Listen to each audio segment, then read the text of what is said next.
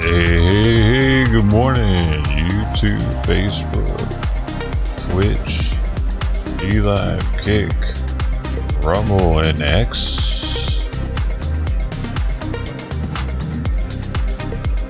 Golden Coin here first. Okay. Kitties are waiting.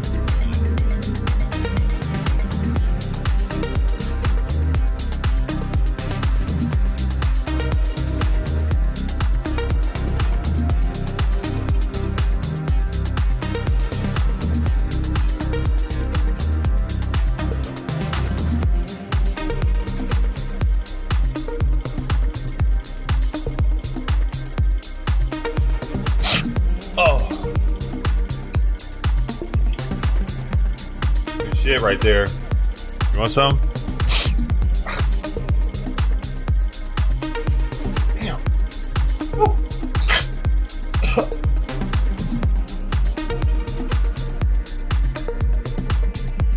Right there.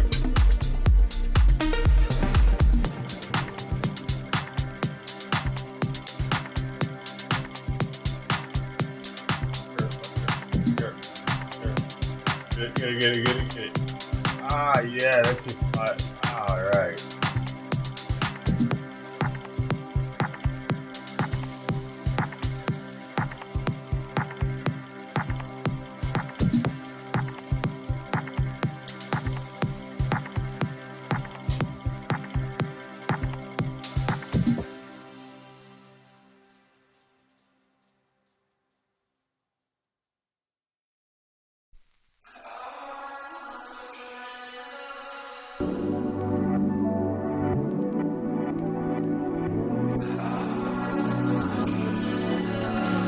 with this song.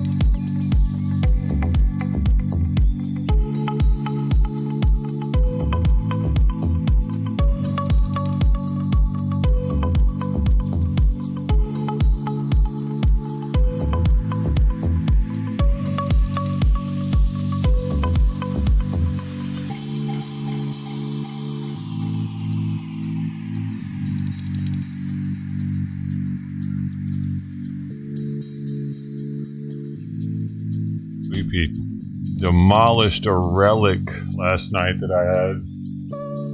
I had this abide magnet for 10 years. And it was in perfect condition until Sweepy got a hold of it last night. It's been up here this whole time, like,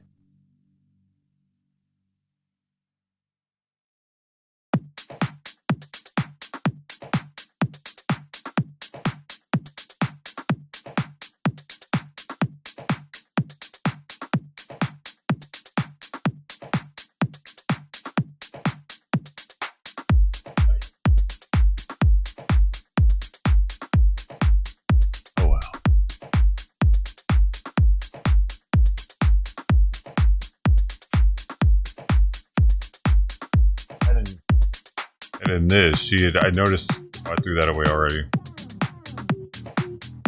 No, it was this right here.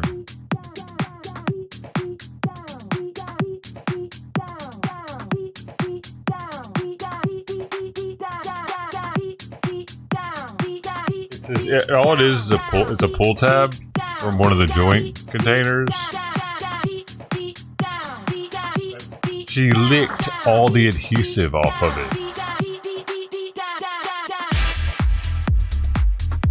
That's probably not good for her liver or whatever, or kidneys. I don't know, man. It's not necessarily edible. It's definitely all gone, though. You licked all that off. Pine cone. Relic from the stream was on top of here, way up here. This is on the floor this morning. I just shit at night in here. Morning, Kelly. You wanted this mug? Hey, Kelly, did you get PUBG? You now have it. Nice. Do you want? Well, I'm not on right now. I can't. I don't think I can add you right now. I have to be on. But you can add me, man. Mine is easy. John Doe 1980. JONDOE 1980. I don't know if that's my crafting or not, though. I'll look at my crafting is, because you're on Xbox, so it won't be my PlayStation name. It'll also be my crafting name. It might be Dosho.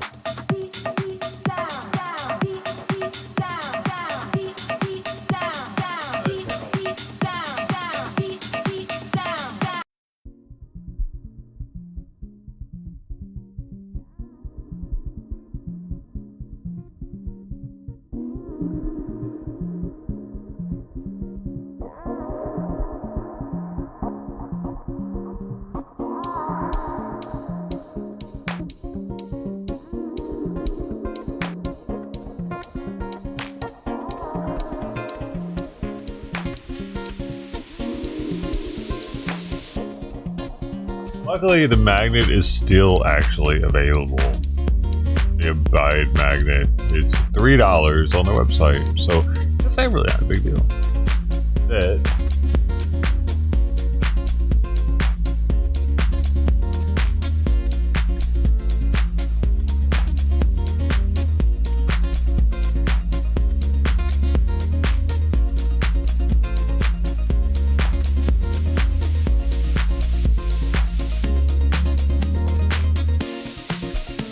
Click on it and website.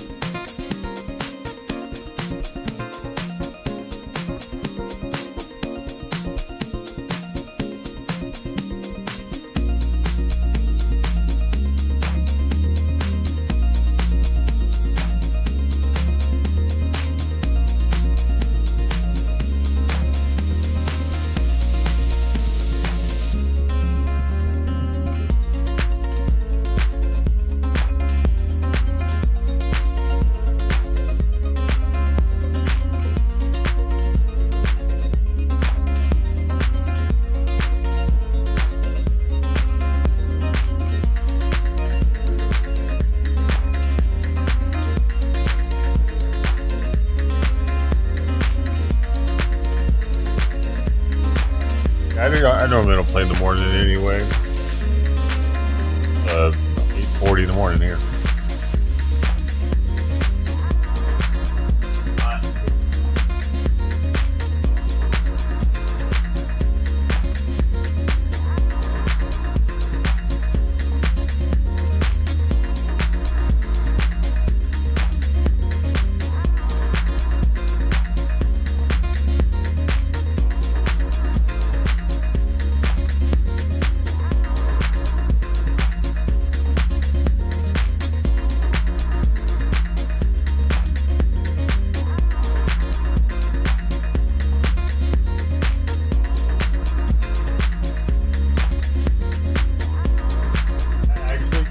Find this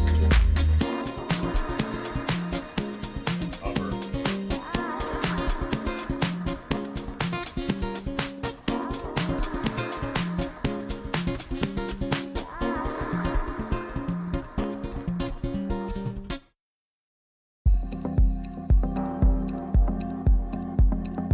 Oh, we can get it. Apparently not. Website's still up. LebowskiFest.com, but it's like, it seems like it's been taken over by China.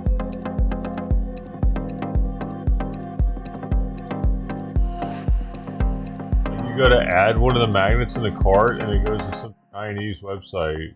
It looks like. I guess Lebowski Fest stopped happening.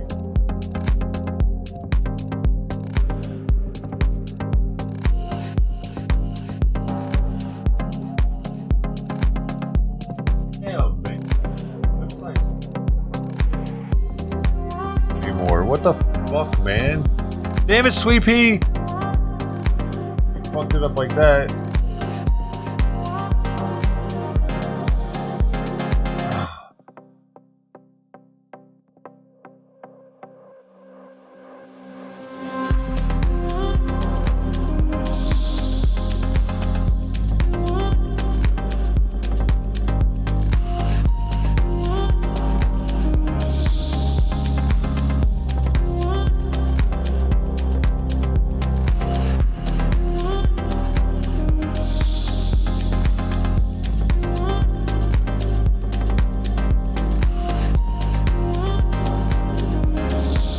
Last celebrated in 2018. Damn, fuck! I would have taken that out of here if I didn't known that. Damn, man, she just fucked up like actually that can't be gotten again. I didn't realize it. It's no, I can't find that magnet anywhere online.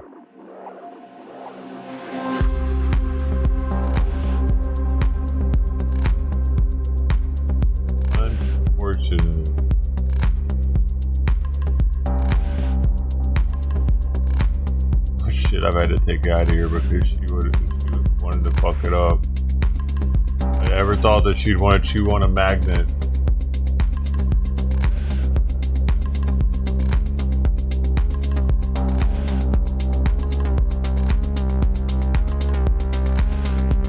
Lebowski Fest is not going to happen again. The owner has health issues. The Cheever Fest has been started by one of the original founders of Lebowski Fest.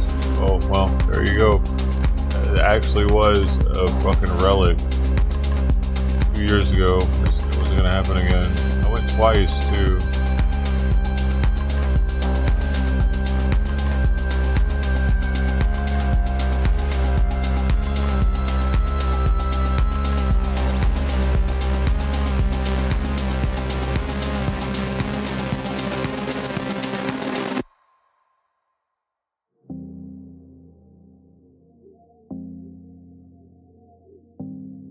So many Abide magnets, but none of them are that one.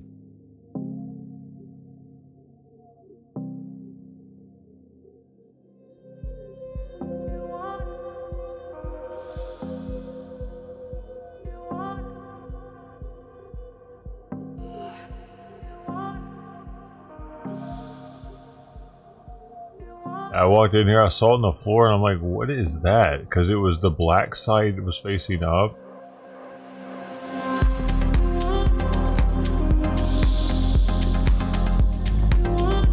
nice things with a kitten.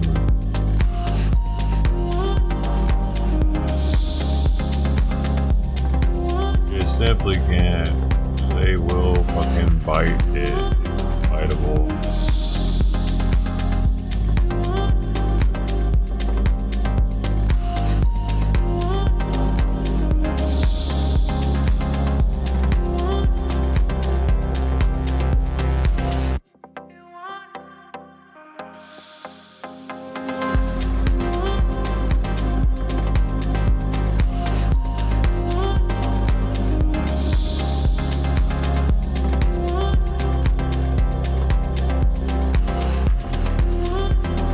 Crazy, man. That thing's been up there for like 6 years. Been cool, just chilling there.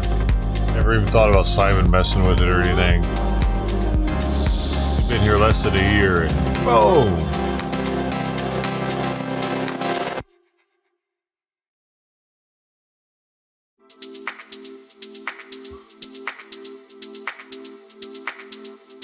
It really makes it hard sometimes. I shouldn't have had it in here, but it was part of the, like, I tried to have a little bit of, like, decoration for the background, you know? And she's made it so half of it, I've had it, all that's had to be taken out that was in the background. A bunch of shit that was on the desk had to be taken out because she wouldn't stop fucking with it. All I had was this and this. Now she's, like, starting to eat those things. Fuck, man. Like, I'm not supposed to be doing this. Like, the world of God. Tell me, man. Literally the only fucking place that has that magnet is a fucking over website by China. Sucks, man. I thought I'd be able to just order another one for $3.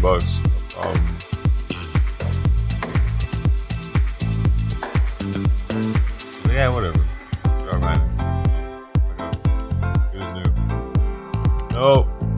They aren't anywhere to be found. 0 of the magnets. Easy.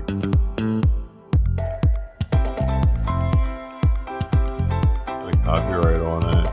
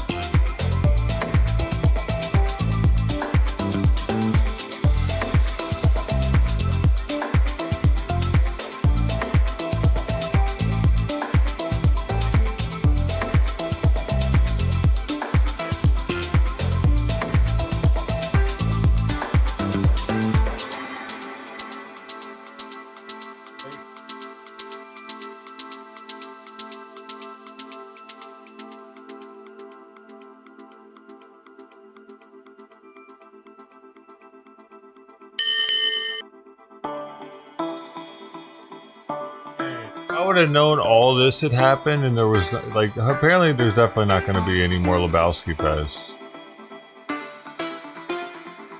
Might have taken the magnet out of here. I really didn't think that he was ever going to want to chew on it. I thought she'd want to chew on a magnet. I didn't know that was, I guess that's the thing.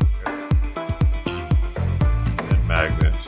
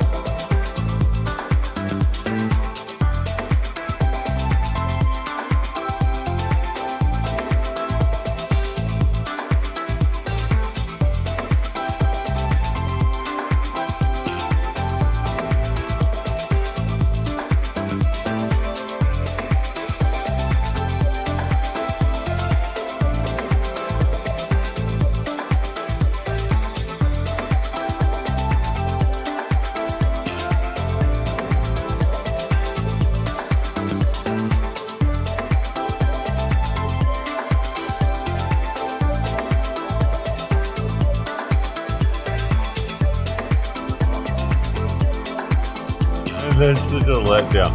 Because I can still see the magnet like on their website.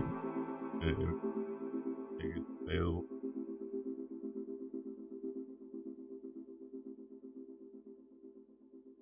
Have it again. Clean. I can always have to play this.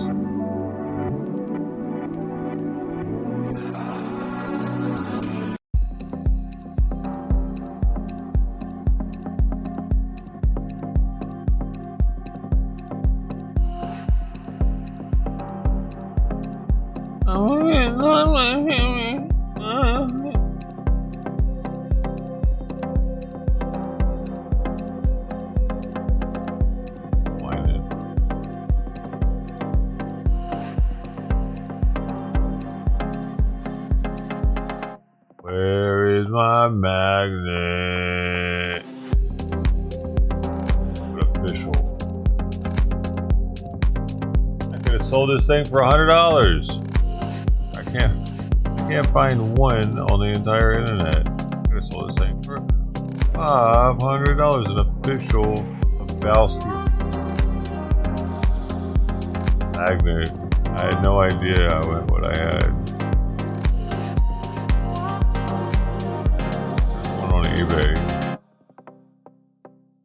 Even the only one in existence for sale. $1,000.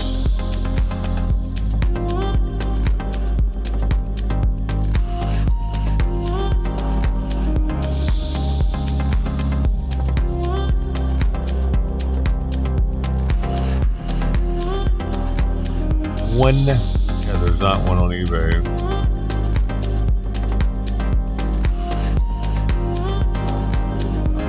Gotten it, but I could have put whatever price I wanted and just left it on there and seen if I would have gotten like an offer or something.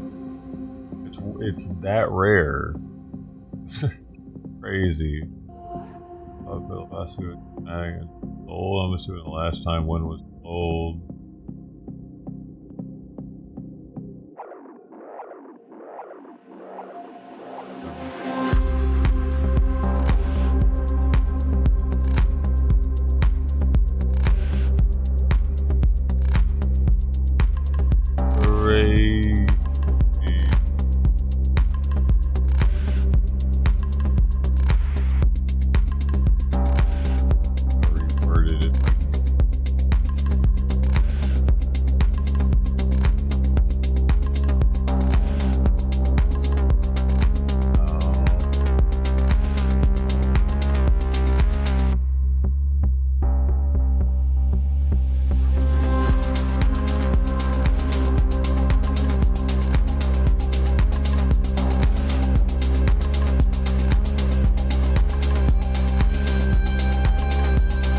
There's freaking porn on eBay. Like, I just came across a bunch of pinup girl magnets from random naked chicks that are supposedly on magnet.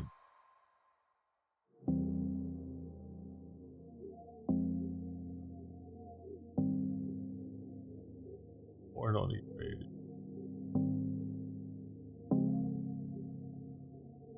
They don't blur out the images of the ladies.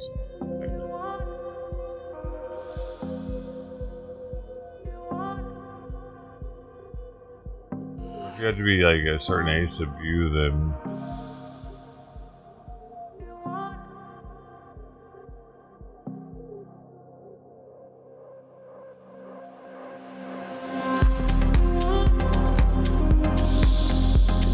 Trident's already came by once. Trident was here earlier. And left. There she is.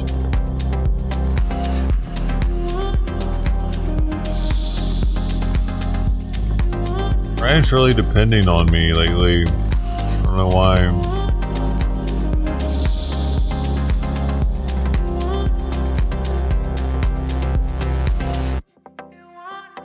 Like, not just coming by one time and being done with it, but checking multiple times throughout the day, eating like 3 meals a day actually. Eating more meals here than any other cat at the moment.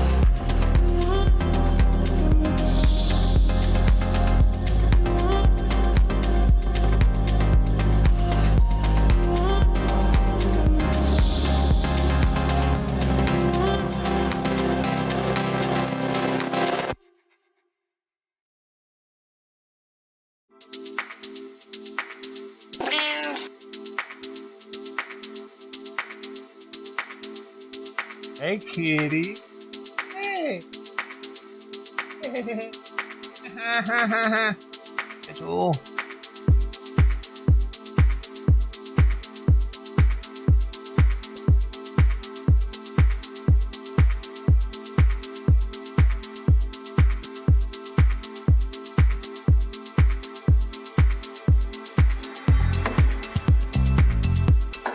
No, you don't know any better about the magnet. You just like chewing on stuff. I know. That's another cat though, scared enough trident. It's on top. You see that? How the light changed? Oh shit! These two are a couple. Pepe and this Abby are a freaking couple. Sure. I saw them kissing the other day. Yesterday.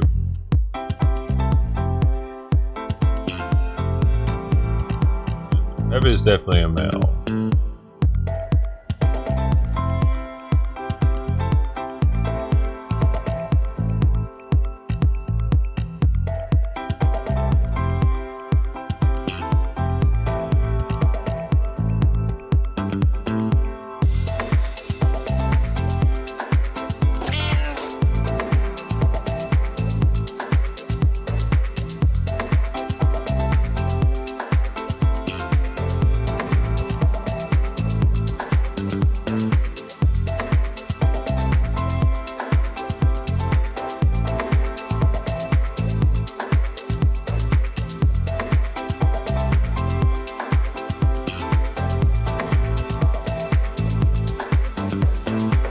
Yeah, he lets her eat first.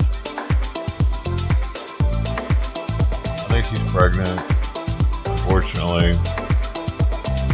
Pretty sure she's getting bigger.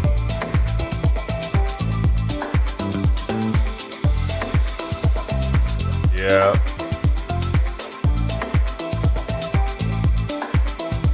That might be Sweet Pea's mom, actually. Or because she's bigger than Sweet Pea. But, I mean, maybe Sweet Pea's sibling could be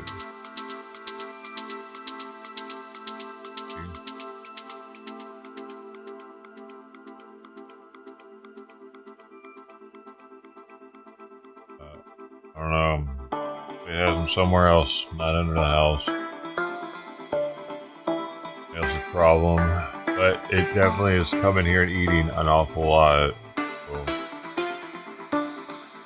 I'm, I don't know, I guess I'm helping for the babies to develop at least and help mama have fluids.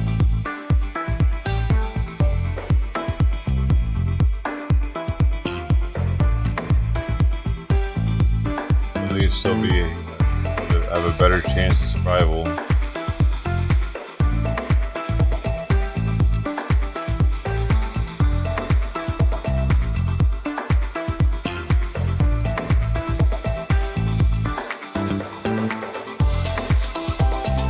Yeah, man, hopefully she has a really good place to have them, not under the house. Because I don't think that she'll want to have one under the house, because that's Dom's territory.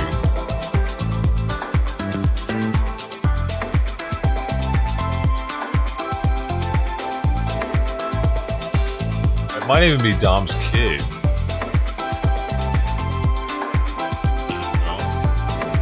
That could be the daddy.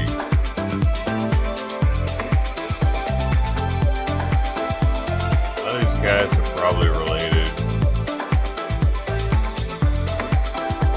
If he's related to one of them at least.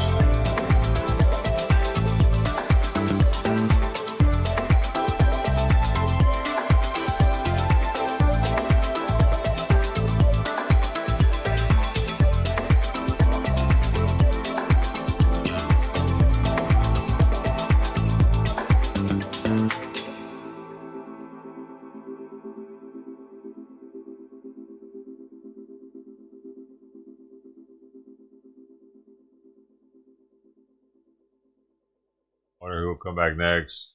Trident or Pepe. If I could delete this song, I would.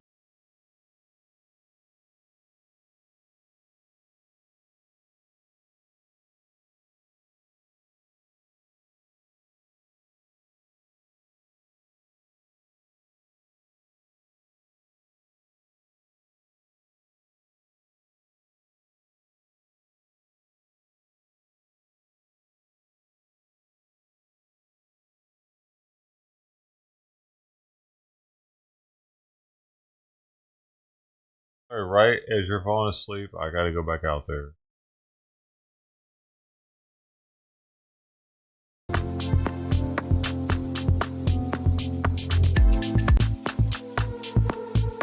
Sorry, baby girls. Kitties! Oh! So many kitties that. Oh.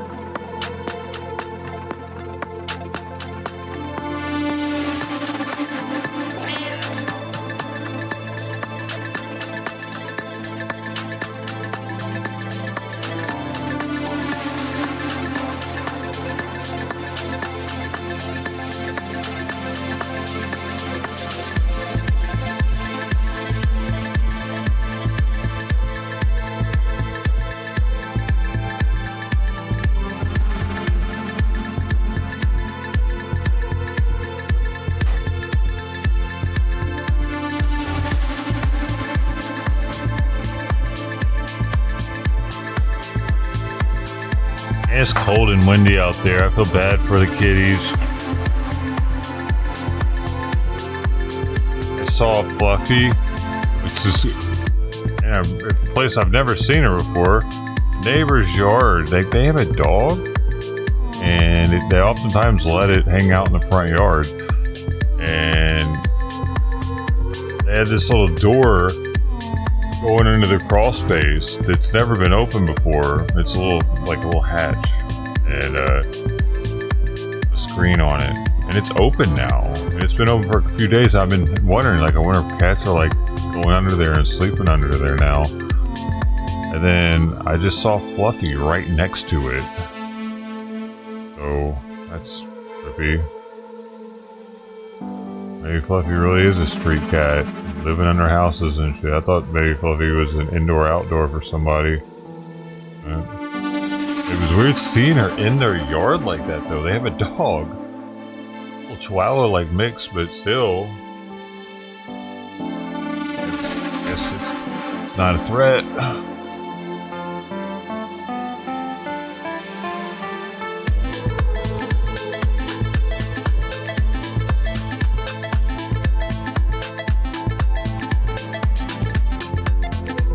Maybe she'd come over and eat.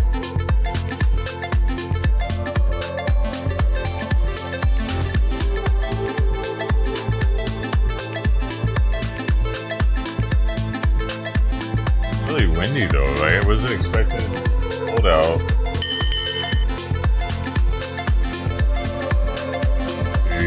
We got it at 58 degrees. It says it feels like 56. 20 miles per hour wind right now. Yeah, 20 mile per hour wind right now. That's the high. It's 12. It's gonna be 20 at 3. 20 at 4. So, I don't know how this is gonna work during the summertime when the flies start kicking up. Because like the wind helps keep flies away. Flies are gonna get kind of crazy. We didn't really do it during the. We did do it during the heat of the summer last year. So I just had to watch it more often to make sure the flies weren't laying eggs. Cats can actually eat fly eggs.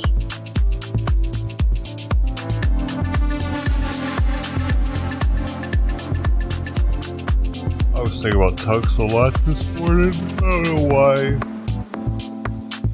A lot. I don't know where.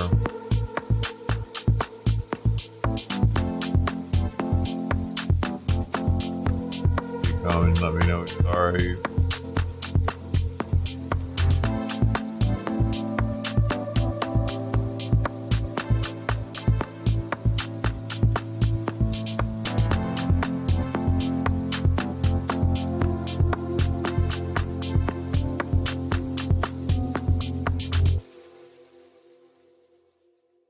Special.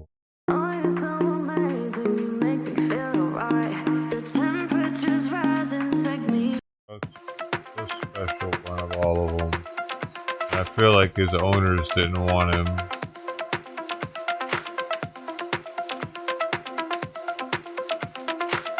But he was shitting in the background a lot, I think.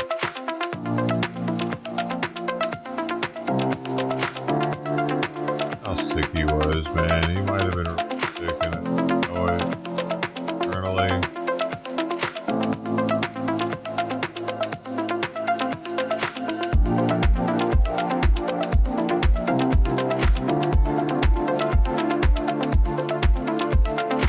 Not really getting an opportunity to help another one like I was Tugs.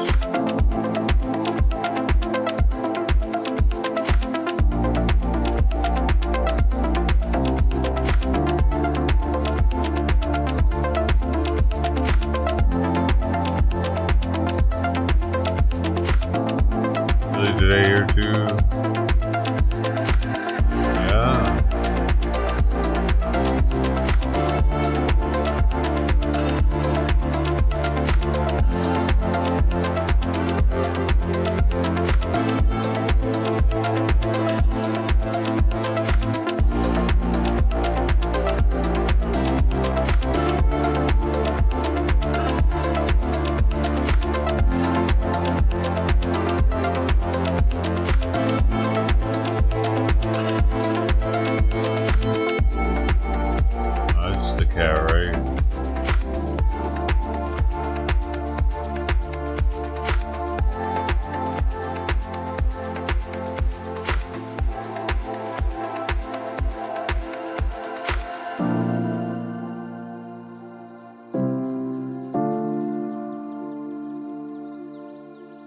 He was special though. Very adamant about being friends. Man, just because I would try to douse him with. I was throwing literal like quarts of water at him, and he wasn't leaving. Like, for the whole big old quart. Because the spray, I was spraying the shit. I was pretty much giving him a bath with the spray bottle, and he wouldn't leave. And I finally just said, "Oh, wait, all right, you live in the backyard."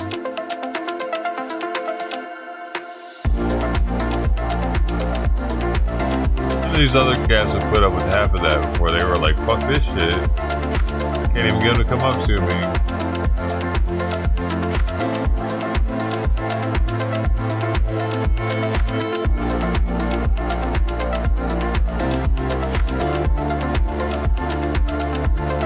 I appreciate getting to know Tubbs.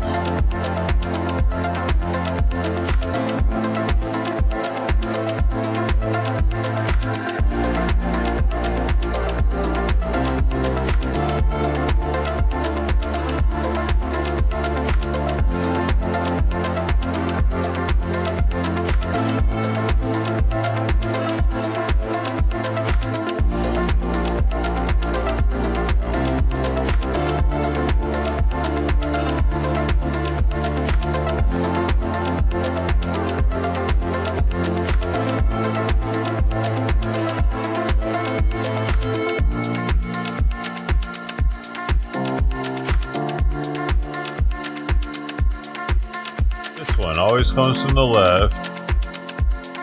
The light-footed tabby.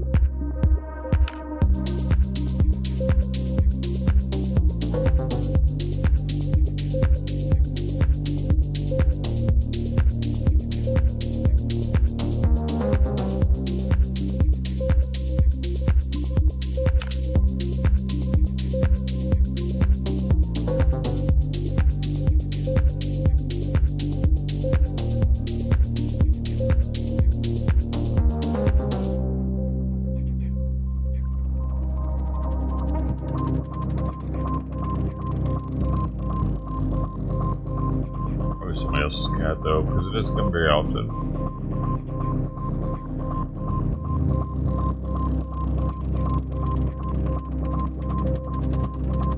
Uh-oh. He doesn't want to get... Oh, Pepe hasn't eaten yet too.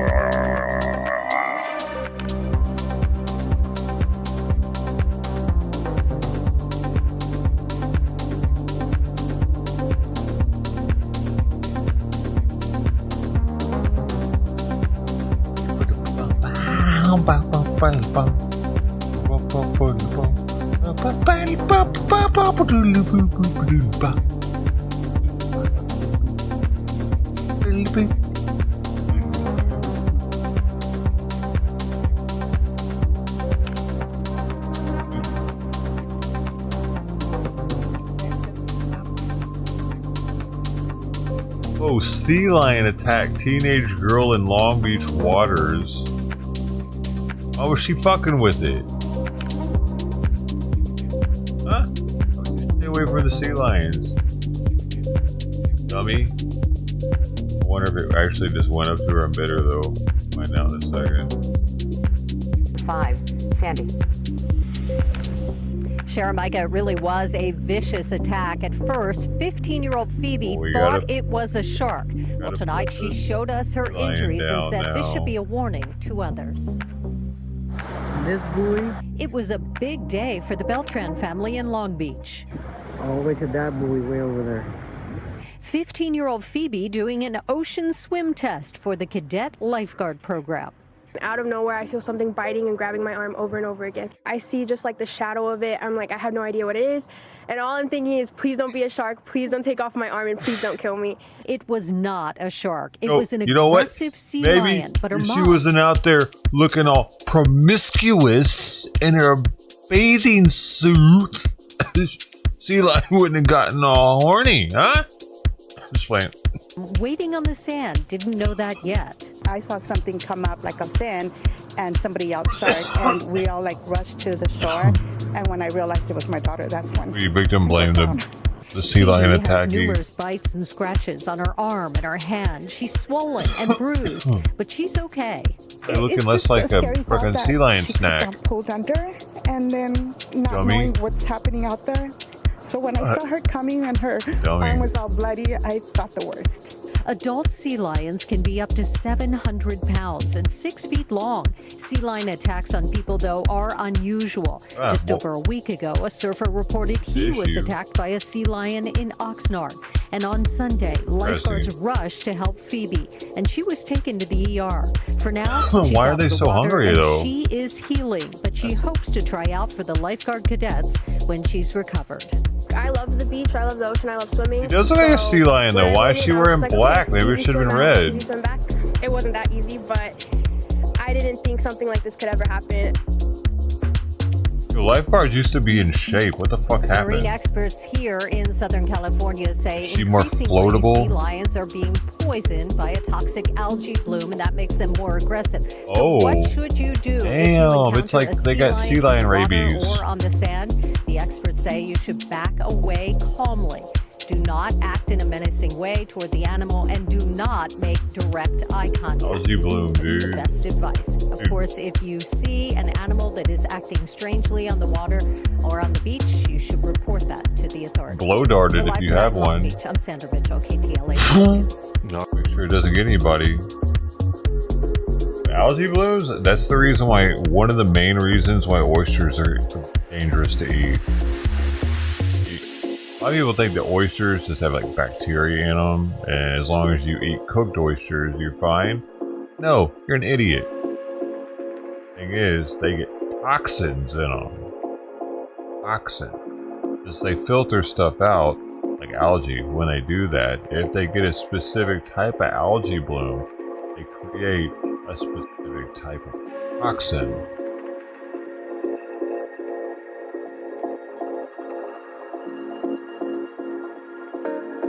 You can't cook it out.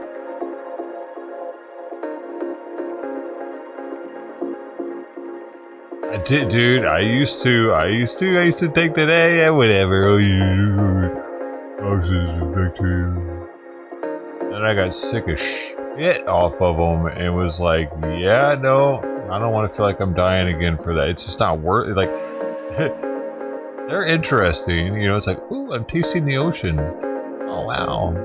Wow, look at they really taste oceany. Wow. But that moment, it was definitely not worth what came next. Like, it took like 24 hours for it to hit too. It was a delayed reaction. It didn't happen right away the next day. What I remember. Oh, something's coming. What the hell? Why? What's happening up there?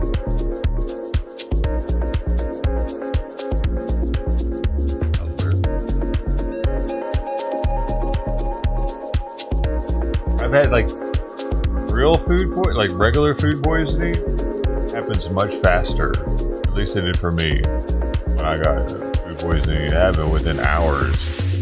But that one took like a day. That's why I think it was a toxin.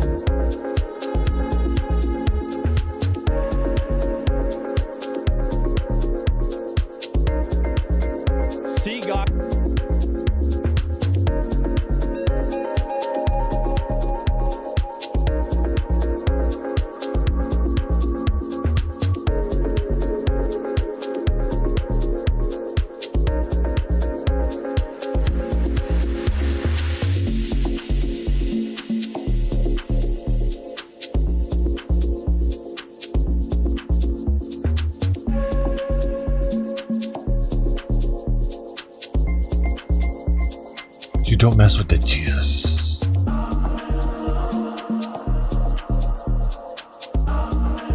That means that creep can roll shirt I have is rare as hell now too.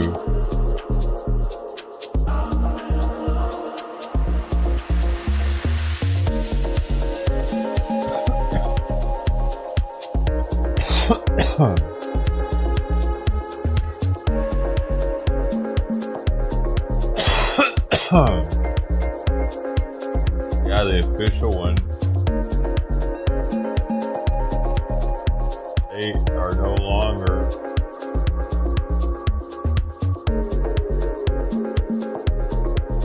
Oh, there's one for sale. That's for not. Oh, it's on the official. Oh.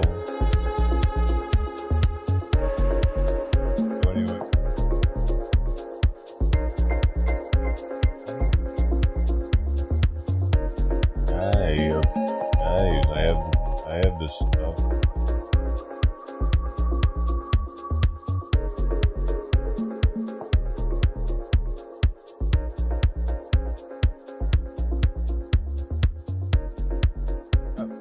Longer available.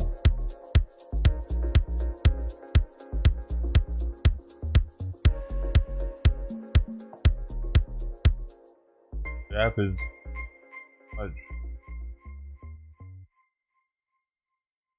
It's sad when stuff becomes unavailable.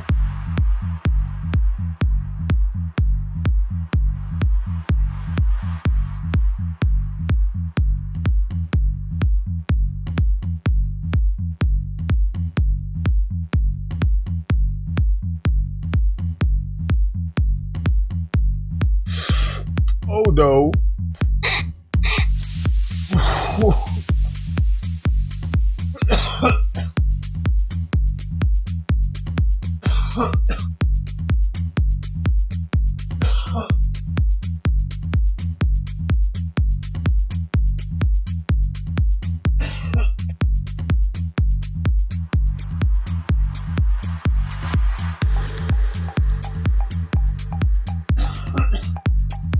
Sharp pains over here.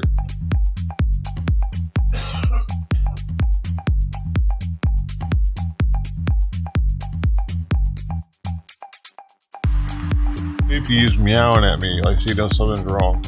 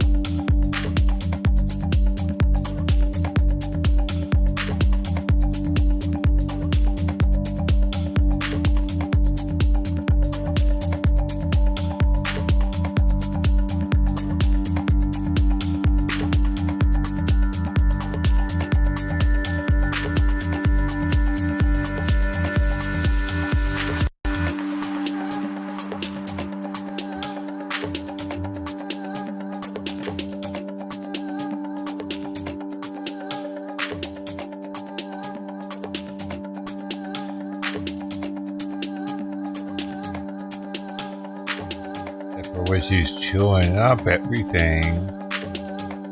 Oh, she's licking my chest where the hair is.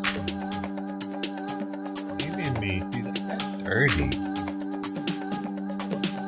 Smells like soap. Maybe she wants to taste the soap. Okay, let's take some more out. I gotta go take some. Take some food out for her relatives.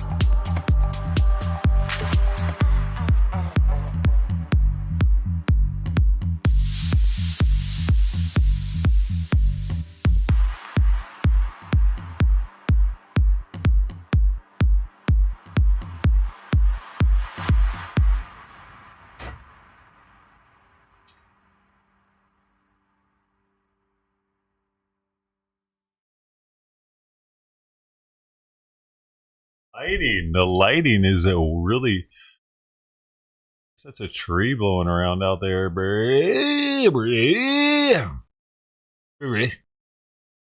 It's like 12-mile-an-hour winds at the moment.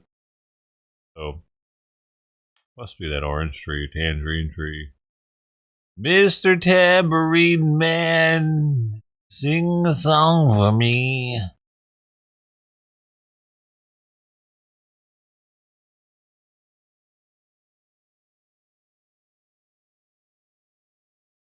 Ass out of here, kitty. Yeah, kitty. Oh, yeah. Oh, yeah. Hey, kitty. Ain't the magnets on? What do you mean?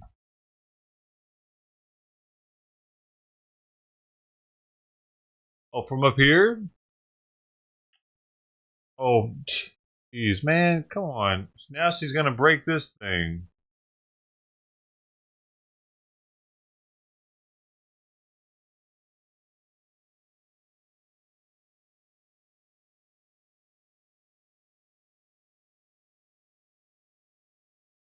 I can't have anything without her wanting to break it. Knock it off.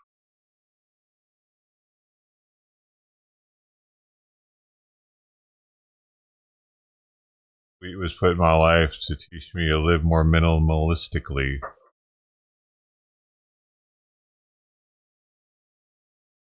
Not allowed to have any sort of decoration. Just have plainness.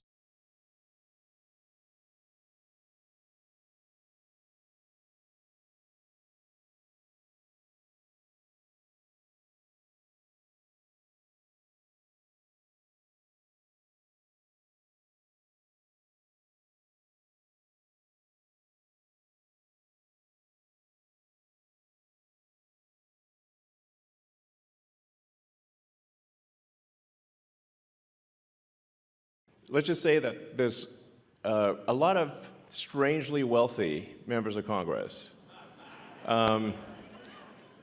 where I just can't, I'm trying to connect the dots of how did they become rich while earning, how'd they get 20 million if they're earning 200,000 a year? It sounds, that's how nobody can explain that. So something's, yeah, we're going to try to figure it out and certainly stop it from happening. In 21, you see 270,000 people, goes all the way to 2.1 million in 24. These are non-citizens that are getting Social Security numbers. This is worth just reiterating. It's not, people sometimes think that under the Biden administration that he was simply asleep at the switch. He wasn't asleep, No. They weren't asleep at the switch. It was a massive, large-scale program to import as many illegals as possible, ultimately to change the entire voting map of the United States and disenfranchise the American people and make it a permanent, deep blue, one-party state from which there would be no escape. Look, if I hadn't seen this myself, I'm not sure I'd have believed it. I went through it myself and mapped it, and Elon is right. This is true. The defaults in the system from Social Security to all of the benefit programs have been set to max inclusion, max pay for these people, and minimum collection. That's what's happening. We found 1.3 million of them already on Medicaid, as an example. We've gone through, on every benefit program we went through, I knew it. We found groups from... I knew that's why Trump had an issue with Medicaid funding, dude. It makes total sense. Yeah, that's a drop of the bucket to total Medicaid recipients probably, but it's still 1 million people that we have to flip the bill for probably everything, and they're having like 7 kids each.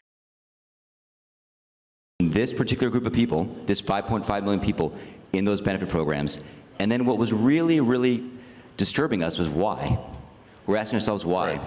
And so we actually just took a sample and looked at voter registration records. And we found people here registered to vote. In this population, yes. And who did vote? And we found some by sampling that actually did vote. And we have referred them to prosecution at the Homeland Security Investigation Service. Yeah. Already, that is already happening right now. You know, the radical left are saying that somehow we're stealing Social Security. First of all, you know, I don't need the money, okay? In fact, it's costing me a lot to be in this job.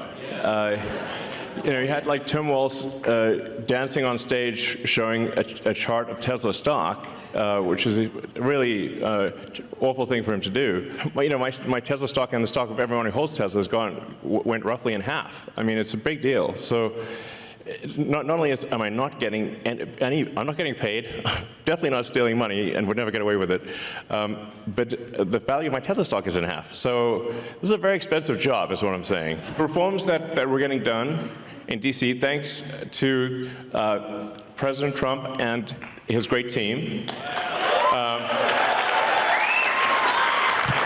are really profound. Really, the goal is very simple. It's to restore merit and freedom.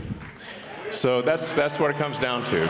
So we want to restore individual freedoms, freedom of speech, just in general, get the government off your back, and then make sure that you succeed in the United States as a function of your hard work and your talent, and nothing else.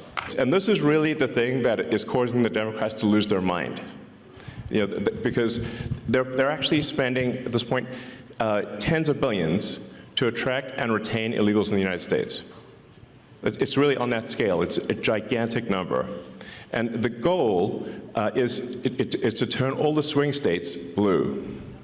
That means Wisconsin. It's quite shocking that I mean, you can sort of tell where voter fraud is happening, where they ban ID, you know? Like, why would you ban ID? Like, in New York and California, it's like illegal to show ID at an election. Well, I can't imagine why that would be the case. I mean, it was inevitable that at least a few Soros operatives would be in the audience. The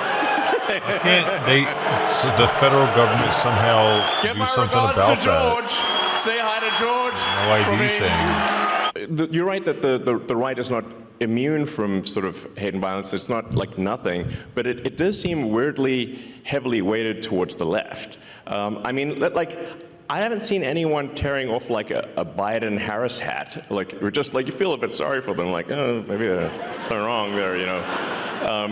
But you see people tearing off MAGA hats. And someone just, you know, I saw a video just today where somebody was just on an escalator, a woman was on an escalator wearing a MAGA hat, and someone going the other direction tore the hat off her head. And I'm like, what, that's rude. In fact, I sort of find myself in a strange position. To be fair, if we were on the losing team and Biden or Harris was actually president and someone was walking around with the Harris hat, and our country was going down to the shitter even more, a Trump supporter might rip that Harris hat off someone's head. I don't know. We're not in that situation, though. Think of myself as right. I thought myself as centrist. But then the left went all the other way in the other direction, and now everyone's a Nazi, you know, before you know it. And I'm like, wait a second, do you know what that means? I totally understand if somebody doesn't want to buy a product. Yeah, it's up to you. It's a free country, you know, but you don't have to burn it down. Okay? But much. That's somebody else's car. Leave it alone. The legacy media is in part to blame for this, and maybe primarily to blame for this, because, you know, it's really terrible. It's like, if they keep calling, you know, they've obviously called President Trump every name in the book. You know, I think there was one article that called the president worse than Hitler, Mussolini, and Stalin combined. And I'm like, actually, President Trump has not killed anyone. In fact, he's very good at stopping wars, not starting them. Do they know what Hitler, Mussolini, and Stalin did? It seems they don't. I mean, it's just indicative of the poor quality of education pushed by the National Department of Education. So, you know, that's why we want to restore freedom to the states, let the states decide on the educational agenda, and not have something pushed by a bunch of neo-Marxists in D.C. And the thing that's pretty wild. This is why I say, like, you know, I used to be a Democrat, like, and so like. And if you listen to the speeches of Clinton and Gore in the 90s, when they were going on about reducing waste and fraud, literally you wouldn't be able to tell the difference if, like, who said it, Doge or Clinton Gore. You can't even tell the difference. It sounds exactly the same. It's wild. And another thing with regard to teaching is that I think teaching is a very important profession. If you look at the expenditures, there's a very big rise in the number of administrators, but not a very big rise in the number of teachers. And so that's really the big factor, which is we should have more actual teachers. You know, and I believe in paying teachers well and having a lot of teachers, but we should say, why do we have so many administrators or non-teachers? So administrative expense has gone ballistic, but teaching expense is more or less flat. Doesn't make sense. The standard of living increases when the output of goods, average output of goods and services increases per person. There's basically more stuff. Therefore, you have more stuff to divide across the people. That's it. And you can run this sort of thought experiment and say, like, if there was 100 people on an island, and you'd say, well, how many people do you want farming, fishing, making stuff, you know, versus, you know, doing regulations? You would say, like, oh, you wouldn't want like 20 people doing regulations, you know? You'd be like, oh, that's too many. Well, then maybe you'd want one or two. I don't know, maybe none. Ideally, zero. I mean, I'm all for small government, by the way. I think that really, yeah.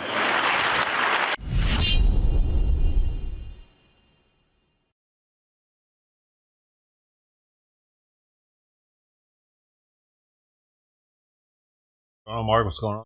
Hey. Atlanta Trump remarks at the State Department? How's that happening? You may answer. I apologize, I didn't see, sorry. I think that an independent judiciary has been and continues to be a key guarantor of all of our rights. And so anything that threatens judicial independence is a threat to all of us. Thank you, Ms. Shaw. And I will just say in closing, I taught my students for years the Constitution requires that we respect the rule of law and not the rule of one man. Thank you so much for being here. Sounds like a cunt.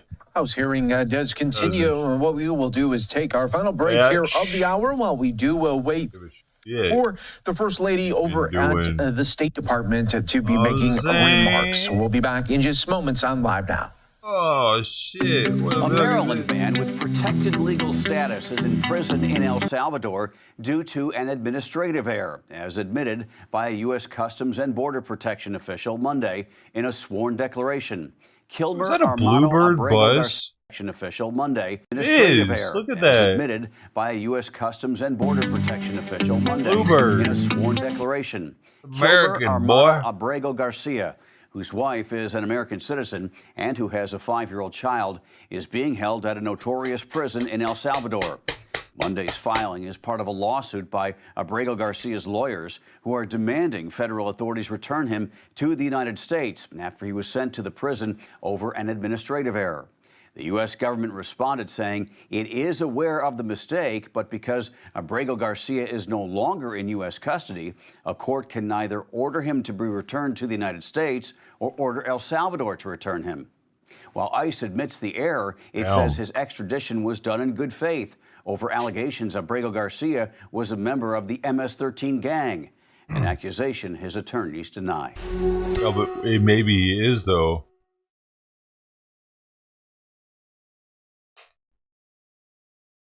Maybe he's an American version of one, you know what I'm saying? Maybe he's an American MS-13. Isn't that a thing? You don't have to be an illegal to be MS-13, do you? Yeah, let them have him. Fuck yeah, that'd be awesome. Yeah, you want to be MS-13? Guess what? We're going to give you to El Salvador. That would stop them, wouldn't it? I mean, do we want gangs here or not? That's the perfect, like, what's the word for it? That's a perfect discouragement item.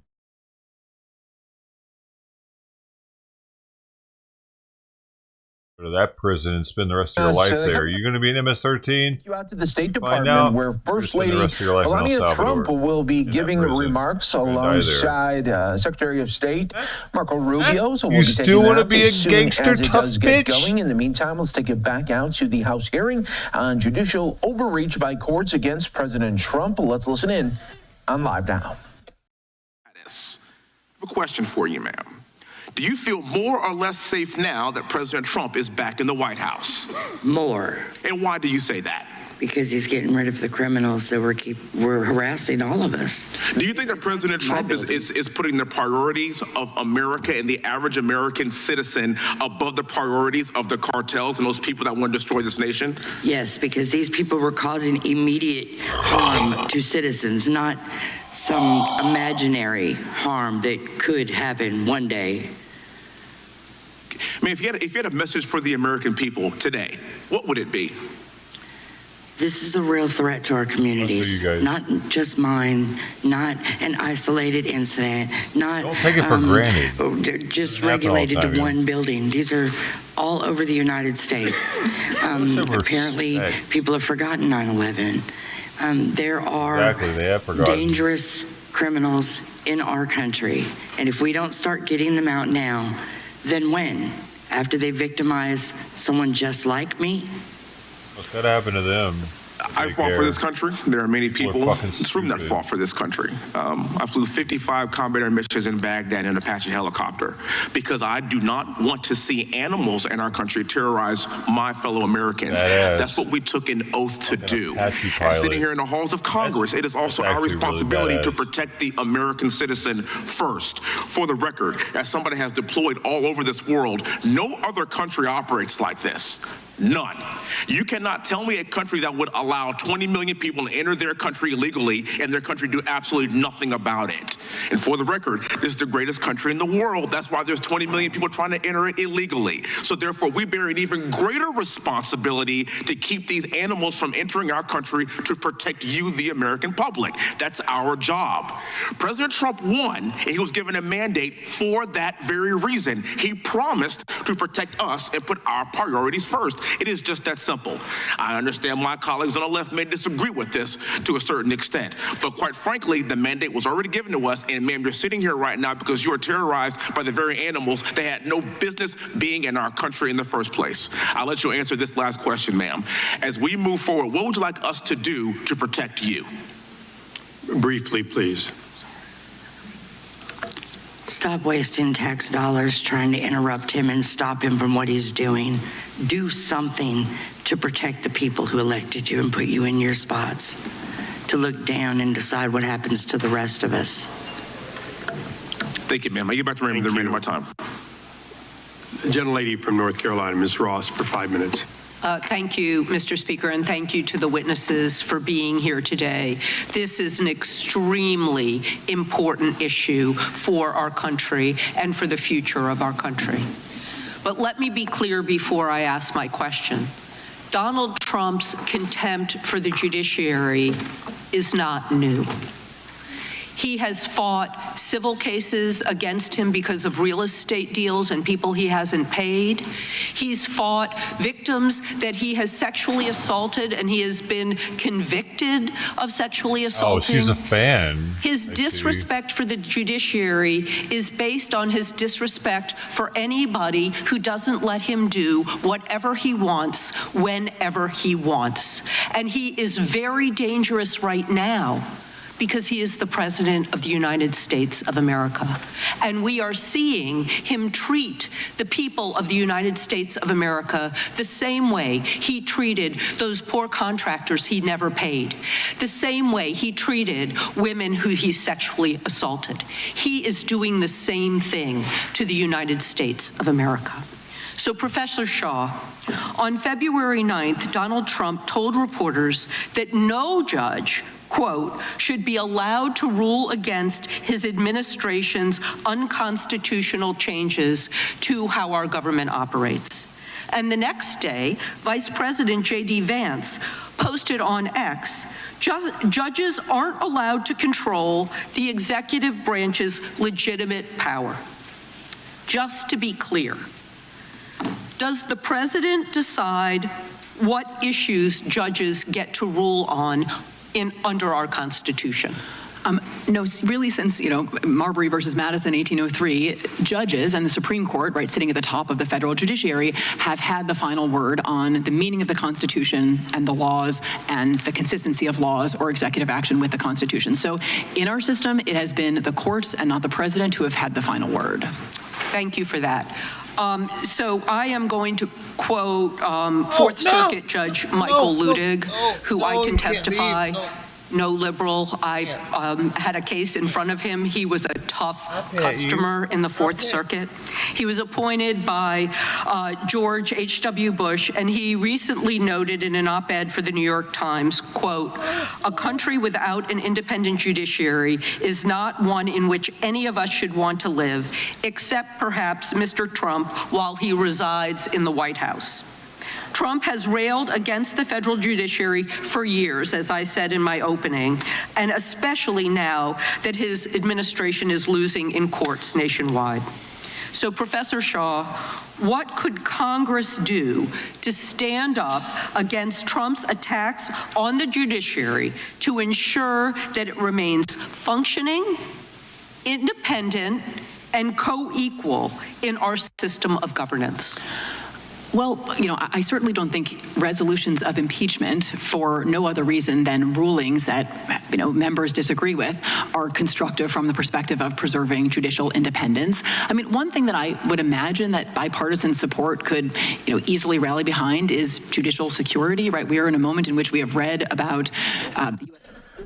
All right, everyone, that is the House hearing that continues on right now, but we have another live feed that we want to bring to you. Let's go out to the State Department right now, where the International Women of Courage Award ceremony is starting. We will hear from the First Lady, Melania Trump, in just moments. Women's Issues, or SGW as we call it here. I'm so honored to be with you all today at the 19th Annual International Women of Courage Award Ceremony. All right. We are so excited to have so many distinguished guests and our courageous awardees. I'm so glad the weather in DC greeted you all with our beautiful cherry blossoms and a million blooms, just like the courage blooming all over the world, inspired by the incredible women we honor here today. Established by former Secretary of State Condoleezza Rice, this annual award celebrates women leaders from around the world who have demonstrated exceptional courage, strength, and leadership, often at great personal risk or sacrifice. 19 years, which is the same age as my son, is a testament to the importance of this award and the work it represents, a clear and powerful statement that the United States strongly supports the participation and protection of women and girls, the defense of their human rights, and their empowerment.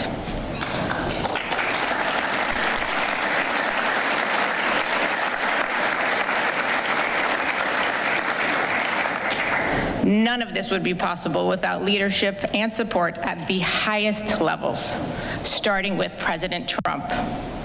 Thank you to First Lady Melania Trump and Secretary Rubio for your deep, long-standing commitment to women and girls globally. We are so thrilled to have so many members of the Cabinet and Congress and their staff here as well. I'm so proud to be here representing SGW. Our mission has been to promote the rights and empowerment of women and girls globally as a cornerstone of U.S. foreign policy. As President Trump said, when women are empowered to participate in civic and economic life, their communities, their families, and countries are more prosperous, healthy, and safe. My office works across three main areas that, as the Secretary outlined, advances the President's America First vision. Making America safer by ensuring the protection of women and girls from violence, a central part of securing our border, combating terrorism, and fostering global peace and security. Making America stronger by advancing women's meaningful participation in political, peace, and security processes, leading to longer-lasting peace and stability around the world. Making America more prosperous by supporting women's economic empowerment and fostering American investments, innovation, and interest. There need to be serious social, professional, and reputational like a bullshit little get together to and me. I think this kind of conduct is perhaps taking on a client that supports the Yo, belief that women, maybe it's we not did it. popular. And I really hope that we'll get away from this lawfare. And that's something that was prevalent over the last 4 years throughout this campaign. And now we're seeing it from this judiciary. And I'm disappointed in this judge, but I am happy we're having this discussion. And I'll yield the balance of my time to Chairman Jordan. Oh, I thank the gentleman for yielding. Some of the previous speakers on the other side have said, members on the other side have said, attacks by President Trump, I think I got this right, attacks by President Trump on the judiciary are dangerous. They said criticism of judges weakens the judiciary. Mr. Larkin, have Democrats ever criticized the judiciary? Yes, sir. Can you give me an example that maybe comes to mind? I mean, I have several, but I want to know what's one that comes to mind for you? Well, I guess the best example and recently was the Supreme Court's decision in Dobbs to overturn Roe versus Wade. Yeah, where like hundreds of churches and pro-life centers were attacked and firebombed, and got all kinds of criticism coming from people that have. How about this one? How about the minority leader in the Senate said, I want to tell you, Gorsuch, I want to tell you, Kavanaugh, you've released the whirlwind and you will pay the price. How about that one? You remember that one, Speaker Gingrich, from Senator Schumer? Well, I think it's fair to say that the passion of the left when the court does the wrong thing probably is more professionally organized than any passion on the right. But look, I mean, Franklin Roosevelt tried to pack the court. He was a Democrat. There's a long tradition in America that we're allowed to argue over. The courts they're not temples. This is not a religious judicial system. It's a secular judicial system. Yeah, fair enough. And look, we're going to criticize decisions all along. We're getting it one way. This goes both ways. Both sides have criticized the courts, criticized decisions. We're allowed to do that in this country. That's the way it works. Professor Shaw, do you think it was appropriate for what Mr. Schumer, Senator Schumer, said on the steps of the Supreme Court when he said you will pay the price, referencing two sitting members of the United States Supreme Court? I think he should have phrased it differently. I'm sure he feels the same way. What about the Dobbs leak? What do you think about that and some of the comments that were made after that decision was leaked? Do you think that was good? I'm not sure what comments you're talking about. That there were very, very sharp criticism of Justice Alito's opinion in Dobbs. I think that's perfectly healthy, yes. I think we had a member said that there should be impeachment for the decisions that happened after the Dobbs decision. There should be impeachment of one of the Supreme Court justices. A member of Congress said that. Do you think that's appropriate? Impeachment rhetoric is something that we have seen from time to time. I guess I'm not categorically opposed to talking about it. I think introducing resolutions, as we've seen, has been a significant escalation. And of course, it would depend on why. I mean, I think there was serious discussion of impeachment of several sitting Supreme Court justices over ethics matters in the last few years. I don't think there's anything unhealthy about those discussions. It's okay to talk about impeaching Supreme Court justices. It's okay to add 4 associate justices to the Supreme Court, and you had no problems with the comments made after the Dobbs leak. Is that your testimony? I'm sorry, I'm not sure what specific comments you're talking about, but criticism of the substance of the Dobbs ruling, I have no problem with that. Okay, I yield back. The witnesses have been very kind, and there are more people that want that kindness. So with that, we'll take a 5-minute recess.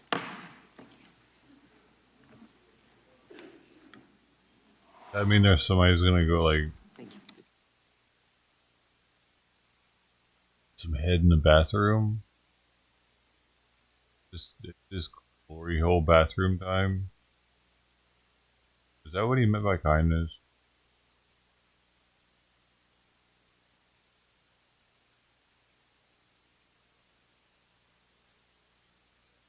Red. Oh, that's better. I'm too blue, aren't I?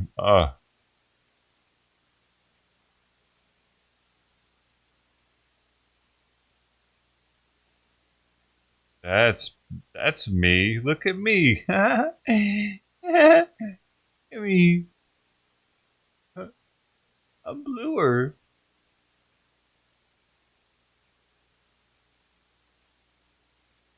Oh, thank you, Mark.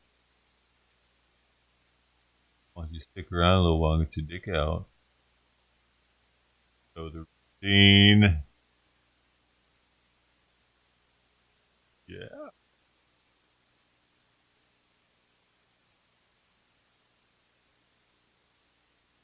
If you're new here,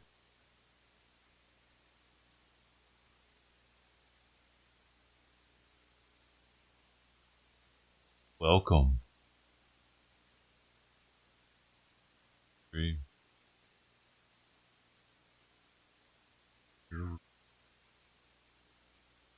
I've been programmed. Welcome to the family.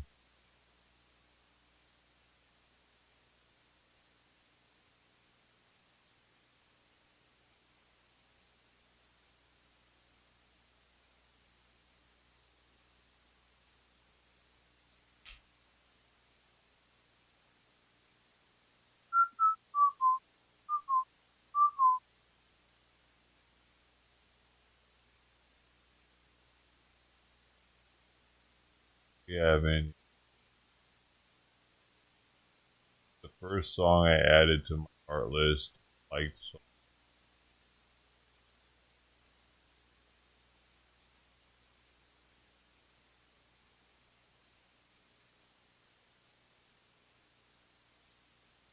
song.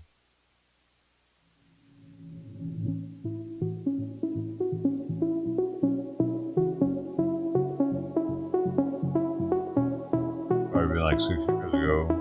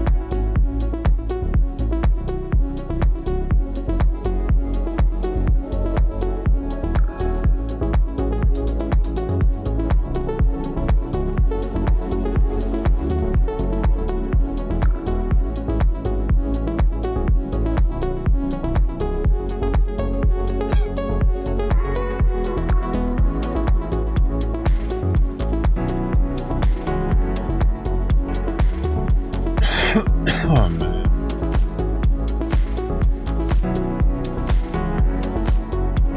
I really wish my lungs were gurgling.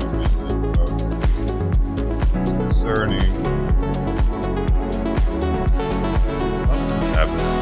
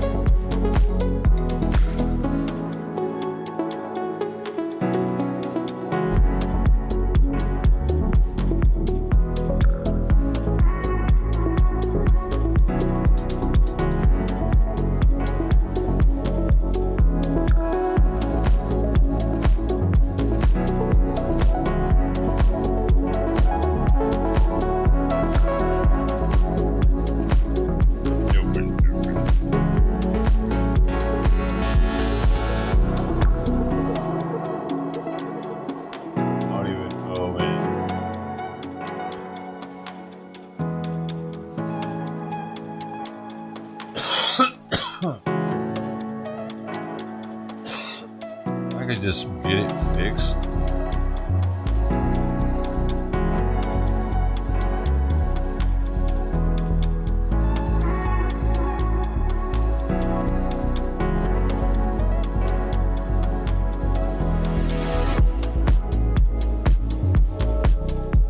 Might not fix itself.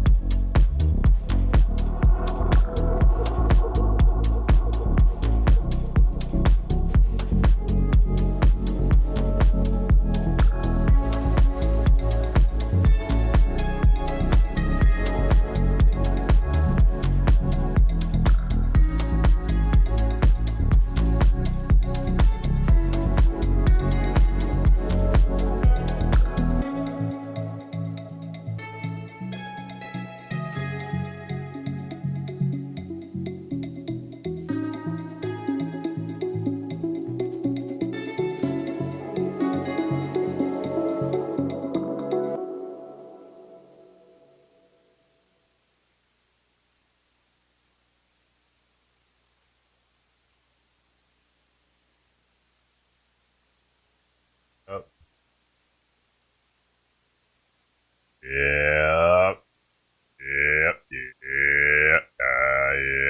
That was it. First one.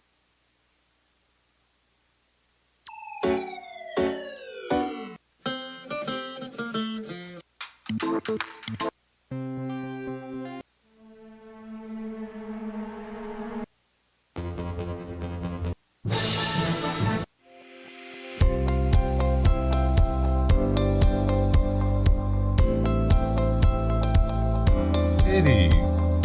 Do you see a kitty at the bowl? Yeah, I do too.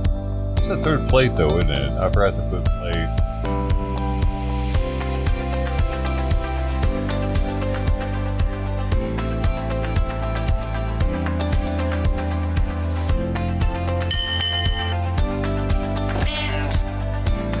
Right, that's a third plate, right?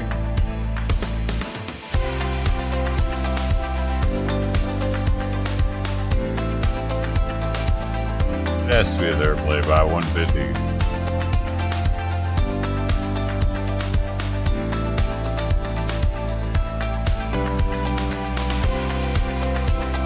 Just forgot to do it. Okay, bid.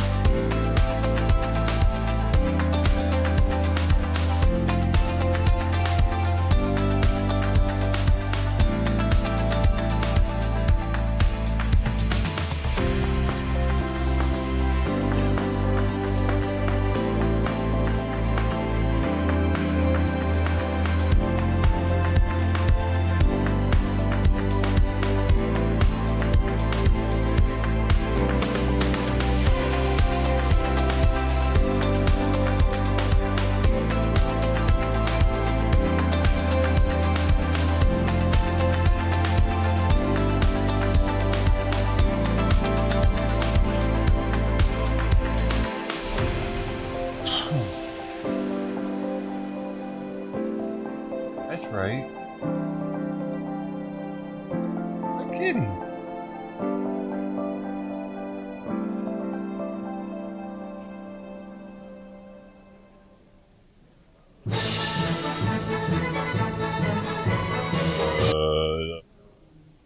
I should that one.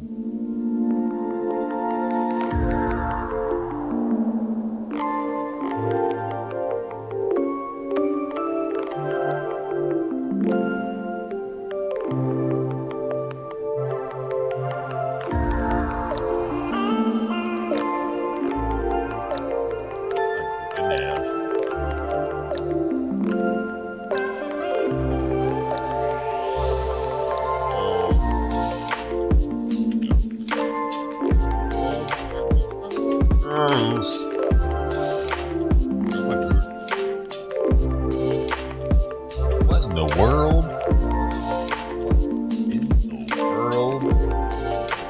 What in the world?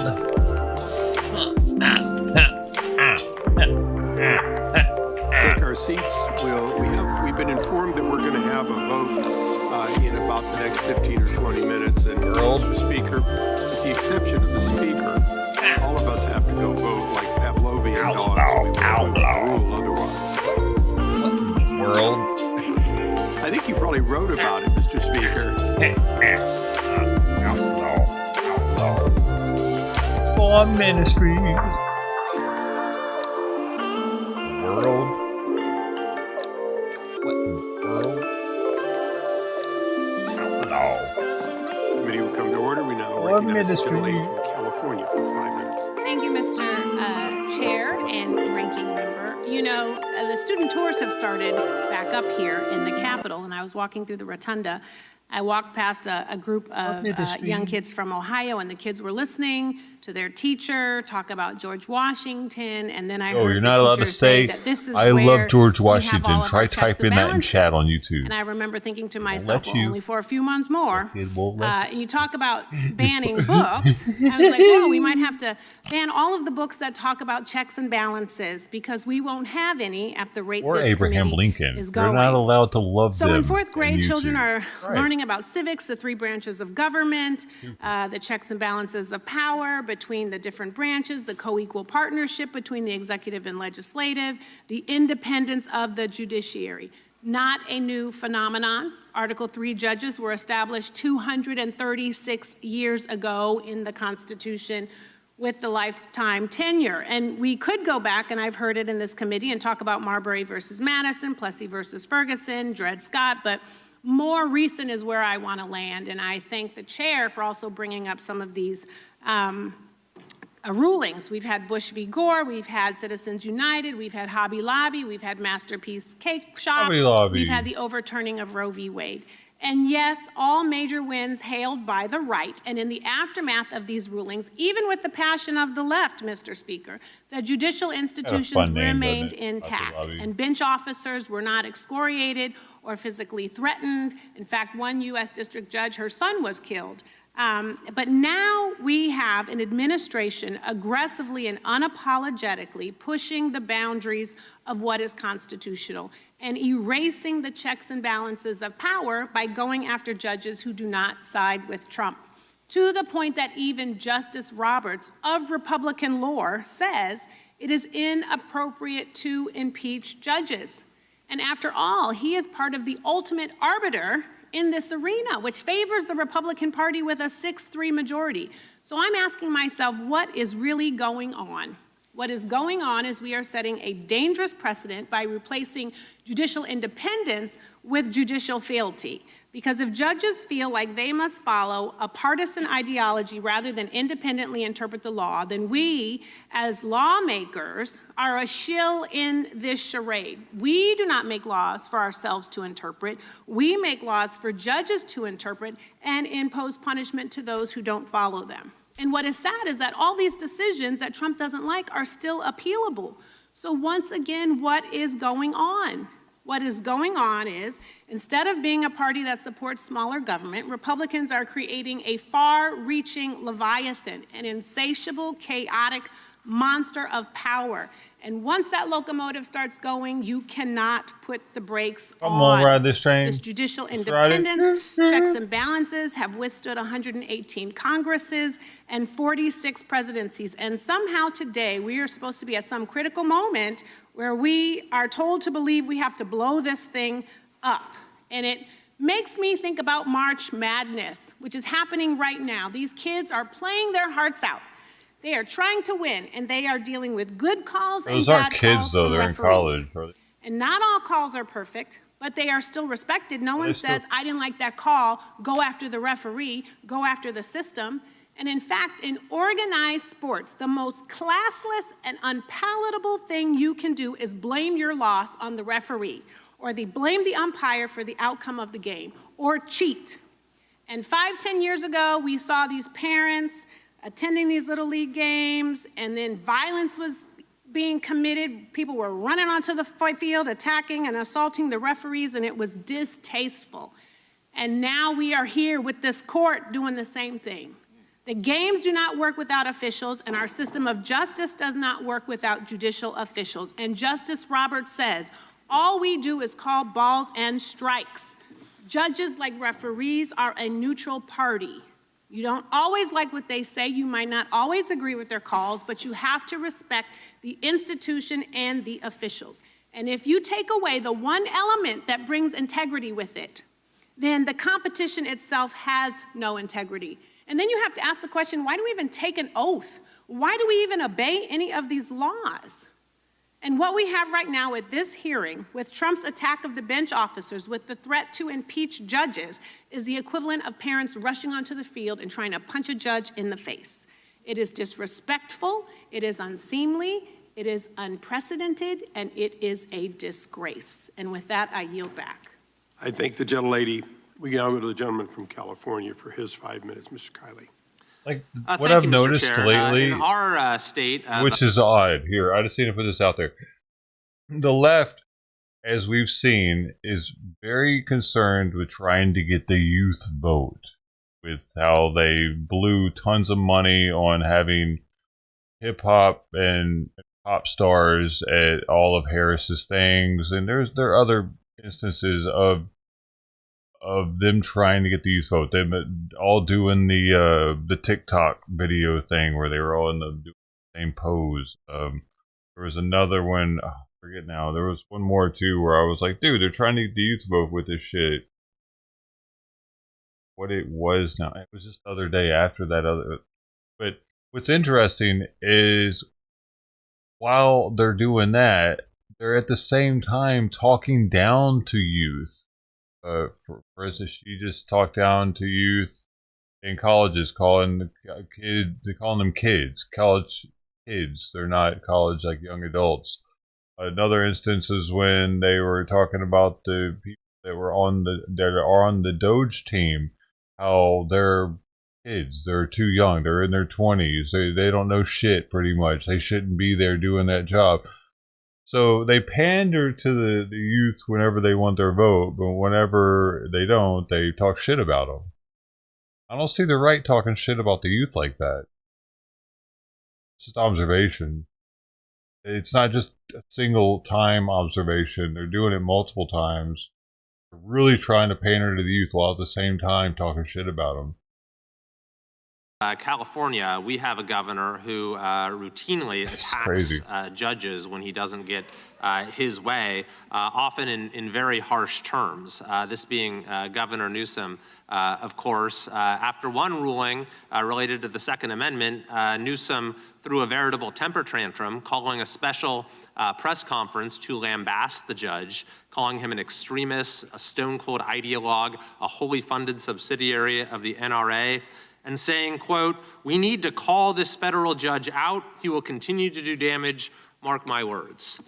So it is curious hearing some of the comments about the appropriate relationship between the branches, different branches of our government, and the appropriate way to opine on judicial opinions with that in view. And we've also, of course, seen examples brought up by Chairman Jordan related to Chuck Schumer's comments on the steps of the Supreme Court that were rebuked by Chief Justice Roberts himself. So there certainly is, I think it's appropriate as elected officials for us to express views on opinions of the judiciary, but the idea that one side has crossed a line but the other has not simply is not borne by the evidence. Now, the broader question before us today, I think, is related to. By the way, this is California. He's up near. He's got a huge district actually, going all the way up Sacramento down near Vegas, but in California. It's massive,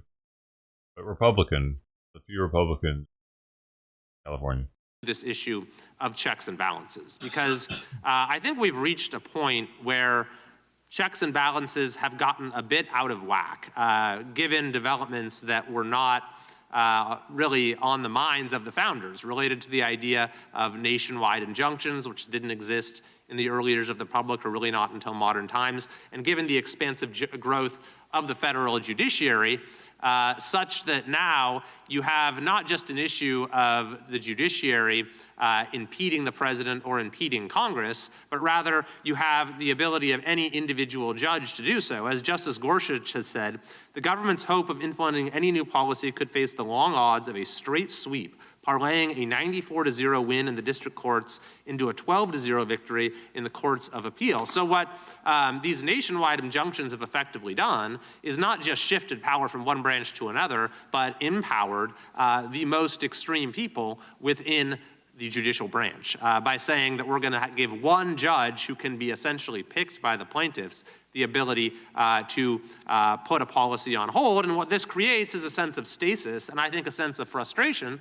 And you see this during Republican and presidential administrations, that the levers that we have to really have our citizenry exercise its will are getting increasingly difficult to pull. You know, we have increasing hurdles to legislation, the ability to get over a filibuster in the Senate to change policy that way. And then even when the president is exercising his duly granted authority, we have these nationwide injunctions that are putting the president's agenda into stasis. And so I do think there is an appropriate opportunity here to see if we need to recalibrate the way checks and balances are functioning. And I think that on top of that, it's a matter for the judiciary itself, because the way our system generally works is you have different forums, you have different cases addressing similar issues involving different fact patterns, you develop a factual record, you have different judges that provide a different sort of analysis, and then to the extent that they conflict, it percolates up the system. You have that record in place, and you can then come to a decision that has the most fully considered process, that within our system. And these nationwide injunctions are short-circuiting that entire process, not allowing for the merits of an issue to be duly considered, and simply giving one particular judge, often on the extreme end of the distribution, full say on the matter. So, Mr. Gingrich, Speaker Gingrich, you've mentioned a few possible remedies here. One that caught my attention was the ability of the Chief Justice to establish a procedure as it concerns nationwide injunctions. What would that look like? Well, thank you, Raj.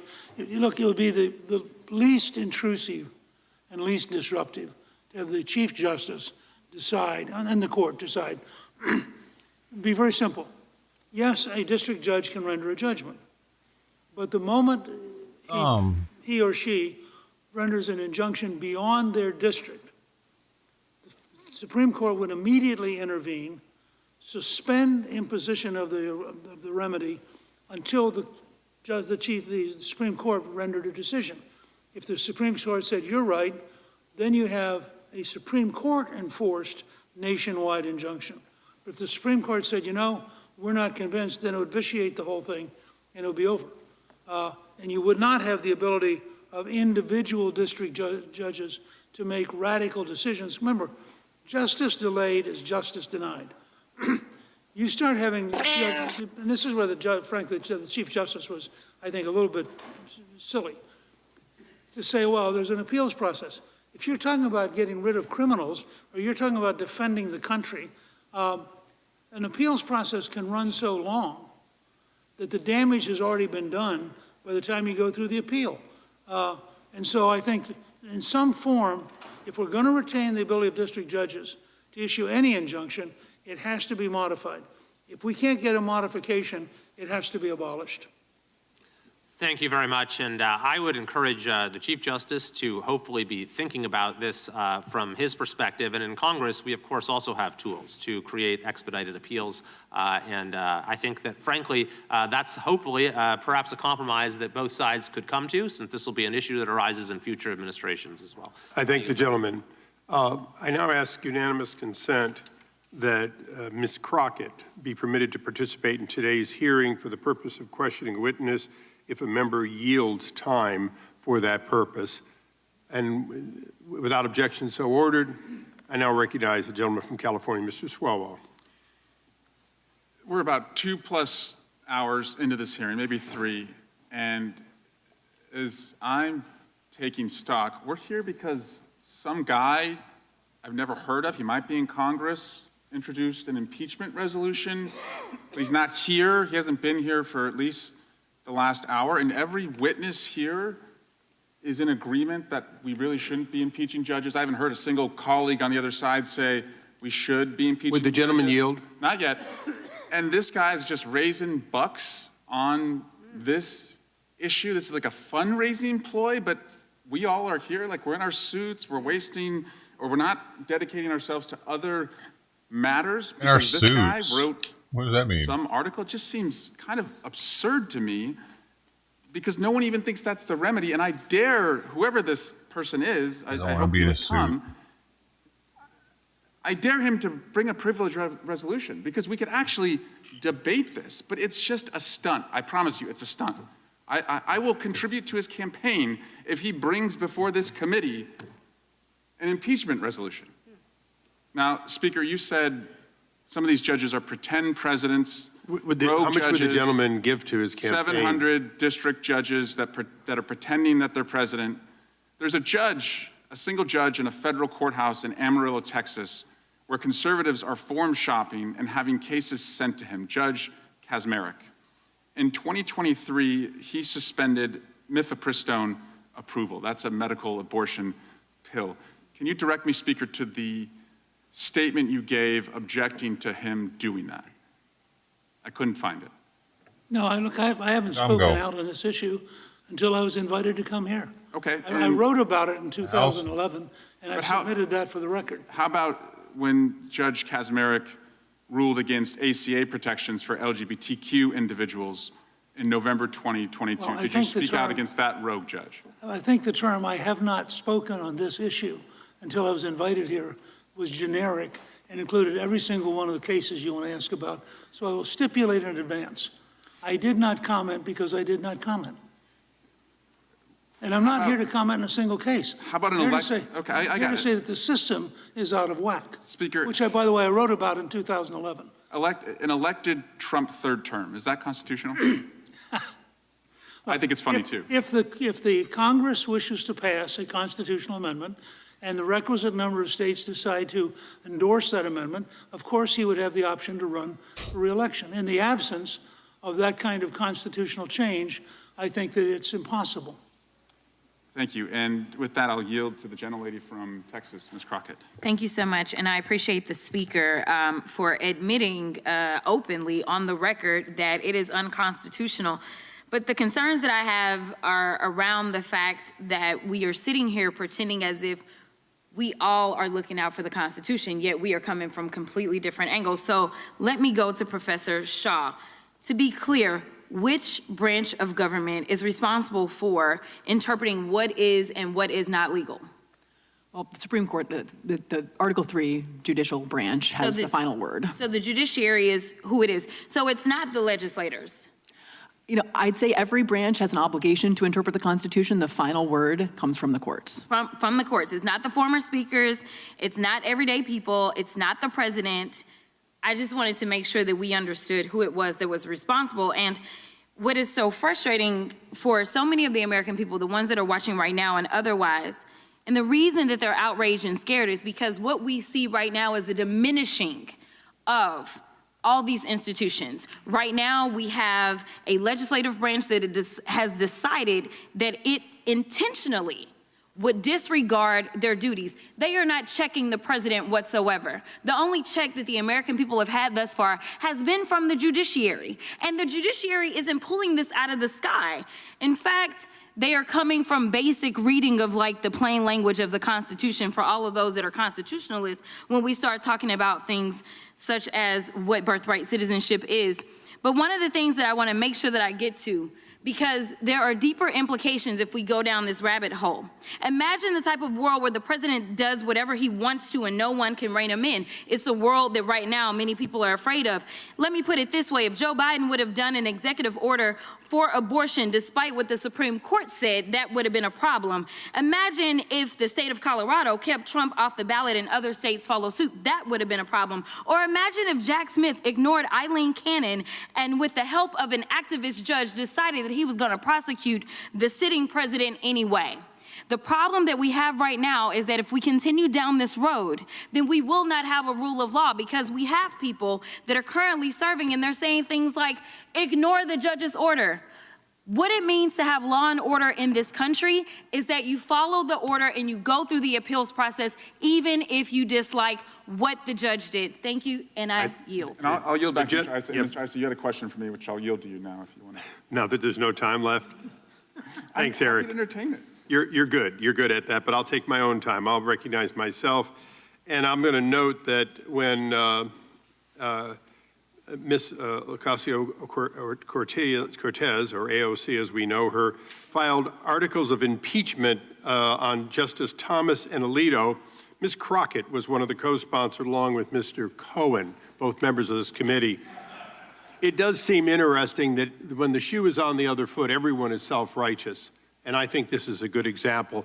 For the last 3 hours, I have had to listen to one side talking about impeachment as though it was the nature of this hearing. It is not.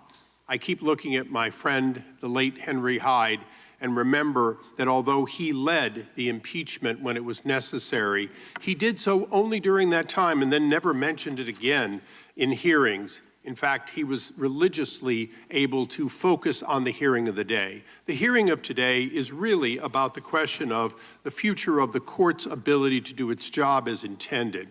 And I'm going to get into a couple of things fairly quickly. Last night, a California judge, Judge Chen, proactively stopped the ending of these temporary protective status. So the very person that they're talking about, who is now apparently back in his home country of El Salvador, can no longer be sent there because a judge has decided in California to stop an action which was done completely by one president at his discretion, and when another president says, I'm ending it at my discretion, they stop him. So I'm going to go to Mr. Larkin first. You mentioned earlier on Alaska, I think, in passing about judges in various places, and I'll reiterate a question that Speaker Gingrich also answered earlier. If one judge can take a case before them and make rulings on behalf of plaintiffs not there, and yet it's a district court judge. And we know that courts around the country routinely take similar cases with different plaintiffs and decide them differently, and that's how we generally get to the Supreme Court, is to resolve those. Is there any reason that this administration couldn't file a declaratory judgment, not in California where Judge Chen ruled, but in some other place, let's say Texas, which has been mentioned today, and get a different outcome, and in fact undo and give in fact the administration a legitimate right to say, no, we've been found not to be enjoined, but we have a right to do it as long as we siphon it through Texas instead of California. Is there any reason today that that doesn't exist as a problem of these national injunctions which are not in the jurisdiction of these judges? What you're talking about is a problem that the Supreme Court contemplated when it decided the Mendoza case some years ago. It recognized that different courts will decide issues differently, and it decided not to bind the government the first time it lost. If the government lost in Maine, it could continue to take the same position in Alaska or in the other states. They were asked to basically adopt a one-and-done rule, and the Supreme Court rejected it. So it's permissible under the law. So when people talk about this president acting illegally, the fact is this president, by acquiescing to these and going through the appellate process, actually is going further than he has to under the Constitution. The reality is he could simply say, you made your decision, we just won't do it in your district, but we'll do it elsewhere, and we'll seek other remedies in other areas. So the fact is, this administration has been overly generous for this first 70-some days, correct? The Supreme Court in Mendoza was unanimous. It included conservatives and liberals on that court, and they allowed that development. So under Mendoza, the fact is only the Supreme Court speaks for the entire nation, and that is what we are discussing here today. It's the issue before us. Is that correct? Yes, absolutely. Okay, I'm going to just derive a couple of other quick things. There was an earlier question on Rule 65. Mm-hmm.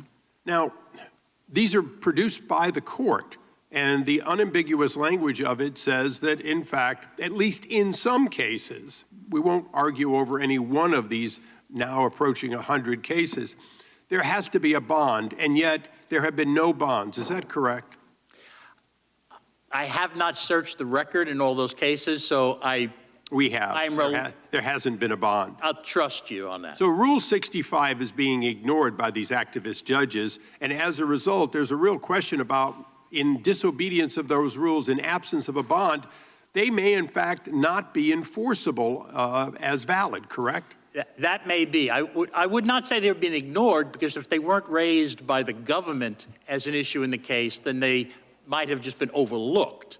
So I would trust that from this day forward, they will not be overlooked. You've got enough time. This will be the last round until the recess. You're recognized. Thank you. Thank you very much, Mr. Chairman. Mr. Gingrich, I want to focus on some of your testimony today. You say that a judicial coup d'etat is being implemented by judges of the same political ideology. In another statement, you said that Judge Boasberg has a clear bias against President Trump. Do you know who appointed Judge Boasberg? I think his first appointment was by George Bush. Correct.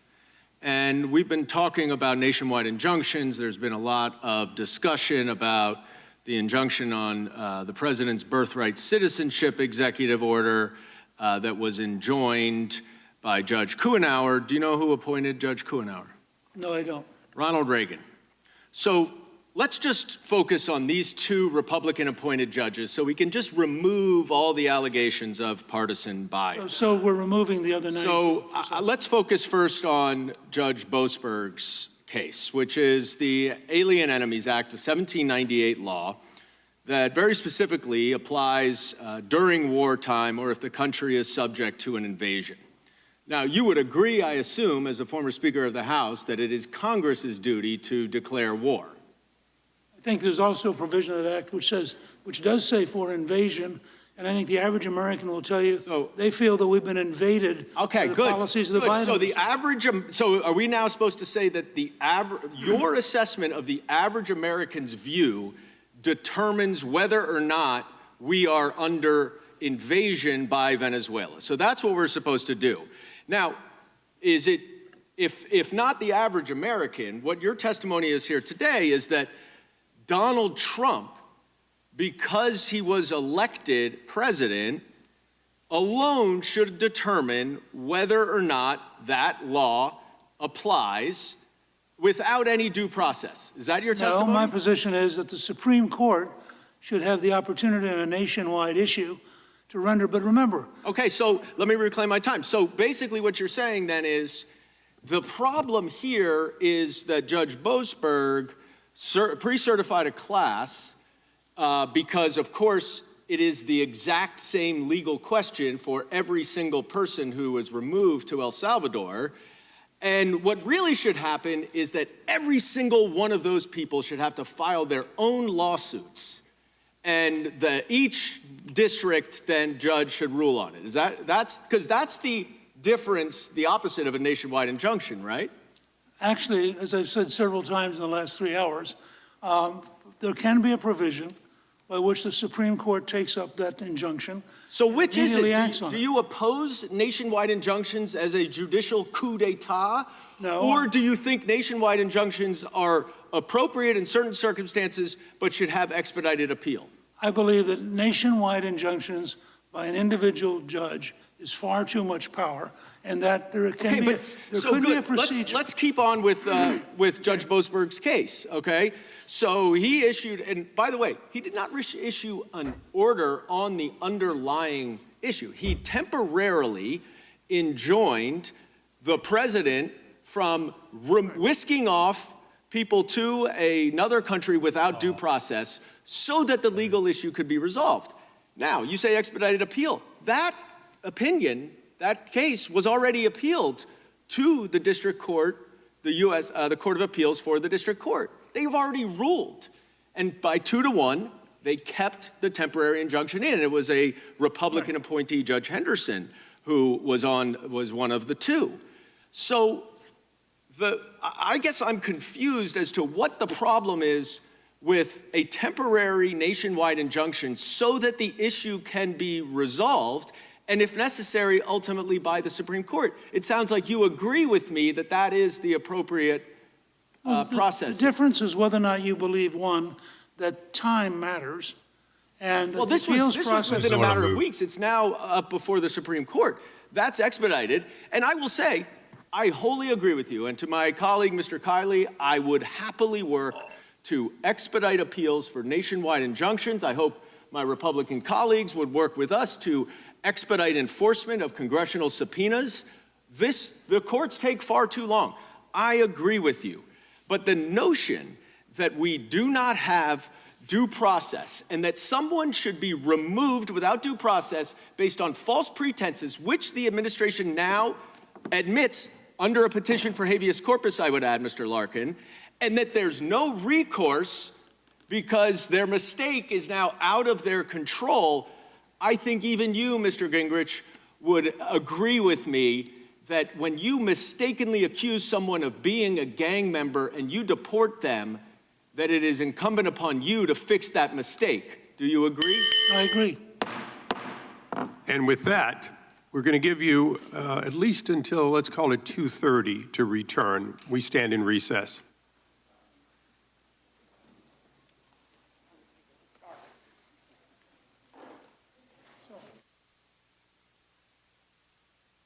Who do you think is going to get to the swings first?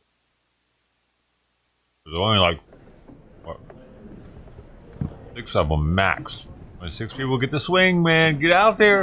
You gotta run out there, get the swing.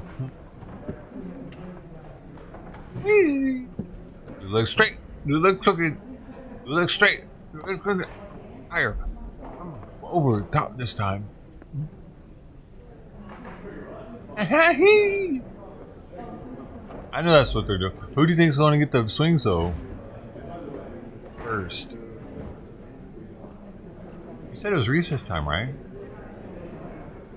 That's the correct best. Balls. My balls. Anybody want to play with some balls with me? Hello?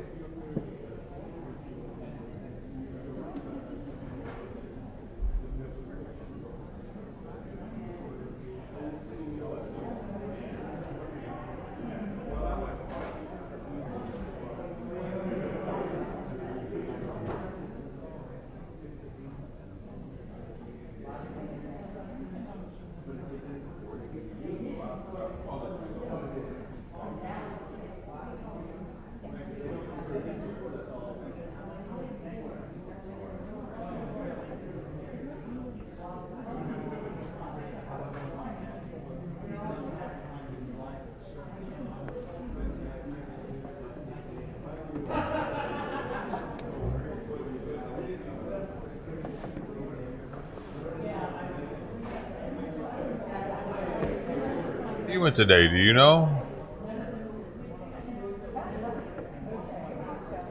Sorry, excuse me. Oh, yes, of course.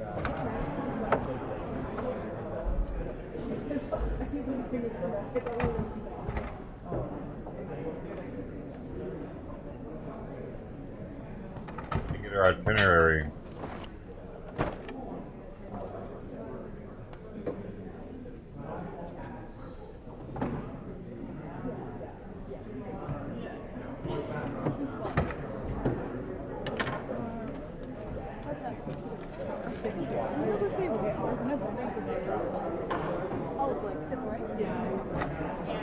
That sounds really interesting. I kind of want to go to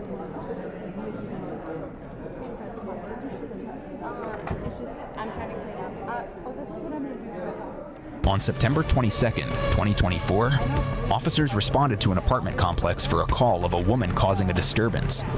Officers had already responded to complaints of the individual acting erratically earlier in the day. But this time, she took things way too far. It's the police again, Mary. Okay, that motherfucker has threatened me several times to and he's a previous president. I don't trust him. Which one's? This is the black guy. He's wearing a red shirt. Okay. That's that guy. Yeah, okay. No, I'm hiding. Do you want proof? Come here. Well,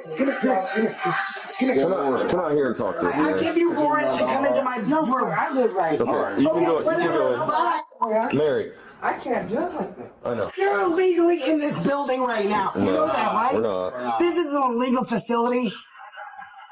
Do you realize how illegal this facility is? Can I come in and talk to you then? Do a safety check, I dare you. I don't need to do a safety check. Okay. What proof do you have they wanted to show us? We'd like to see it. All right. Come here, come here. All right. I have to keep it like my voice. My voice has to be fun. Can you turn that down? Okay. Special ops. Just letting you know. Just stop telling me I can't say that. I tried to tell you guys several years ago. Fuck, you're giving me a stroke. Yeah, I'm gonna get you for that. You gave me a stroke. Okay. Like, one of you motherfuckers. Are you a live streamer? I'm hunting. I'm fighting the good fight. Like you and you and you won't do. Fuck you, and fuck all your training. They never trained you to hunt on the internet. Can I show you the worst place of the internet? No, I'm not kidding. Do you want proof that I know Elon Musk? No, there's his phone number. Okay. You can investigate this man. He's either impersonating Elon Musk and manipulating me. No, you listen to me. This is domestic abuse. He told me I could be his wife. He told me I could have plenty of money, like 20. I can show you all the proof. No, I'm kidding. I'm not kidding. I'm taking Elon Musk to court. Mary. I'm taking Blooming to get out of my house. Did you pull that keypad off the door? I did to keep myself safe. You can't keep doing this, Mary. I won't. I've been out here 3 times already. You've made a huge mess. I know. Now. Wait, 3 times? What was it 3 times? It was 2. I didn't talk to you the second time. Okay. I was out here when you made the huge mess with the ashtray this morning. Okay, so that guy up there gets all the women drunk in here, and they're dying. It's not about that. They're dying. Why is that? That's negligence. I was out here when you wrecked the flower beds earlier. Negligence. And now. That man. The gardener's a. You've ripped off. Okay, then kick me out of the building. Kick me out of the building. Can you? Okay. Can you take me outside of my home? That's criminal. Okay, now it's escalated to a criminal violation. Okay, well, I'm insane then. I'm negligent to the law. Like, I'm not negligent to the law. I am exempt from the law. That's the word. Well, I am exempt. You're not exempt from the law. Yes, I am. Okay. Because I'm crazy, right? And you don't believe me. So I'm gonna take you. Give me your badge. I already told you what it was earlier. No, give it now. The whole thing. All of your information. Right now, if you have no shame. Yeah, it's Officer Widmer. Okay, no, actually, the whole thing. Write it down for me. I'm shaking. It's right there. You can write it. No, you give me your whole fucking name. It's 10897. No, Jason is your first name. Well, the J's right. Okay, then it's Jonathan. Well, close. John? The last name's Widmer. Okay, well, John Widmer. We'll find you on the internet and we'll judge you. Okay. So, Mary. No, you're not taking me to the hospital. You cannot take me out of the hospital. I'm not going to take you to the hospital. Are you going to take me to jail? Yeah. Why? For damaging the property out there.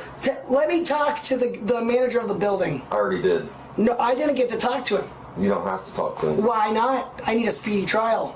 You haven't even talked to me about my Miranda rights in your fucking room. I don't need to talk to you about that. Why? Because that doesn't apply right now. Why? Because you're arresting me without Miranda rights? That doesn't apply. How? Explain the law. You're not in custody and I'm not interrogating you. Why am I in custody? You're not. I didn't say that. Then fucking get it right. Okay, well then what do I have to do to get out of custody? Okay, stand up, Mary. Okay. Pat me down. Turn around. Okay. No, you're not. Mary, turn around. Mary. This is against the law. This is against the law. No, please don't. I'm gonna get a stroke. I'm gonna get a stroke. You're gonna hurt me. Mary, no one's gonna hurt you. Relax. Stop fighting. Stop! You're not trying biting, you're gonna get tased. Okay. Stop. You're not trying biting, you're gonna get I'm tased. stopping resisting. Please do. Better stop. Please back up. And get cuffed up. Please. I'm not resisting. I'm not resisting. What is your name, sir? What's your name? What's your first name? Stop! Mary! Get down. Get down. Get down. On the ground. Get down on the ground, Mary.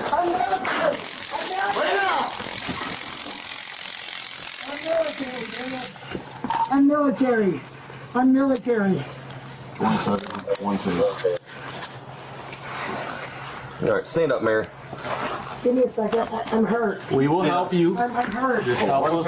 I'm hurt. I'm hurt. Where are you? Stand up. Like on my side. Okay, I stand up. have cancer, damn it. Stand up, Mary. Okay? Be careful of me. I have cancer. You gotta stand. You gotta put your legs I'm up. locked. My legs are locked. You gotta stand up. My legs are locked. We'll pull you. Help us all. You gotta help us. Okay. Now, put your feet out. I'm neurologically can't. I'm being abused. Okay. No, you're not. Put your foot out. Yes, I am. Put your other foot out. No, my husband's abusing me. Mary, put your foot out. Please, I'm trying to. No, you stand up. You There you go. narcissist abuse. Narcissist abuse. Narcissist abuse. Mary, come on. Narcissist Come on, let's go. abuse. This way. Please help me. Mary, come Mary, on. we're helping you. Please help me. We're helping you, Mary. No, I need Come on. help. Come on. Like genuine help. Let's go. Stop. We're helping you. Come out here and you can talk to us about it. We will listen, but we're getting out of here first. Okay, calm down. Calm down, people. Please, dude, stop. Stop, I'm being genuine. Please stop, I have DID. Do you not know what that is? Yeah. Dissociative identity disorder. Can I not be tried right now? You're not. Let's go. Okay, I'll go with you. No trial right Wait, now. don't hold me like this. I'll go with you. We're trying to help you stand up. I'm standing, I'm walking. Let's go. I'm walking with you willingly. Please stop. Okay. Uncuff me. I got carpal tunnel. This is my job. You'll get uncuffed in a little bit, okay? But I'm an artist. You're killing my wrists. Well, I'll fix them in a minute. No, you're gonna kill my fucking thing that makes me money. My wrist. I'm an artist. I'm just an artist and designer. And I date Elon Musk. I date Elon Musk. I date Elon Musk. No, literally, it's... You guys, come on. Stop! Come on. Please stop! Mary. Okay, let's go, Mary. Mary, this is what got us. This is what got us here to begin with. I'm desperate! These guys are... You have... We're just gonna go up in value now. You do too. Yeah, they're all gonna be fucking okay. Fine. Right, they're all okay. Look, I can take those shots because I've been through military training. Is that it? Is there, Okay. There should be one I'm more. sorry, I don't look like a military person, but I work for the Air Force. They have a lot of jet skis. Like, please believe me, I'm not insane. I believe you. I'm not insane. I'm special ops. All right. You want to sit in my car while we wait? I don't have anything. I don't even have pants on, dude. Indecency. Well, you got your shorts on? Sit down right I here. don't even have a tampon. Okay, sit down right here. You can sit right here on the edge of it. Okay, I guess I'm not gonna get it stained or anything. I'm sorry. All right, come on, Mary. She's not. We didn't search her yet, so she'll need a female. You never even read me my Miranda rights. I told you that doesn't apply, Mary. What do you mean it doesn't apply? What do you mean? What did I do? All right, hop out. You need to explain the law. Do you need help getting out? I need help with the law. Okay. Can you move your legs this way? Can I be honest with you? Yes. My ex socially engineered me for 7 years, and I lost executive control. Mary, sit down right here, Mary. Like, I literally work for Elon Musk and the Air Force. You look me up. Christopher Moore, Bethany Moore. Call them. They know that I'm just. They can tell you that I'm good. They can tell you what I'm doing. I can show you proof that I can give you that number that's on my computer so that I can prove to you that this is for Elon Musk. Like, why don't you actually search my house, motherfucker? Please get me out of these cuffs. We'll get him out in just a minute. Yeah. Are you actually doing a background check? What are you fucking doing? I think we still do need to take it, and then it'll be up to court whether or not they keep that court date. I'll crank one out. What do you want? What are you doing? What are you doing with my information? What are you doing with my information? What are you doing with my information, Microsoft? X, I dare ya. Fire this guy. I'm being compliant. Do a fucking background check on me, dude. I'm just... Something in there already. Oh my god, you don't even remember the 21st night of September. You don't even fucking remember. You have no idea. You don't even fucking remember. My name is Damien. My name is Damien. My name is Damien. My name is Damien. Fuck you. 4. 10-4. Yeah, they're gonna die. Yeah, they don't even know. They're stupid boomers. Fucking take these off. I didn't do anything wrong. What the fuck are you looking up? God, did you want me to hit this? No, I don't want you to do anything. Yeah. Oh, Jesus. Mary, stop doing that. You're being bugged, you idiot. Russia's watching. They're gonna you idiot. You're a fucking idiot. I'm trying to save your fucking life. Okay? Fine, get Elon Musk on the phone, I dare you. No, I've married big. You can't even fucking do that. You're spitting on my stuff. Okay, I'll do it again. Oh, hold on. 3, Real quick. 2, 1. Deny me 3 times and I'll spit on your camera. Oh, tune add me back there too. Mary, stop. I'll do it one more time. Oh, draw the top of it. It's on there. I was winding up because he's hurting my arm.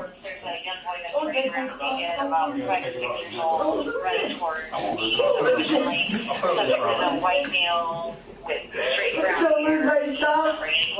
They let me out of jail half naked last time. Last time I got out of jail, I was half naked. No, they just kicked me out in the rain. With no clothes? Is there no clasp on this metal thing? You can't take it off. Fuck you. You can't take it off. How does it come off? You can't take it It's off. coming off. I mean, Cut it off. okay, we'll cut it off then. Don't take your fucking ear. What is the deal? Sergeant Walker said if you don't touch me. Get your hands off. Yeah. I want a woman to touch me. Woman only. Woman only. Okay, that's fine. Yeah. Woman only. Okay, the fuck off. I'm here. No men shall touch me. How can we get this off of you, okay? I'll just take it off. Okay. I'll just take it off if you remove the men from the situation. Okay. Correct. All right. And do I have permission to touch your hair? Yeah, of course. Okay. You asked it for consent, you bitch. She knows how to ask for consent. You don't ask for consent, do you? Not even from your wife. You just take her whenever you fucking want, don't you? I'm not married. Then you're lucky. Well, we don't want you to get out of cuffs. Can you stand up for me and can you walk over? Obviously fucking not. I'm in cuffs.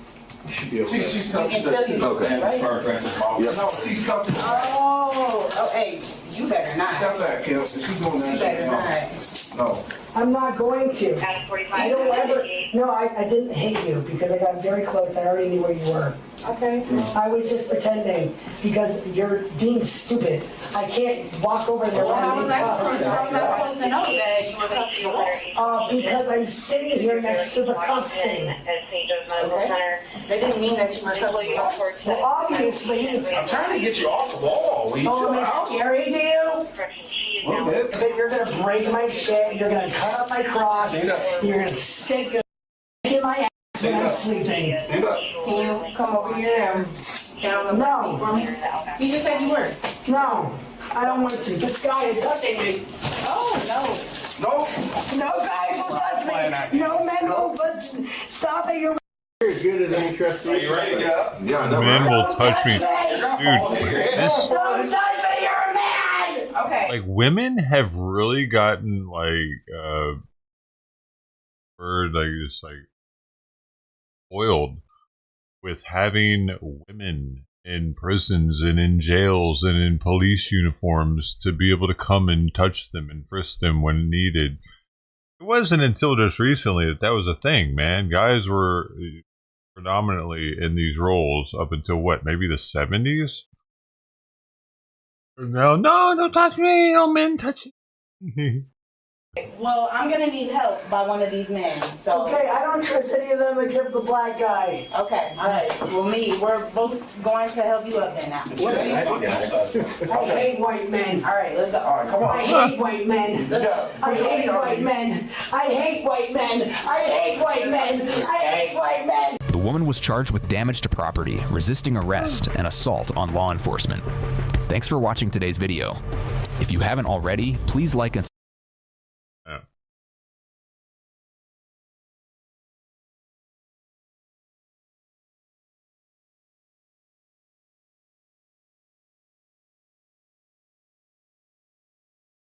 Still not back.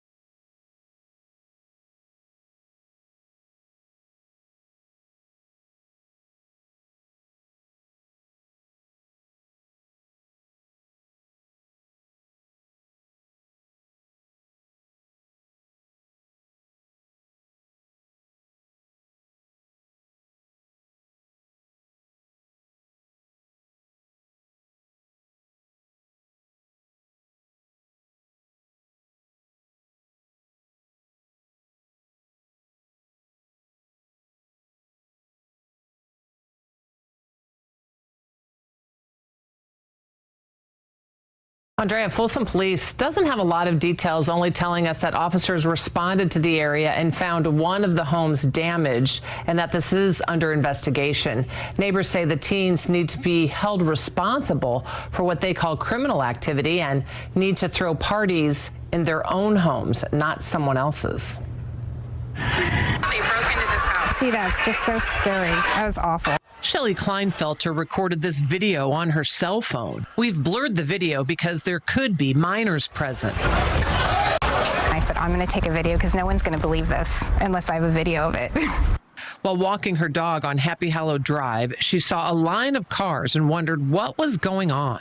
It was just so loud, like the loud, crowd loud. I couldn't even hear if there was music. It was chaotic. Other neighbors got home just before 10, saw the crowd of teens, and called 911. As we called the cops, there was a fight that broke out. This neighbor didn't want to be identified. We saw that it was like mayhem. Just every single part of the sidewalk was covered with cars and kids, teenagers walking, wearing minimal clothing, just chaos. You can see beer and alcohol cans left behind. Folsom police say one of the two homes under construction was damaged. It's a vacant home that is sold, that is, someone's going to be moving in a few weeks. And they went in there and they were destroying it.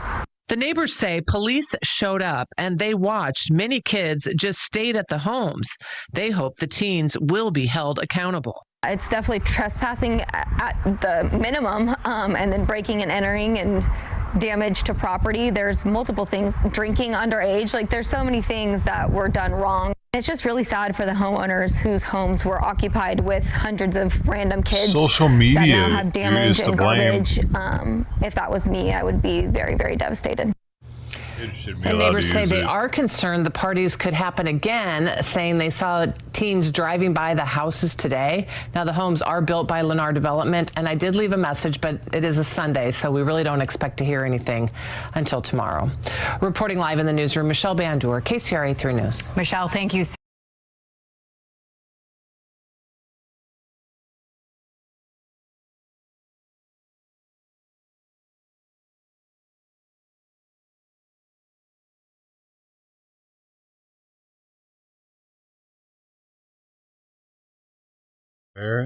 Parents, but yeah.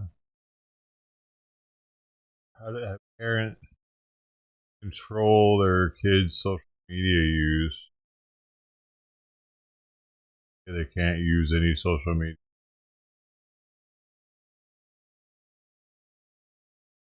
Because I bet there were even good kids that were there. I was so big.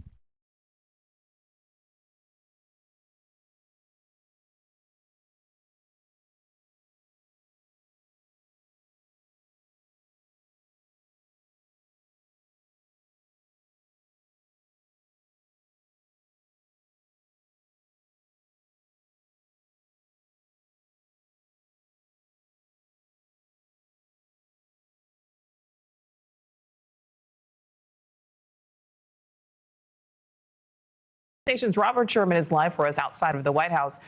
Robert, at this point, we are now less than 24 hours from what President Trump is calling Liberation Day. And we've heard about this day for a long time, Nicole. The White House pointing to April 2nd as the day in which reciprocal tariffs come down across the board, with the president painting this as a chief cornerstone of his economic vision to re-level the playing field when it comes to international trade and commerce. He has, for weeks on end, been accusing many other nations of, using his words, ripping the United States off for months. But here in the Oval Office saying that he intends to re-level the playing field in an adequate manner. This is what he had to say to that. Take a listen. The numbers will be lower than what they've been charging us, and in some cases maybe substantially lower, but we sort of have a world obligation perhaps. But we're going to be very nice. Relatively speaking, we're going to be very kind. But of course, not everyone sees it that way. We've heard from major U.S. trade partners such as Canada, who have insisted that they intend to stand their ground, and the EU coming out and saying they are ready to go with retaliatory measures of their own. Europe has not started this confrontation. We do not necessarily want to retaliate. I don't get it. How can they retaliate when we're just matching what they're charging us? What are you doing? We have a strong plan to retaliate, and we will use it. It'll be interesting. Something that we've heard the White House making a distinction on in recent days is the impact that retaliatory tariffs will have on nations across the globe. Those who have higher tariffs against the United States would feel the reciprocity more than those who have tariffs that are closer to even or on par with what the United States has. So that is a distinction that they have made when it comes to the impact that this will have around the globe. But they do insist that tomorrow is expected to be a major day that they are looking towards. Nicole. Yeah, I mean, we see right now, the market's in the green. But Robert, auto companies trying to make a last-minute push on these tariffs. What more can you tell us?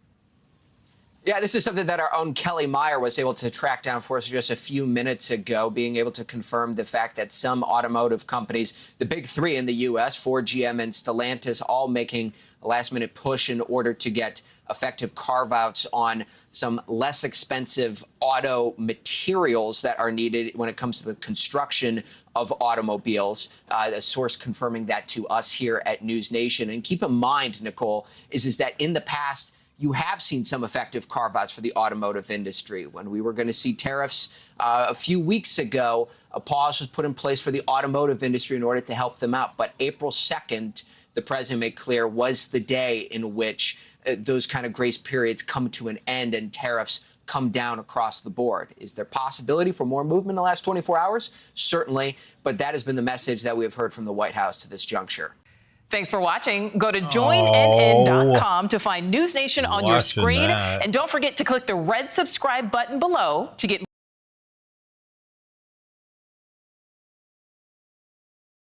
Tonight, we're getting a first look inside the Waterbury home where a man was held captive for 2 decades. The 32-year-old set fire to the house last month to escape.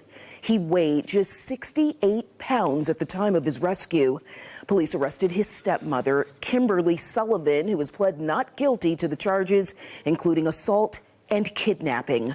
NBC Connecticut's Jeremy Chen joining us live in Waterbury with a closer look at those photos tonight. Jeremy. Yeah, Keisha, this is a case that has captured the attention of the nation, and now we're getting an inside look into the conditions police say the stepson lived inside this home about the past 2 decades. Now, this all came about due to a Freedom of Information Act request. Neighbors, first responders, as well as experts left shocked. These photos released by Waterbury police paint a picture of the conditions inside this home on Blake Street. Investigators say it's where Kimberly Sullivan held her 32-year-old stepson in captivity. Here you can see the staircase that leads to the second floor where police say the man was being held. There's also a picture of a lock. The victim told police he was locked in a room from the outside. Very sad and sickening, just disturbing. There's also photos of a bedroom and bathroom all cluttered with items. And then the kitchen, where first responders say they found the victim. And the victim was called up in a little ball underneath the table. And then I went up to him, scooped him up, and then just took him right out the front door. I saw the mother and at the time what I thought was a child in the kitchen. He was in the fetal position in the kitchen. Former Fairfield Police Chief Gary McNamara says these pictures will support what the victim has told investigators about life inside the home. A lot of these crimes are hidden from view and they're hidden from the public. This gives us a pretty clear picture of what life was like inside that house. We're also getting a look at photos from what appears to be the Waterbury Police Evidence Room. You can see a door wrapped in police tape propped up next to shelving with what looks to be evidence bags. We also have photos of an apparent door frame that had a lock on it. Neighbors say this only adds to the horror they've felt since the arrest earlier this month. I don't understand how anyone could live like that. Now, we did reach out to Sullivan's attorney about the photos. His response, quote, no comment. Sullivan will return to court on April 22nd. Live in Waterbury, Jeremy Chen, NBC Connecticut News. Keisha, I'll send it back to you.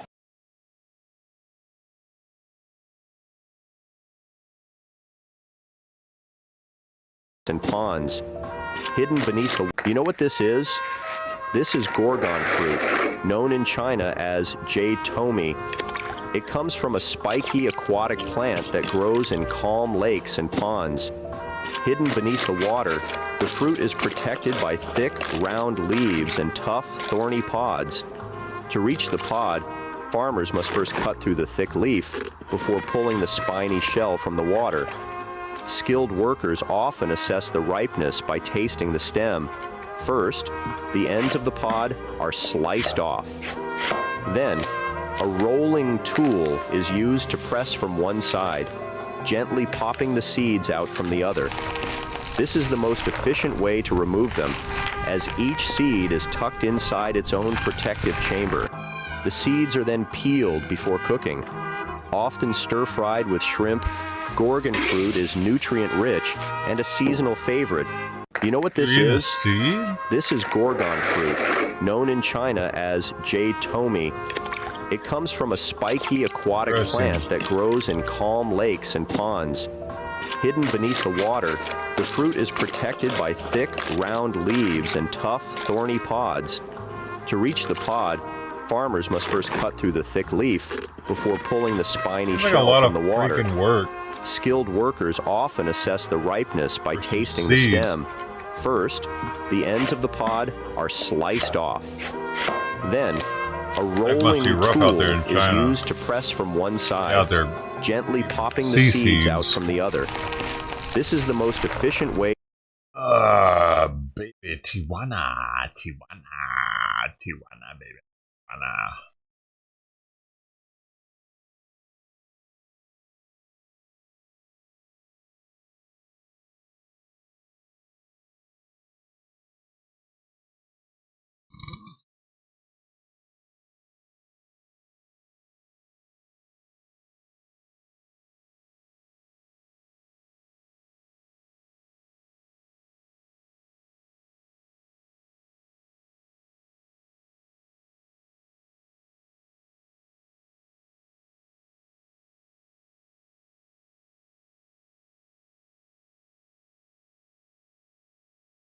Uh-oh, Hooters is filing for bankruptcy.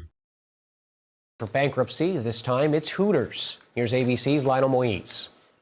This morning, Hooters is shifting away from its OnlyFans iconic is taking them out of skimpy business. waitress outfits and bikini days, instead opting for a family-friendly vibe. Facing nearly $400 million in debt, the chain now filing for bankruptcy protection as it looks to sell its company-owned restaurants to two groups backed by the original founders. Thanks to inflation and declining sales, we might have to say farewell to Hooters and instead dine at the next best body part-themed wing place, Buffalo Wild Butts.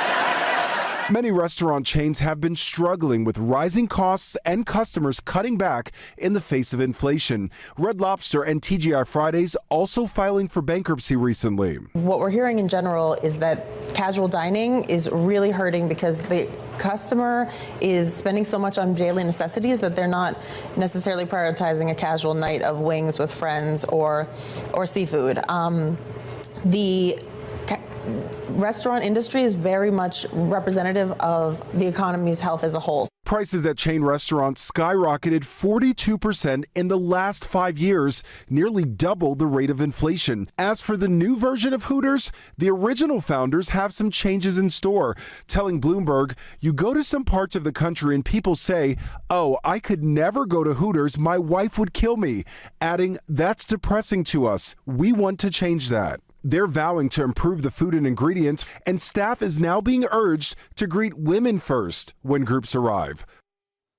The sale must still be approved by a bankruptcy judge. Hooters already closed 44 low-performing locations.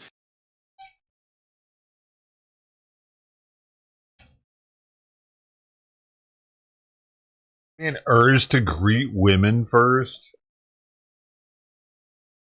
It's an interesting little tidbit. Are you serious? Like, so you walk in, you're on a date, you're the guy paying for it. They make it a point to give female. It's kind of weird.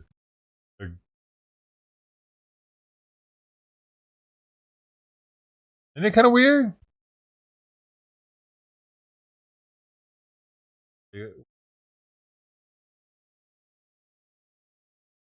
Shouldn't the establishment normally give the payer the ultimate respect because they're the one paying for the service?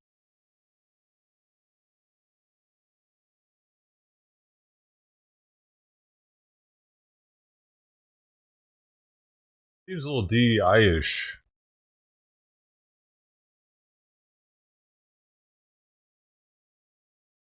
Another cancel culture type situation. Hey, look who's back, man. Trying it. Hey, what?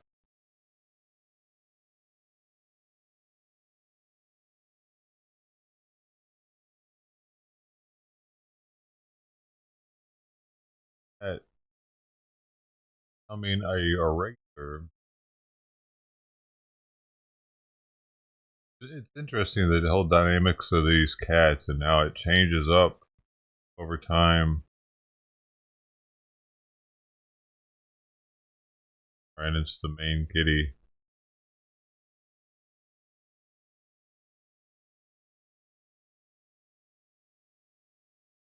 Probably has something to do with like this being one of her main spots to be able to get food while she was lactating. Tried to make sure even when it was raining that she had one meal at least.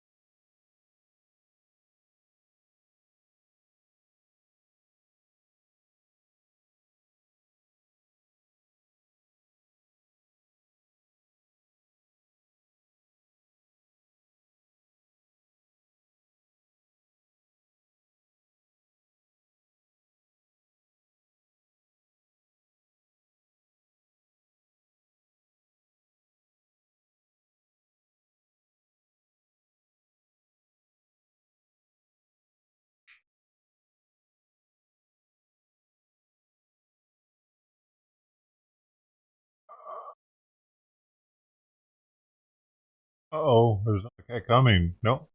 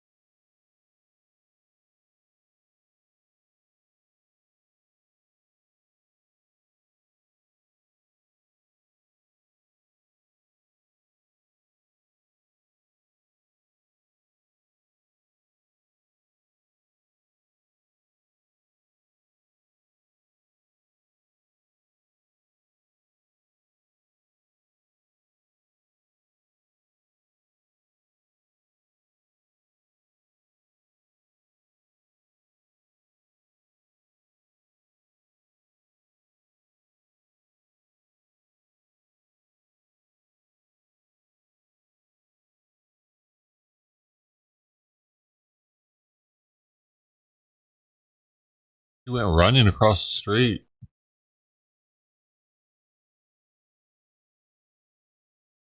We're at the marker.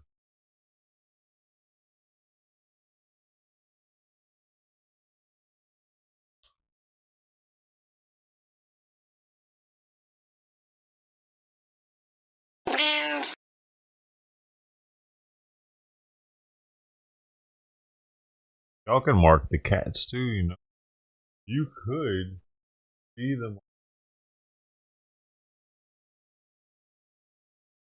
I don't see all of them. Sometimes I'll be in another room. And hey. Today, I bought an F1 car. I'm not entirely confident in my driving skills in this country. Is this a one-way? Oh my god! I am in the Netherlands. I know none of the laws. I know nothing about this area, except for...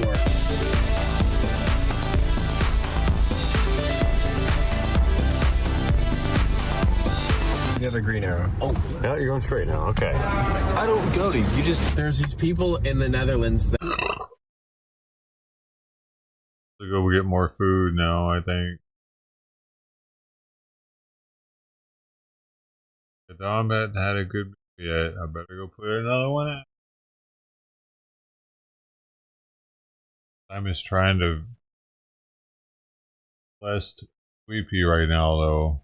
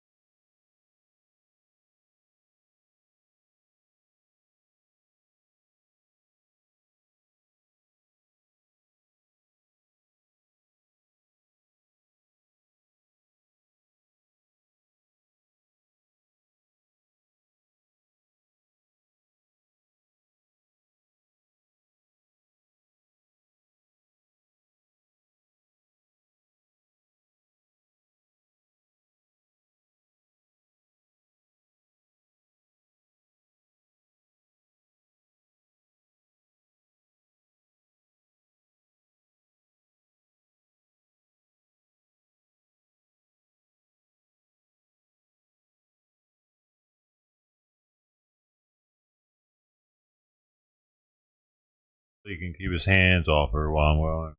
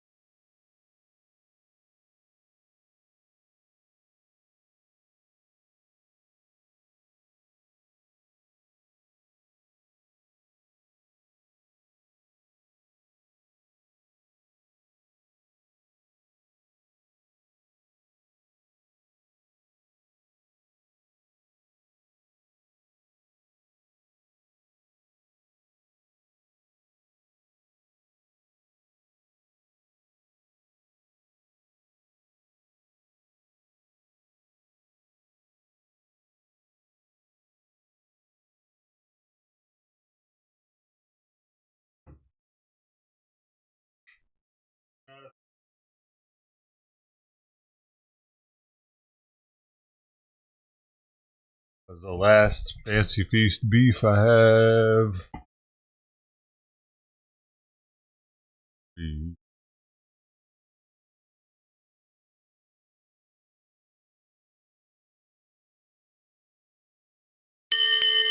Wait, Simon, did Simon come up here? No way. Oh no, he just walked in. Had this F1 car for sale. I just agreed to buy it. I haven't looked at it. I just said, if it's a real F1 car, I'll take it. Either we show up to this place and get actually brutally assaulted, or there's gonna be an F1 car waiting for us. Wait, hold up. This is it. Is it the kebab store? Did we get scammed? Hey, excuse me. Do they have F1 cars here? F1 cars? Yeah, the race cars. Never heard of. Oh, no, okay. Not here. Oh, okay. That's actually concerning. Not here. Do they have F1 cars here, like, for sale? I don't know. Oh, does not know. There's a Bentley out front. Yeah, this is definitely it. Because they have all my money that they spent on that Bentley. I forgot. We're dealing with F1 people now. They're high class. Just remember what we rehearsed. I'm buying this car merely for art. I'm going to have it lifted up to my penthouse in Dubai. Hi, my name is Ron. Nice to meet you. What are you going to do? See if it flies? Probably going to put it in the house as art. Yeah? You want to see it? Yeah. Okay, let's go. Oh, that's awesome. Yeah, that's the one. It looks menacing. Yeah, it's very long, but it's also like the lowest vehicle you've ever seen. Yes. You want to do it yourself? I think that's the best to do. I guess. We're going to pull the cover off now. First F1 car. Here we go. Should I give it just a swift pull? Yeah, just one pull. All at once? Yep. Here we go. Damn. Dude.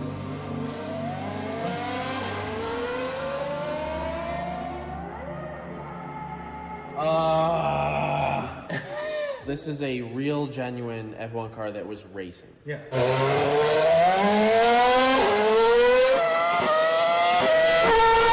I'm just gonna do the maintenance on it. Did it win races? No, it was actually P17 in most of the races it raced in. Really? The car's slow as Wait, my car actually placed second. 17th, dude. Out of 100? 18.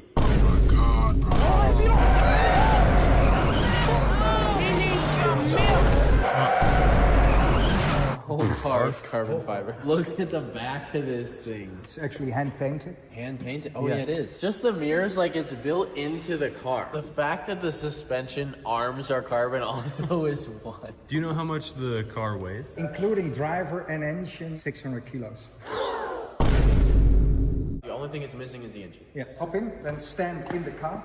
Then your hands like that. Oh, You need to stand again. Yeah. oh my gosh. You are laying down.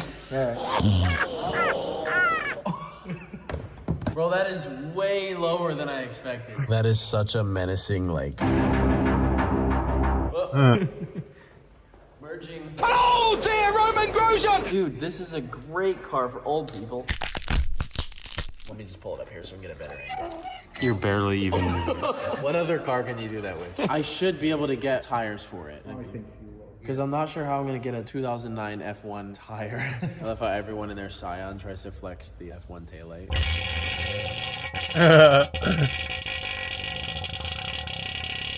Oh my God, Maybe wondering how Right, we're going to make the car. car drive.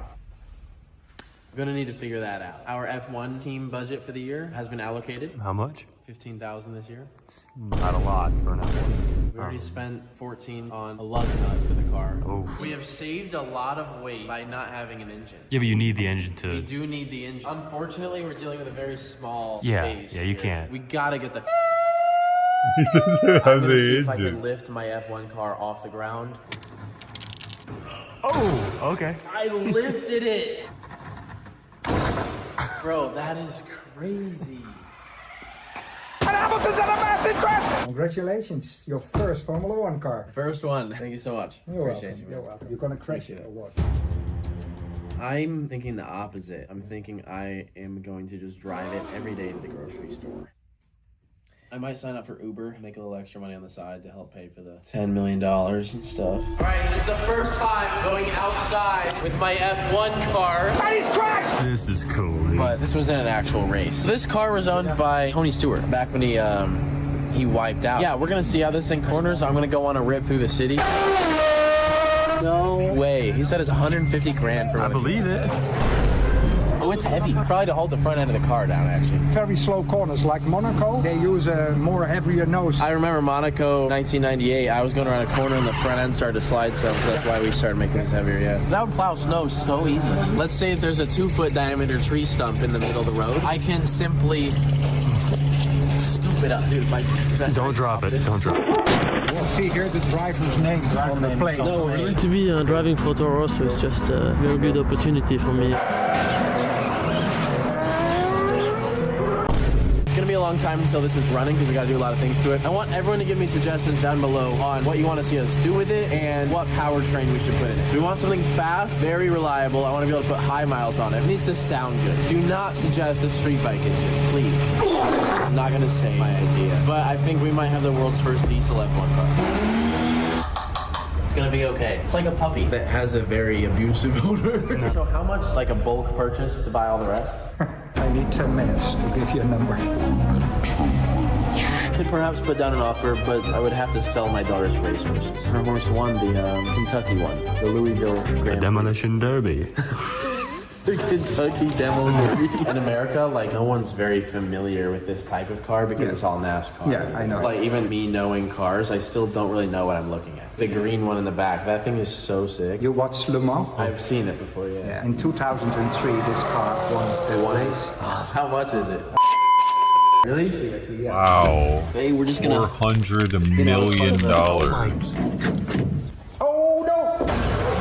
I caught it. It didn't shut completely. No. Oh my god! Close the door, okay, you can see how tight it is inside. You can't, dude. Only one. Why don't you look around? Yeah, let's just browse.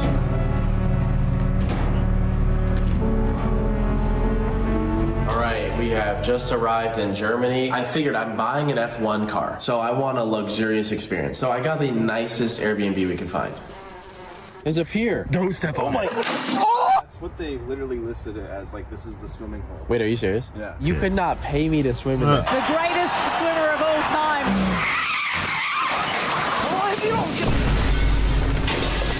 Whistling Diesel will Vollgas geben auf einer deutschen Autobahn. You understand Autobahn, right? Yeah, I understood all of that. Okay, let's do a speed run tonight? Yeah, let's do it. Okay, great. Let's choose a car and go. Okay. He is going to let me drive the Ferrari on the Autobahn, and you can go as fast as you want. Yes. So I can show the speed limit legally. We don't have to blur it anymore. We have a Ferrari 812. We're taking it off of the track, and we're going to the public roads. I pulled all the cars off the track. We're going to public streets with everyone else. The only thing we are not allowed to do is harm anybody. 2 innocent people killed tonight. I don't know when you're supposed to go fast or slow or... There's actually a sign which is white and you have like lines on it. That means you just... If you see this, it means go. That's great. Otherwise, we are limited to 130 kilometers per hour. That's it? That's it. That's the sign. Okay, so we can go as fast as we want. Yeah. To the floor. Yeah, go. Go, go, go, go, go, go. Oh, no, we'll reach 300 for sure. 270. To the floor. 280. 285. 290. Now 300. Where are we? 300. And go, go. Okay. What do we get? 300. 300. 300 already. 186. That's it? 186. Oh, we didn't get 200 yet. Okay. We need to see 325 to have like 200 miles. Now it's your shot. Go. Go, go, go, go. You're almost there. You're almost there. Go, go, go, go. Don't brake. Don't brake. Don't go on the brake. 310. Go, go, go, go. 350. You did like 195. That's all. No! We hit 195. I mean, that's pretty good.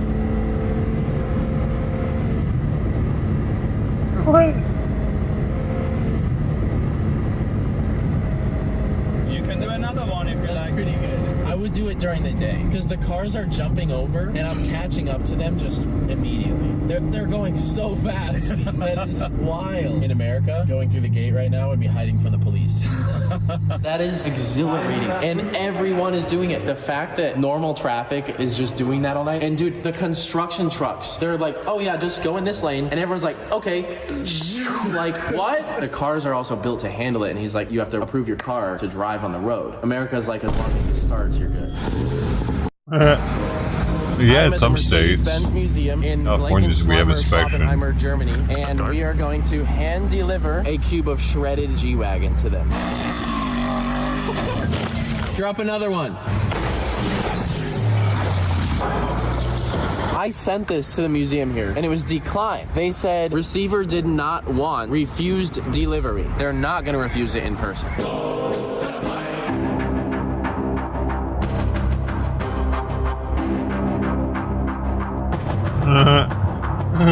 Oh, he just walked past.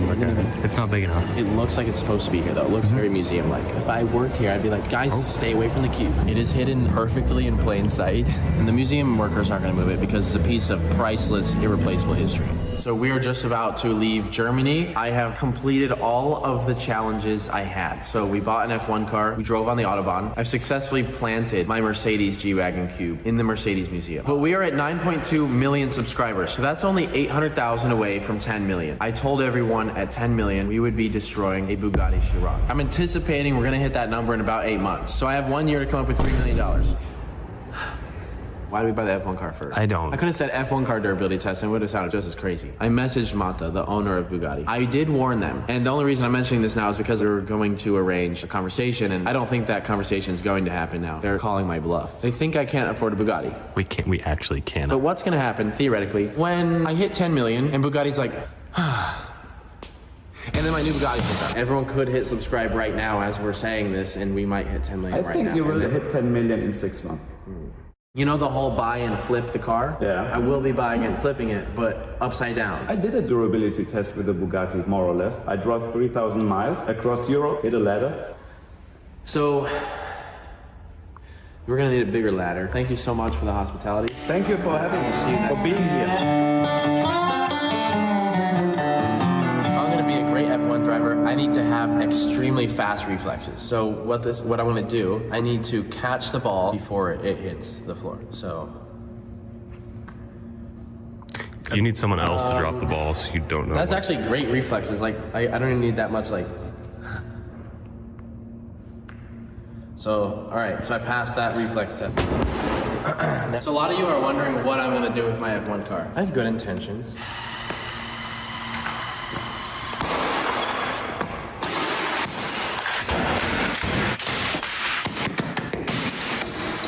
Probably gonna restore it. I get the car in like 20 days. I need to have it ready for the Monaco race now. We need expert engine builders and installers who will install the engine in the F1 car. So I just need an engine that matches up to a carbon fiber Red Bull F1 gearbox. There are no internals in our gearbox, I found out. Are you fluffing my scruff? I am not fluffing your scruff.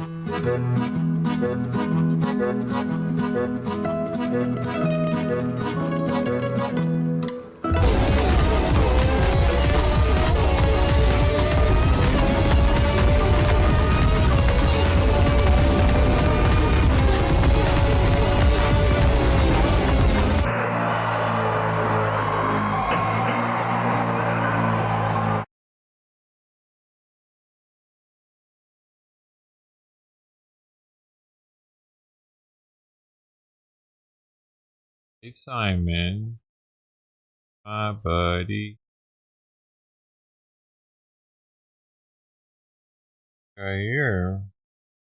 Where's Simon?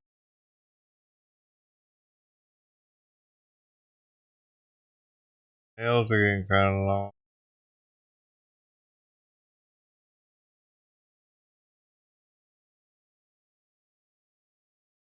No, you don't like this, do you?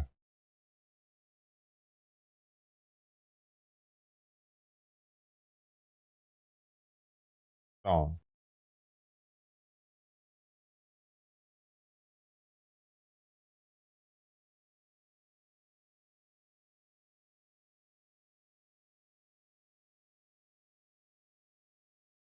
Shopping malls of old represent the ultimate in nostalgia. While Amazon is blamed for the closure and abandonment of malls across the country, and in many cases rightfully so, may I present another reason for the continuing death of this American staple. It was a wild weekend at Pentagon City Mall Saturday with more than 100 teenagers engaging in multiple fights.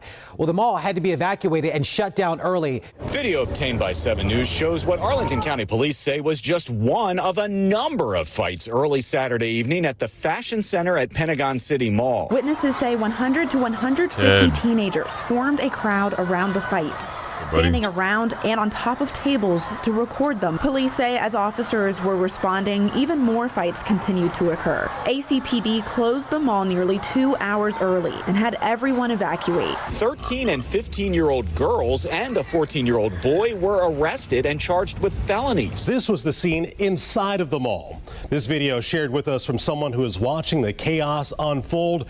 You can see a group of officers moving through the crowd of shoppers, slowly encouraging them all to exit the mall. That's their definition of fun, and it's not. It's ridiculous. It really is. And these kids, they I don't know what's going on with their guidance. Like I don't know why they want to be so violent. It takes a village to raise kids, and obviously they don't have enough support. The sounds of screaming echoes through the mall at Bay Plaza Rotunda Saturday. Hundreds of shoppers running, many in a panic, unsure of what or where they're running from. Videos like these plastering social media showing several groups of teens Saturday around 5 o'clock breaking out into sprints, circling the mall. And of course, now you have the endless wave of stealing in the malls. Remember this?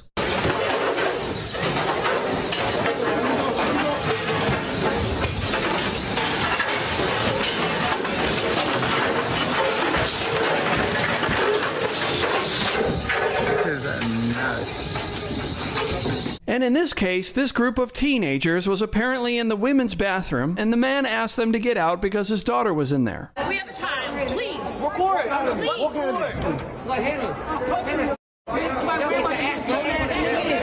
Don't get your ass beat. Grown ass man. Don't get your ass beat. You're right, so you better be careful.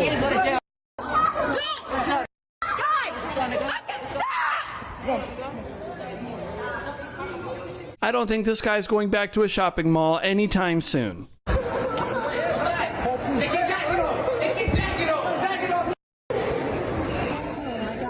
Face it, the mall isn't what it used to be and just seems to get worse and worse. So when you ask yourself the question, what killed malls? The answer isn't just Amazon.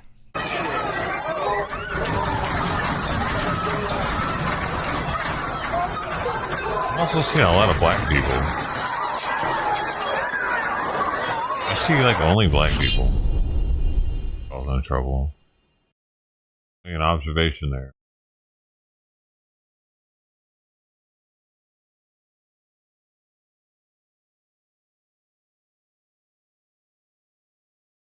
Can you ask for prayers? But of course, by the blood of Jesus, through your faith, may your prayers be answered. Amen.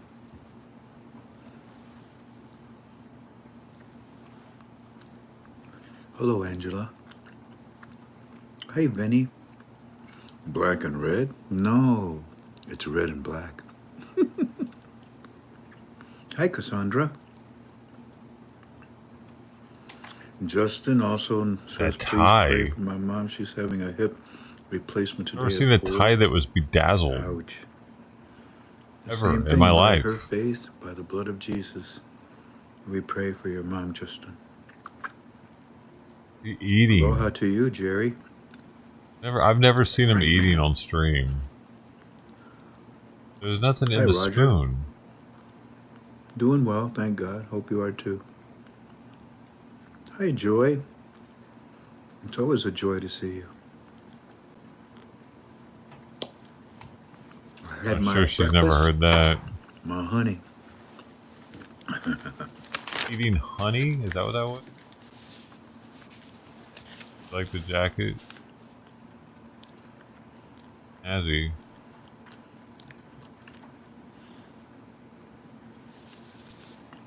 I like his perm. Hey, babe. There's a second page. Oh, it's right there. May I have that black book? Thank you. Thank you. He wasn't in the military, by the way. Flash the U.S. Air Force Binders if it means something.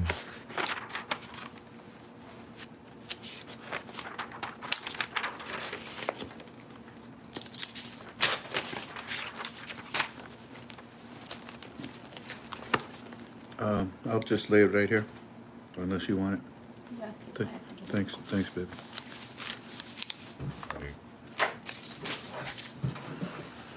Oh, well, let's relax and finally relax. Lionel Richie. That's a good way to relax with. I like this song a lot.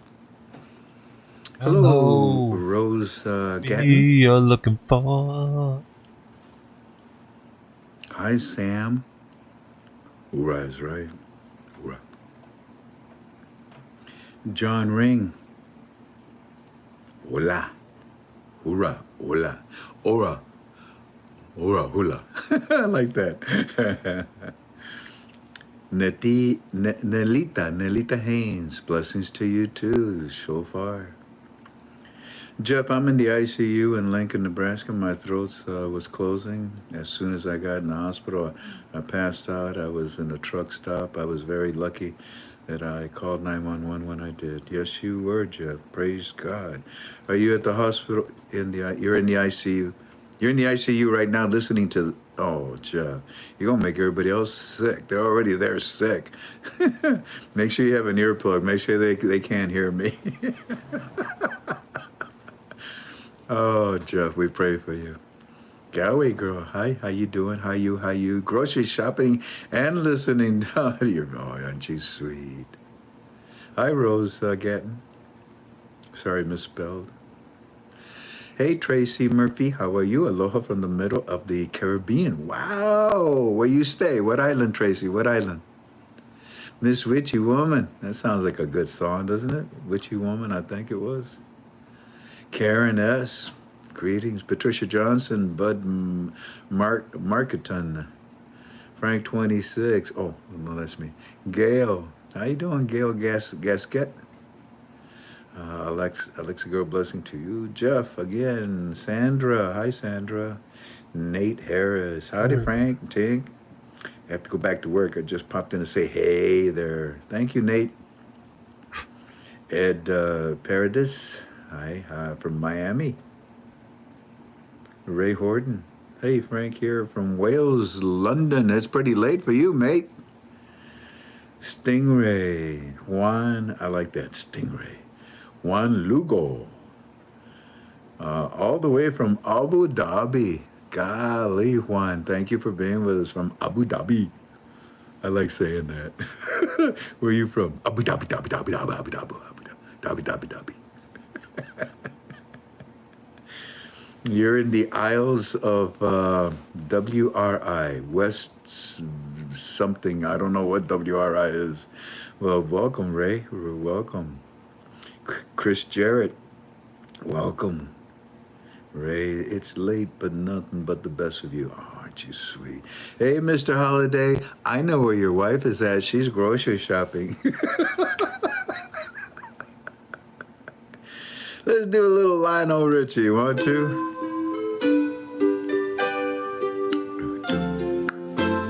The song I thought it was going to be.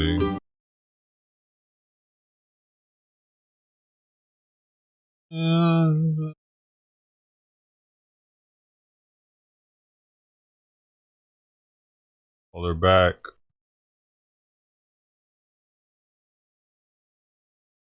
Back talking about Trump.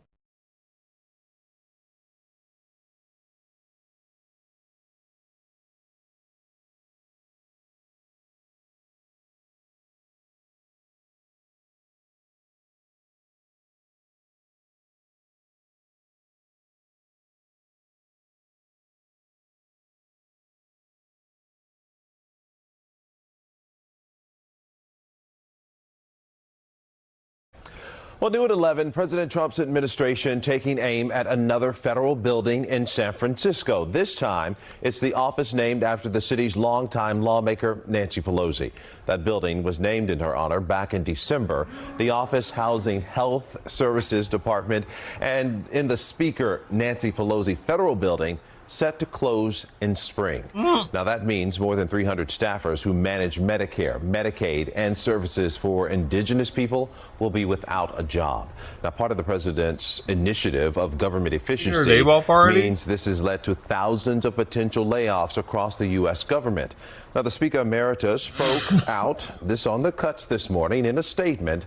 Pelosi says, quote, "Make no mistake, the reported plans to restructure HHS and close the San Francisco regional office would directly harm our most vulnerable communities and make America sicker," end quote.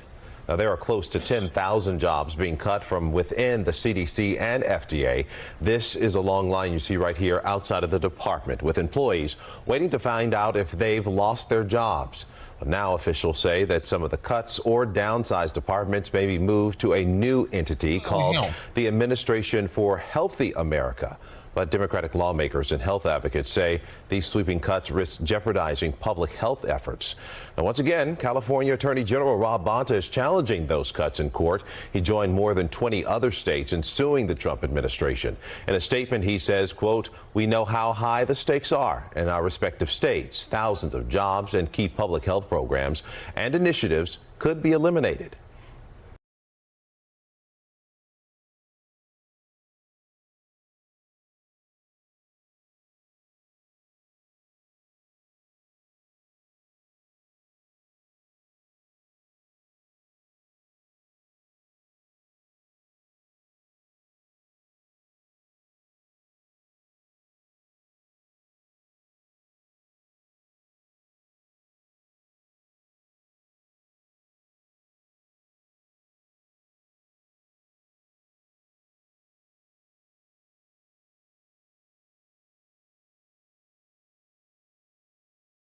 Yeah.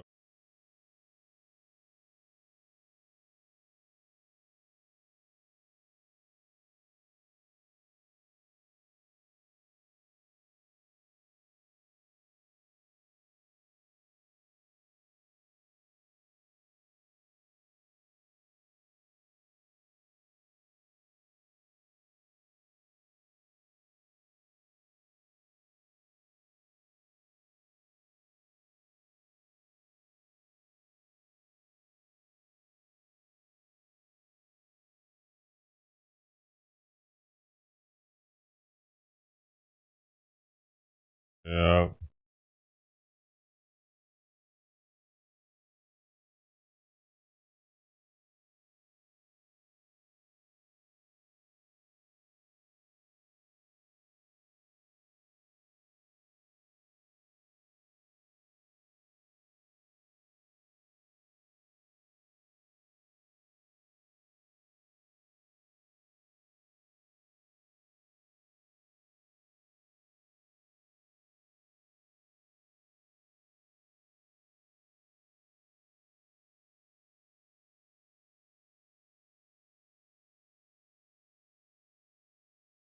We're keeping an eye on the breaking news, though, out of Boston, where this truck has hit multiple people and is now right now on its side out on the streets here of Boston and on the sidewalk there as well. This happened around 12:45 p.m. Eastern, and right now crews are still on the scene as this is an active investigation that is taking place truck. right How fast now. is You it do going? see the police tape up as well, and you have several police officers and detectives on the scene and around this block, and several blocks are shut down right now as they continue to investigate right here. We know that multiple people were injured. We don't have a specific number right now. We are waiting for more updates from Boston police at this time, but you can see the damage there from the truck there on its side. And again, we continue to bring you the latest here on Live Now from Fox. We know that the roads are closed between Tyler and Washington streets. The area is near Boston's Chinatown as well, and this was a rental truck there on its side. We don't know what the contents, if there were any, inside, but you can see partly inside of that truck right now. And the Boston police spokesperson told media outlets that, of course, the investigation is still very early. It happened at 12:48 p.m. Eastern and continues to be investigated right now. And we'll be keeping an eye on this one for you. If we do get any sound from police on the ground, we will pass that along to you. And of course, if we get any updates on the victims, we will bring that to you. A so-called travel ban to bar entry into the U.S. by people from countries that raise potential security questions appears to be on hold. President Trump signed an executive order on his first day in office that requested recommendations on what new visa restrictions should be applied to which specific countries by March 21st. The order involved the Secretary of State, the Director of National Intelligence, Attorney General, and Secretary of Homeland Security. They are to come up with recommendations and a list of countries that would be hit with restrictions when it comes to entering the United States. Trump gave his top officials 60 days to submit a report, quote, identifying countries throughout the world for which vetting and screening information is so deficient as to warrant a partial or full suspension of the admission of nationals from those countries, end quote. USA Today reports Iran, Russia, and Venezuela were all under consideration for a full or partial travel restriction to the U.S. President Trump modeled the order after the travel ban he enacted in his first administration. At that time, he issued bans on 7 Muslim-majority countries. After court challenges, the U.S. Supreme Court upheld it in 2018, and the ban went into effect.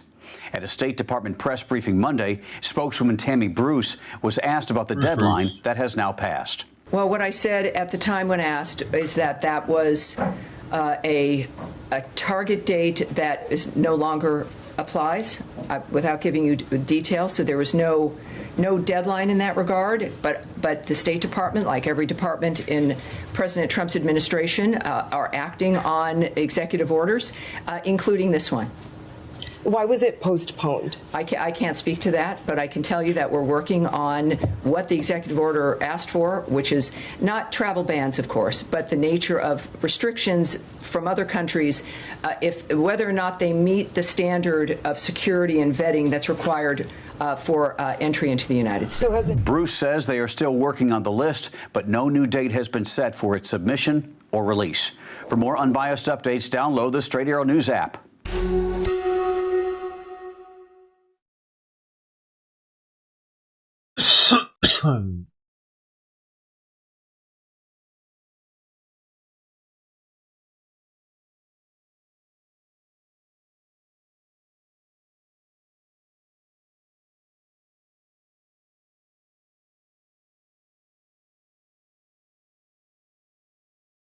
Yeah, great.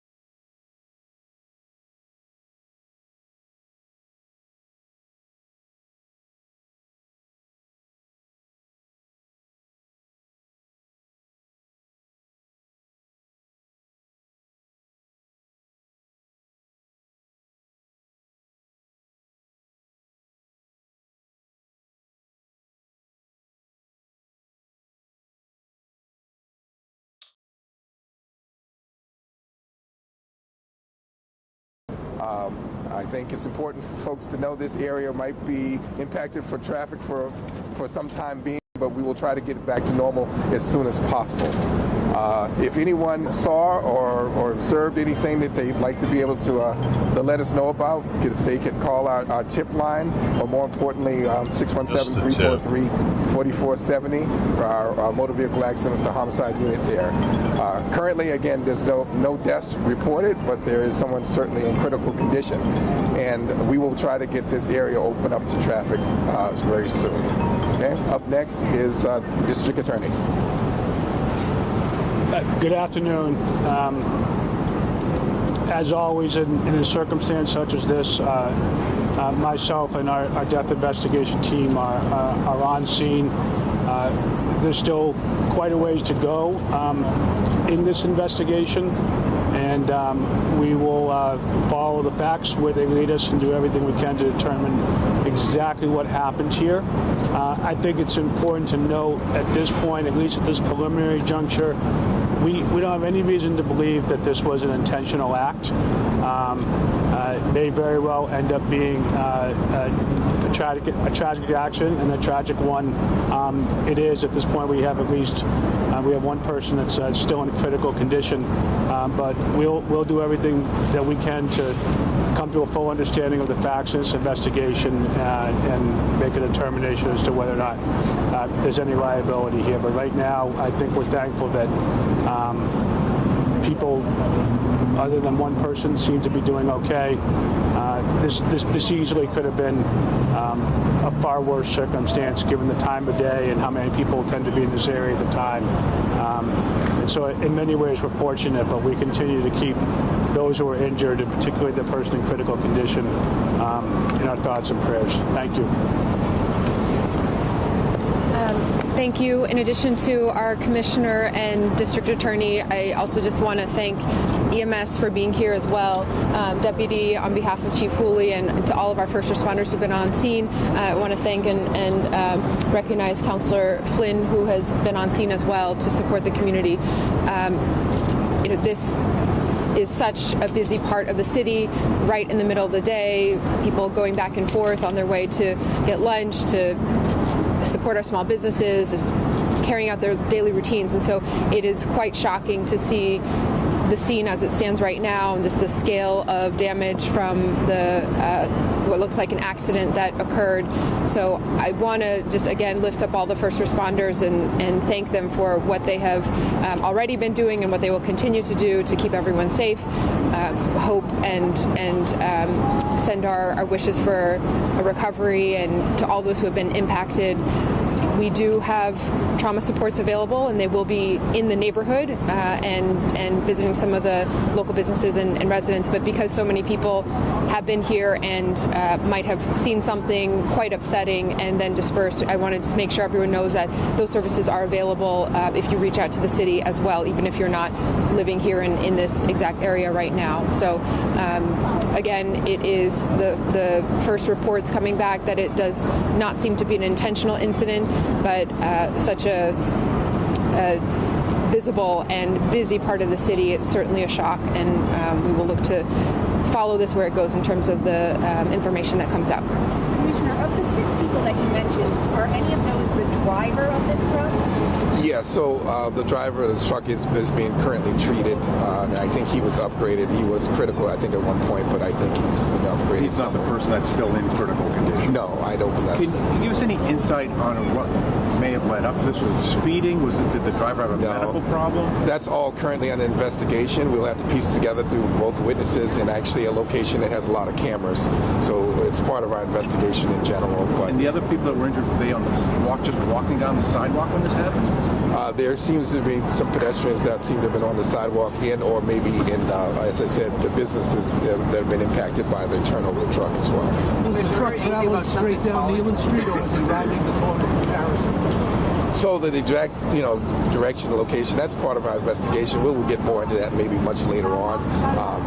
But currently we know enough right now preliminary to seem that it seems more to be a tragic accident. But again, we're still early in the investigation. Was there anything in the truck? That I'm not aware of. That's more. It doesn't appear there was anything in the truck. Have you heard anything about something falling? Witness had told us they might have seen something falling in the truck. Yeah, again, part of the investigation is preliminary. We don't have all the facts of what happened as far as what's in a truck currently. Last question. Mayor, do you know anything about the damage to the building and whether or not it's safe? And the building inspector been out here, anything about that particular plaza? No, there will, as with any situation that happens, the city's building inspectors and other processes will be in place to make sure that all of that is assessed.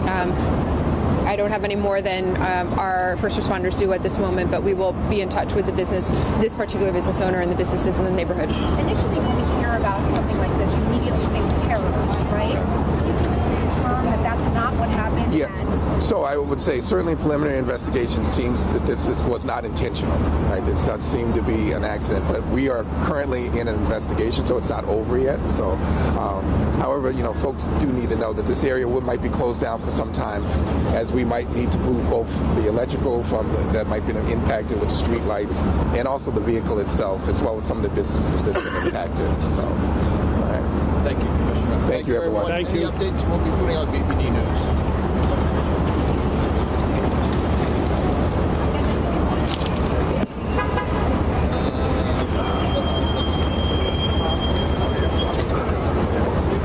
There you go.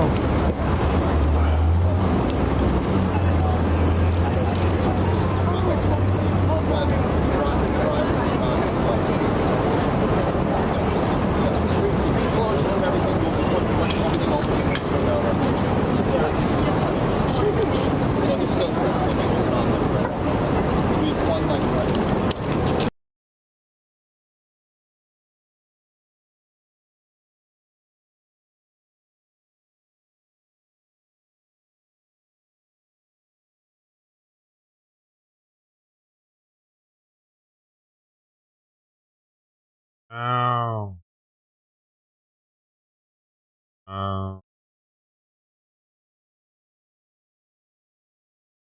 A few months ago, I bought a dry ice maker, which was pretty much just a denim sock strapped to a CO2 tank.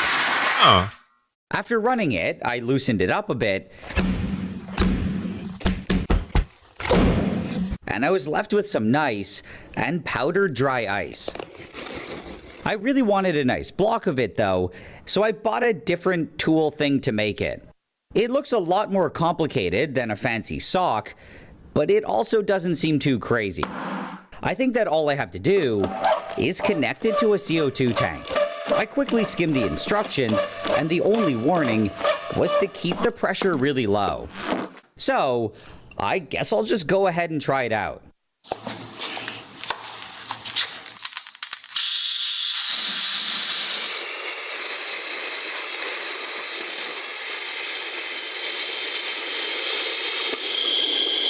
As the CO2 leaves the tank, it's a liquid, but when it enters the plastic thing, it's all becoming a solid. Now, apparently all I have to do is wait for the whole thing to fill up.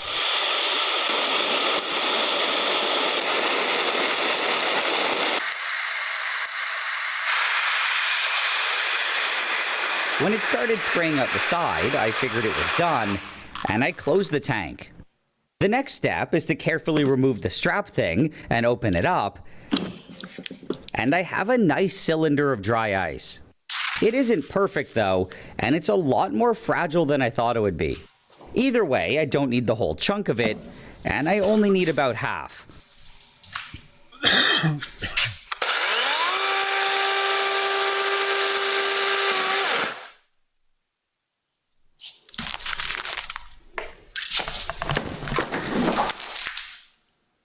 A few months ago, I bought a dry ice maker, which was pretty much just a denim sock strapped to a CO2 tank.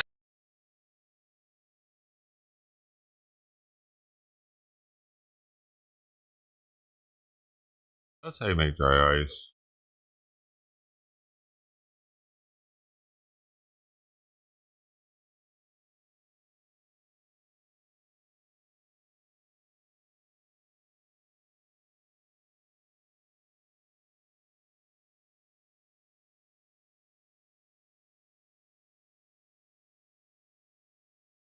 Okay, this one, really interesting. A promising development in Alzheimer's research this morning. Scientists say that your sense of smell could signal your risk of developing the disease. Researchers over at Mass General Brigham developed a smell test, or what's being called the aroma brain test. You sniff, you memorize smells. The study found that smells often evoke memories. You know, have you ever walked by something that smelled of your childhood? It brings back a memory where you were at the time. That's kind of the idea here. Board-certified neurologist Dr. Tom Pitts is with us this morning. Dr. Pitts, it's always good to have you. Okay, an at-home smell test. Tell us more. How does this work? Good morning, Marky. Well, looks like we have some very promising findings here. And the reason why this is important is we've always had the dilemma of finding non-invasive and early testing, meaning we have testing to diagnose Alzheimer's, but it's relatively cumbersome. PET scans are not easy to get. Lumbar punctures are invasive procedures with possible complications, and we're not going to do them preventatively. On the other hand, we've come up with things like blood tests, but they may not detect things as early as we need because most of our medicines are aimed at preventing decline. We don't really have many things to reverse damage, so we want to catch this early. This test has been extremely positive. Recipients get a 9-point test. They scratch it off like a lottery ticket or something. Yeah. They smell it. They identify the smell, so that's smell identification. That's checking one part of the brain that we can talk about. And then also they go back and do odor memory, memory recall, where they go back and say, hey, what was that smell you smelled earlier?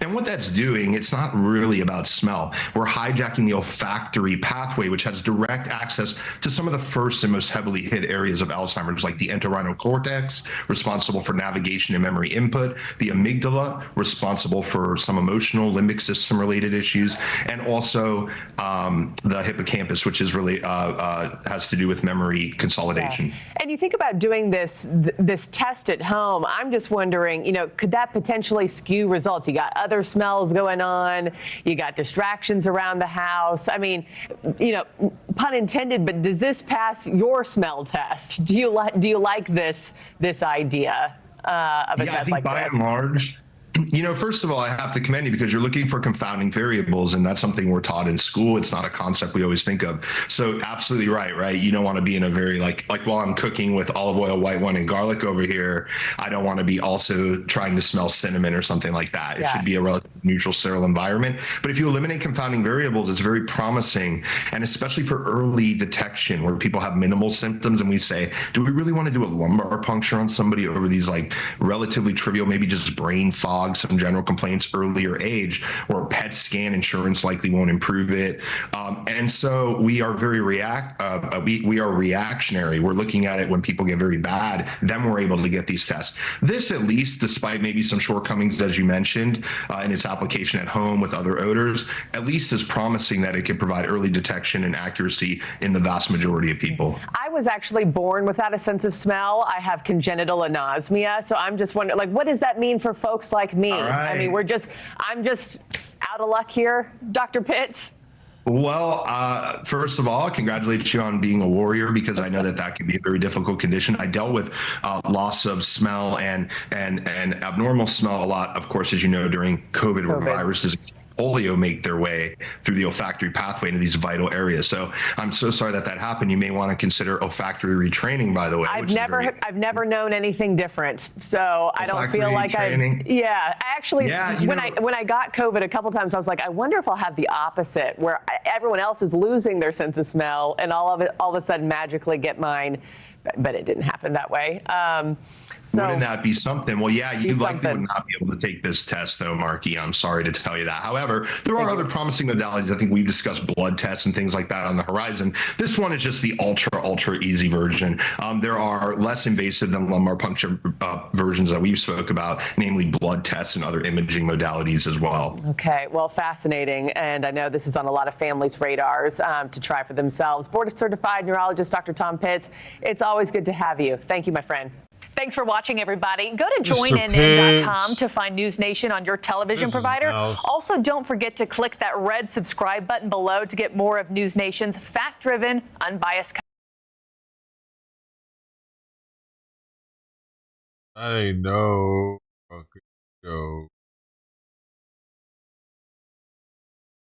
Friday night and worry about Democrats are which fucking freaking out because and hello everybody, and I am joined by Senators Kaine, Wyden, and Klobuchar, and thank them for joining me today. So, soon, the Senate will vote on a resolution from Senator Kaine, Klobuchar, and Warner to undo Donald Trump's tariffs on Canadian goods. I proudly support this resolution because these tariffs are a tax increase on American families, plain and simple. And why? Why do they want to do this? Why do they want to raise prices, the costs that American families pay? It's now estimated, if they do them all, at $5,000 a year, simply to give a tax cut to Trump's billionaires' friends, paid for by average working American families. Donald Trump's tariffs, as we said, $5,000 a year. Some of the estimates are higher. That's a more conservative estimate. Families are going to pay more for groceries and gas, for a car. Families that sit around the table Friday night and worry about their future. Can they afford a new car? Can they take a vacation to see grandma? People really are now holding back. Oh, motherfucker. Because these tariffs Ted, would take that money out of their pockets and put it in the hands of Trump's deleted billionaire all your friends. comments from the stream, And it's man. also going to hurt jobs. 6.5 million jobs would be impacted just by the Canada tariffs, according to the New York Times. And guess who will be particularly affected? People in red states. People in red states. It's going to hurt farmers, as Amy Klobuchar has laid out. It's going to hurt small businesses. It hurts all businesses, because business people, whether they're small businesses, large businesses, or everything in between, they want certainty. These tariffs, with the chaos by which Trump says on one day they're this, on the next day they're that, maybe this country, maybe that country, create the kind of chaos that businesses hate. And you don't have to listen to us. Listen to Republicans. Rand Paul. Tariffs are simply a tax. Senator Mullen put it plainly. Tariffs are a tax, and it will be passed on to consumers. And guess what President Trump said? He said he couldn't care less if prices go up on American families. Well, Donald Trump may not care, but we do. And we're fighting him tooth and nail on these tariffs. Every single Senate Republican should support Tim's resolution and support American families. We know Trump is very worried about the resolution.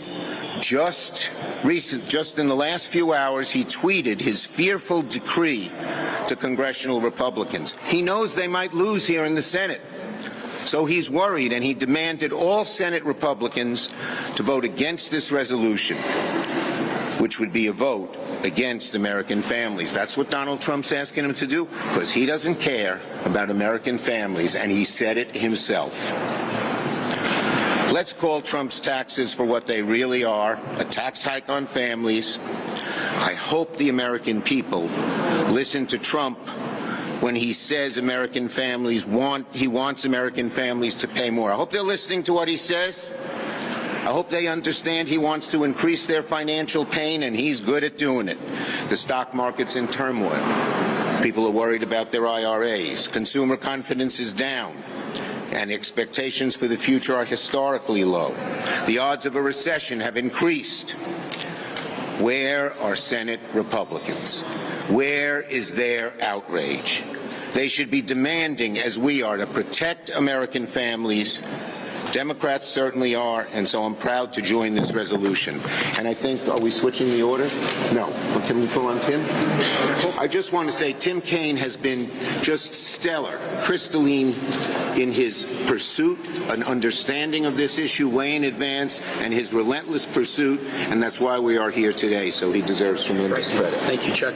Well, the reason I've been focused is I saw how bad this hurt Virginians in the Trump first term when he did tariffs on Canada, an ally. ally, and tariffs on the EU and ally had hurt Virginians badly in the prices they paid, and it especially hurt our biggest industry sector, agriculture and forestry. So this isn't a prediction about something that might happen. We've been down the road. The only thing is this is at a much greater magnitude. A massive tax cut, the largest tax increase on American consumers in American history if it goes through. And that's why I filed this. I'm really happy to have Amy as the chief co-sponsor of this, and I am happy to have a Republican co-sponsor, and Rand Paul and 2 other Republicans, Senators Collins and Murkowski, have said positive things about the bill. We got a chance on this one. We got a chance to actually win it and reject these price increases. You're going to pay more for groceries because we bring in an awful lot of agricultural products from Canada. You're going to be paying more for building supplies at a time when housing costs too much because we bring in lumber from Canada. 35% of the aluminum and steel that go into the ships and subs we build in this country come in from Canada. We already can't get one out on time and on budget. This will make it worse. 80% of the fertilizer that our farmers use contains potash that comes in from Canada. So this is going to sock everybody. And why? Why? President Trump has tried to justify it by saying that there's a fentanyl emergency in Canada. There is a fentanyl emergency, and it's Mexico and China. It's not Canada. Tulsi Gabbard came to the Intel Committee last week to do her annual delivery of the National Threat Assessment. And that threat assessment said nothing about Canada. It had a section about fentanyl and where the fentanyl problem was. It said nothing about Canada. Senator Heinrich said, I noticed you don't say anything about Canada here. And Tulsi Gabbard said, yes, because the fentanyl problem is from Mexico and China. So if it's an invented rationale, why are they doing it? They're doing it because they're looking for a pay-for the tax cut. They don't want to deficit fund the tax cut like they did in 2017. So they got to find a pay-for. And the pay-for is 2 things. All this massive cutting of the VA and firing veterans throughout the federal workforce, that's going to go into the bucket that's the pay-for. And the other thing that's going into the bucket is tariff revenue. So everyday people will be paying more for groceries and building supplies so that the Republicans can do a big tax cut benefit for the people at the top end. That's what Donald Trump wants to do. We got a chance to stop it. A lot of people have said they're concerned about tariffs. You can vote to stop them, and that's what I'm asking my colleagues to do. I'm really excited that it'll be coming up tomorrow. And with that, okay, sure. Yeah, you go ahead. I'll be real quick. I'll go clean up after Wyden. First of all, these tariffs are an economic poison that is going to work its way through our communities and hammer our families. And the reality, is it is time for Congress to get tougher on trade. There's been a debate for a number of years on this issue, but now is the time to make a strong start. And that's what Senator Kaine and Senator Warner and Senator Klobuchar are doing as the ranking Democrat on the Senate Finance Committee. I will tell you, it is high time, and you are going to see other efforts in the future. As the leader said, the reality is none of this is going to hurt Donald Trump and his billionaire pals. To tell you the truth, I think they don't mind at all if the general economy hurts, just as long as the billionaires do well. And the reality is the Trump tariffs are going to hit our families like a wrecking ball. And it is going to move across the land, and that's why we're going to pull out all the stops. Those of us who believe in a smart trade policy, which is what Senator Kaine and Senator Warner and Senator Klobuchar are talking about, we're going to pull out all the stops between now and the vote to pass this key legislation. Thank you, Leader. So, batting cleanup, number 4, the Minnesota Twins. Who hopefully will be one. So, I think what you've seen in these last few weeks, that when this administration is undermining the economy and bringing us down, when costs are going up and corruption is going up and chaos is going up, when they're undermining our national security, Democrats are on the offense. Ask Cory Booker right there. He's on the offense. He's making the case for the American people. Look at what happened last week when we find out that they threatened our national security, and the Intelligence Committee Democrats, led by Mark Warner, asked those tough questions. Look what we're doing here. We are leading in the courts with Democratic attorney generals. We are leading in Congress, and we are leading with our constituents by our side. So this tariff bill, I cannot tell you how important this is right now. In Minnesota, Canada, we can see Canada from our porch. Minnesota's trade with Canada is more than our combined trade with number 2, number 3, and number 4 below that. I just came back from a 14-county rural tour in our state. People just showed up. They weren't activists at town hall meetings, at small things in small towns, and it's devastating them because the Canadians are pitched. As Senator Warner pointed out at our earlier press conference on this, Canadian tourism from Canada to the U.S. is down by 75%. Once you undermine a market and farmers or people in Canada think, you know what, I'm going to go buy from someone else because I can't trust this trading partner. It's not just that moment, it is long lasting. In addition to the numbers that Senator Kane mentioned, overall, these tariffs beyond Canada to all the other countries result in a national sales tax on Americans. For every American family, when you look at all of them, and including Canada, $5,000 per year sales tax, increasing the cost of a new home by $20,000, increasing the cost of American-made cars by $3,000, eliminating up to 400,000 American jobs. So I thank Tim for his leadership. I thank Senator Schumer for moving this along, and Senator Wyden. We have to have this vote, and the fact that we can get some Republicans to stand up, I hope Cory Booker's showing them right now. We only need 4 of them to stand up, and we can stop this chaos. Thank you. Cleanup hitter. Yes. On the upcoming budget resolution and the next vote-a-rama, what can we expect from Democrats in terms of strategy, amendments, or otherwise? Yes, we have had many good discussions, including today, and you are going to find us focused relentlessly on what the Donald Trump, Elon Musk, and the Republican Senate and House are doing to the American people. They are taking away benefits that they desperately need. Medicaid, going after Social Security, tariffs, as we talked about, that raise their costs, and many other things, all to give tax breaks for the billionaires. The American people hate that. The American people know that we're on their side. Trump isn't, and we are unified in that approach. Yes. Would you prefer to work with Republicans on raising the debt ceiling, or do you think they should keep that in the budget resolution so they have to pass it? Well, that'll be up to them. We're having discussions on the budget resolution in our caucus. Republicans are saying that using the current policy baseline is pretty much up to the chairman. It's settled. They're suggesting that the parliamentarian doesn't even have a ruling to make here. Do you get the sense that they're trying to bypass the parliamentarian on this question? That would be going nuclear, and it shows that Republicans are so hell-bent on giving these tax breaks to the billionaires that they're willing to break any rules, norms, and things they promised they wouldn't do. Leadership. Thank you, everybody. All right, thank you. Okay. All right.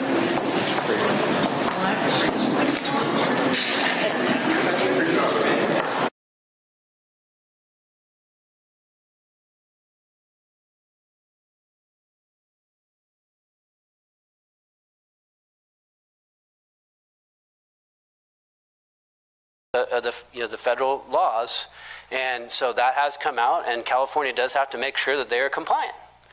And all we're saying is that means that you got to protect the integrity of girls and women's sports in California.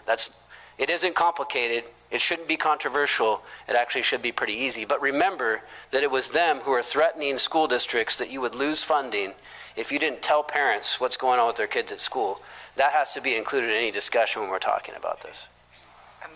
Let me just say, let's remember our history. It was the federal government that had to go into certain states to protect the rights of African Americans. And so the federal government, in our system of government, we have the U.S. Constitution, and the most important amendment to the Constitution, there's a lot of competition, the 14th Amendment. Due process, equal protection under the law. The media refuses to cover the story of our governor and our legislature, the Democrat supermajority in this legislature, wantonly and repeatedly violating the constitutional rights of the citizens of the state of California. When you have a governor who has no regard for the rule of law, no regard in this legislature for people's rights, then it's incumbent upon the federal government to take action. And the courts take time. The Newsom administration and the Democrat supermajority, they've already lost in federal court when it comes to parental notification. That is done. That is settled law. It was predicted at the very beginning. But school districts were bullied. They were threatened with state funding loss. And so the real story that needs to be told here, because I know that the Democrats are out there peddling, well, we may lose funding. We would lose funding only because of their gross negligence. We would lose funding in this state only because Democrats are willing to violate the constitutional rights of Californians to get their extreme agenda crammed down our throats. They need to be held accountable for the damages, not the federal government. The federal government should be welcomed in adhering to and supporting our constitutional rights for our girls and all parents. Okay, any other questions from the media? I'm curious if any of the next steps on this issue include a ballot initiative, since, like, for example, with Prop 36, it wasn't successful through the legislature, so groups took it to voters, and, you know, that's an option for you guys. Yeah, I mean, it could be. I mean, we've seen that in the past, obviously, and there have been groups that have talked about doing an initiative, and I think what we've seen in the polling is this is where, you know, Californians are. They do think that this policy has reached an absurdity, you know, an absurd result, and we're seeing it in real time. So I think it's a possibility. But we have something we didn't have before, the federal government. We have the Department of Education, the Department of Justice, we have the Department of Agriculture. They're all launching investigations right now. So that's more powerful, I think, right now, and they're on our side. So I think that's a lot of power, and that's something the state's not really grappling with, the severity of the consequences of their actions. They're on the side of young girls in California, and that's the really important thing. The only thing that happened today is we now have a recorded vote from last week of Democrats willing to vote to put our girls at risk and to continue a policy of unfairness to our girls. And they're the ones that would be putting us on a collision course with the federal government in the loss of funding for important educational programs. It's time that the media report the facts, the fact that the law is on the side of parents and girls. Report that. This is not a theory. This is settled law. The 14th Amendment case that was brought on parental notification. It's 50 years of Supreme Court case law. Liberal courts, moderate courts, conservative courts all upheld the rights of parents.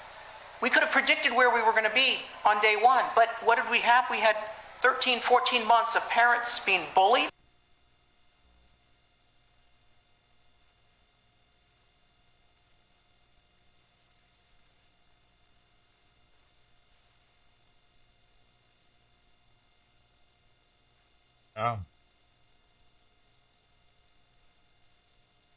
Shut it down.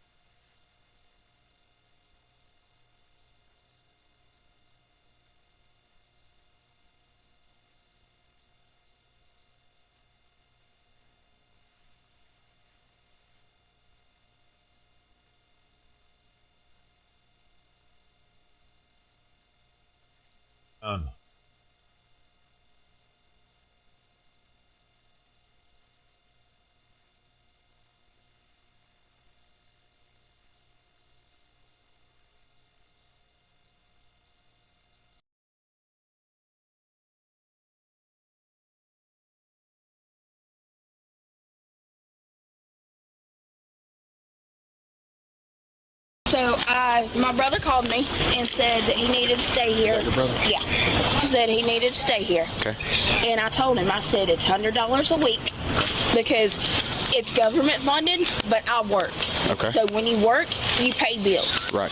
I have text messages from Carol EMT where every week or every day I get text messages what my power bill is. Okay. And me and my cousin live here besides my brother. We run, just the two of us, we usually run anywhere from 7 kilowatts because we work from 4 to 4. Okay. So we're hardly ever Holy here. And when we are here, we're knocked out. Okay. Anyway, since he's been hours. here, it has almost tripled. Okay. All the way up into the 21 kilowatt up. So I told him, I said, average it out. I said, it's roughly you adding on to about $2. And him and his boyfriend was using Xbox on my Wi-Fi. I do the APS. That's $10 a month. They now have rented up to 25. And an additional 25 to my 10. Okay. So that's 25 plus for heating my food and power. So needs I $40, said man. Because you stayed Oh, here. it's That's your 140. week. Okay. And so anyways, he said, I need to go ahead and get my stuff. So I said, no, you're not getting your stuff from my closet. I'll hold it for collateral. And when y'all give me the $140, you can come back and get it. Okay. My landlord let me park here because I have kids, but I guess I'll move since y'all not here. You ain't got to get an attitude. It's the right thing to do. Well, I'm just letting you know. Well, I'm just letting you know that there's people that need this more than you do. I don't know, maybe the people that can't walk? The people that can't walk, everybody. You having the argument with her? Everybody can walk. I'll give you a brief explanation. So I had to move over here. My sister, offered to let me stay, and then her words were when she told me that she would, help me get back on my feet. This ain't handicap. I'm fixing You're in the handicap spot right now. it. And that so she said she'd help me, and I was like, okay. So I moved over here, and my stuff is in her closet because that's the only place I can put it. We agreed that once I got a job again, that I would get stuff started. I won't have a job until tomorrow. I just got here So Friday. you're wanting to leave, and I'm wanting to leave, but she won't let me leave because apparently I have to pay money. Well, for one, the whole deal with her is with my grandparents because that's where I was supposed to be going. And since she made big deals, and then I barely eat in a few days because she won't let me eat. She won't let me do anything. I know Xbox is a stupid thing. I just have my phone. But she won't let me charge my phone half the time. I can't wash my clothes. You'll have to go see a judge and talk to a judge and sue him for $140. There's no kind of legal authority I have to make him, hey man, you got to do this. I have no legal authority on that, okay? This is a civil issue. So you legally cannot withhold his stuff from him. If it is his property, it is his property, regardless of the agreement you have between each other. Okay? All right. You understand? You get what I'm saying? We're going to let him get his stuff. That's the course of action. If it's $140 really worth that much, I understand times are tough, but it's going to cost a lot more to sit down. No, I'll do it just to prove a point. Okay. And I told her tonight it was over. I'm leaving, and now she's saying I can't leave.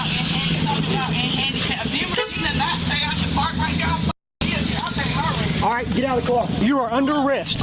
Under arrest. Disorderly conduct. Sorry, my kids No, are in the get out. house. Get out. You're under arrest. No, Please. turn around. Can I come over here? Can you call Regina and my mom? Why am I going to jail? I just got off of work. 83 dispatch. Show me 95. One female, unrelated. I'm scared to get my cousin. My Quit kids pulling in the away from me. Where they at? Can you go get my kids, Tabby, please? Why are you not inside with them? Because my cousin, I just got off of work. It's a tornado watch. I want to be home with my kids. I'm scared. I park here. I can call my landlord for you. She'll okay it. Do I not, Tabby? She's my neighbor. What's your name, dog? My name is Kenya. I'm just mad because he come up here messing with me. I don't know why y'all here. Okay, we're not here for you, right? That's not the original problem. But he came over here and I'm just Listen, watching. I get it. Listen, look at me. Look at me. All right, Kenya, look at me. Look me in my eyes when we talk, okay? I know y'all don't like me. And I don't know you, okay? The rest of them do. I don't know you from Adam. That's why I asked you your name. Like that just for being right here in the parking lot. No, you didn't. Listen. Would you listen to me? Look at me and just talk, okay? I can't, man. Yeah, you can. Listen to me. Let's go ahead and mitigate this while we're out here. Okay. All right. You guys watching her kids? Yeah. Okay. You're her cousin? Yes. What's she going to do? Let me call my mama. Yes. Go ahead. Hold on. Okay. Stay right there. Get her information, write her ticket. I got a transport on the way. You gonna write me? Really? I'm gonna cut your car off, and we're gonna go stand down there on that bumper. Can Okay? my cousin cut my car off? Cut my car off, cuz. Yeah. Roll the window up. Here. My kid. Come here. That's not right. It's okay, baby.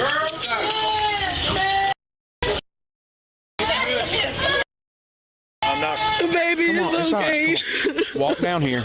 Just walk down here. Just get out of the situation. Walk down here with me. Okay? I can't go to jail. I'm gonna be there forever. I understand. Why? You on probation? Yes, I'm on probation. What you on probation I'm for? not supposed to get in no trouble. Okay, what you on probation for? My baby daddy said I hit him with my car, and I never did. But Did you? No. So you're on probation for ag assault? Yes, my lawyer just told me to plead guilty because him and his family lied Sit on once the and bumper. said they'll lie again. Sit on the bumper and listen to me. You can't keep his stuff. No, Okay. he told me. I'll Okay. just take him to court. Okay, that's it. But you need to let him get his things and get out of here, okay? I will. Okay. All right. Joey Bridges, I do, buddy. Try me. I'm getting $12,000 back in my taxes. And Hang up I'll your phone. prove a point. Hang up your phone. You're a piece of a dad. Okay, do you want to go to jail too? No. My manager told me, my landlord told me to park there. I have 3 kids. That's between you and them, okay? Listen to me. I can call her for you. It's okay. Listen to me. That's not the issue. You moved your car. That problem went away. The problem started when you start dropping F-bombs and everything He else was out in here. there because he told me I was still in the handicap, and all I said is no, the F I'm not. I looked Okay, to make that's sure. called disorderly conduct, okay? I listened to you, ma'am, what's your name? Kenya. All you did from the time I asked you, all you did from the time that I asked you to relocate your car was just say profanities. I thought it was a freedom of speech. Yeah, you can say whatever you want to, but when you get to the point when you're out here cussing and saying F-bombs and you're being mad because I asked you to move your car I out got of the message in my phone. I can show but you guess where what? my landlord told me to park there. I'm the only one in that building with 3 kids. So he told her to move her car out of the handicap spot, and she starts cussing up a storm. That's illegal. If we can kind of work things out here, she might not go to jail. She just calm down and learn a lesson. You know what I'm saying? I didn't want to take you to jail either, but guess what? This is where we're at, all because you would not hush your mouth. Can you please just give me a second chance? My kids don't need to see this. No, there's no second chance. Please, please. You got her ID? I'll do whatever for you. If I go to jail, I won't get out. Please. Oh, So- please. If I go to jail, I won't get out. Please, can you spare me one time? What's your last name, Kenya? Oh my God. Kenya, what's your last name? Please, can you not take me? Please, I'm begging you. I will kiss your foot, please. No, stand up. Please, can you help me up then? I'm not going to act up no more, okay? Where's your ID at? Is it in your car? No, I don't have one right now.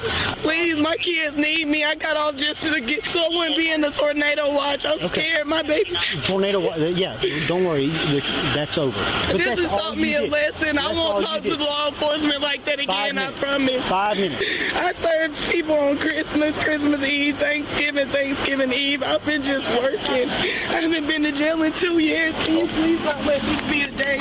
Please, can you not let this be the day? Please, can you just let God touch your heart to bless me this one Ma'am, time? I'm a saved man, and Jesus is with me everywhere I go. I know he is, but I'm saying, please, can he just spare me this one time? I'm scared. I can't Why are you breathe. scared? Because somebody just died in the jail. I don't want to go there. It's all over Facebook. Listen, are you on drugs? No. Then your chances of dying in that jail are slim to none. I shouldn't have cussed at y'all. I'm sorry, but it's a lot of hate towards the cops because none of y'all like me. I don't know you.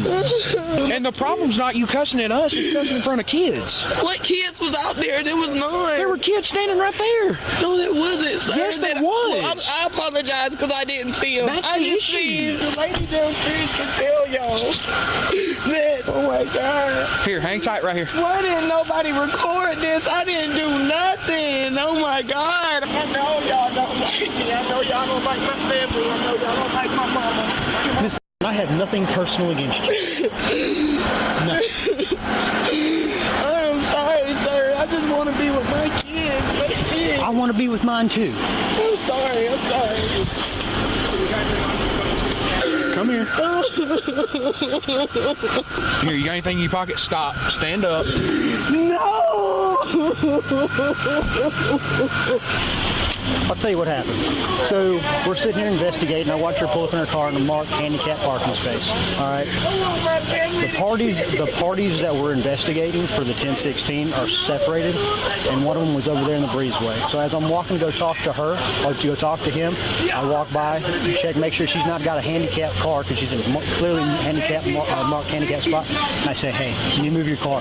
Well, she gets lippy. I get lippy back for a second. And she's like, I got permission to be here. I was like, and so I tell her, you need to move because there's probably more people that need this more than you do. That's all I said. The minute Regina. Come over here.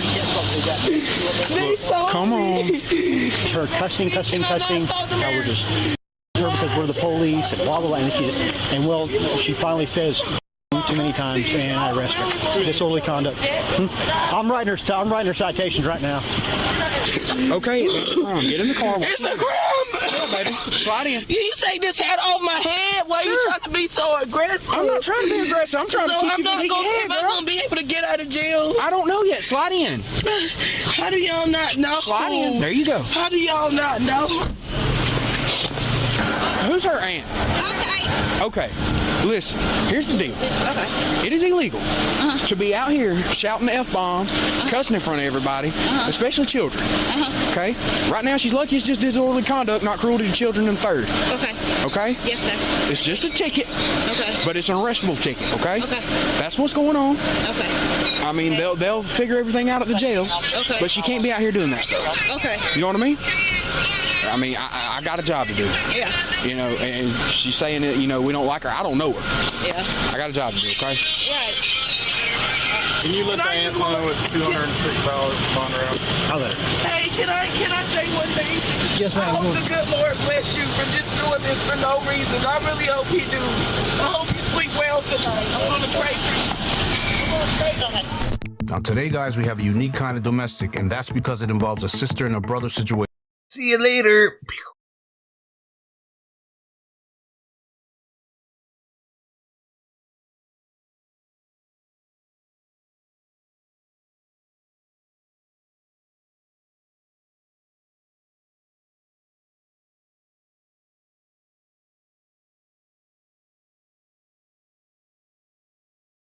And for the first time, we are hearing from the undocumented man who was arrested in an ICE operation along with his mother.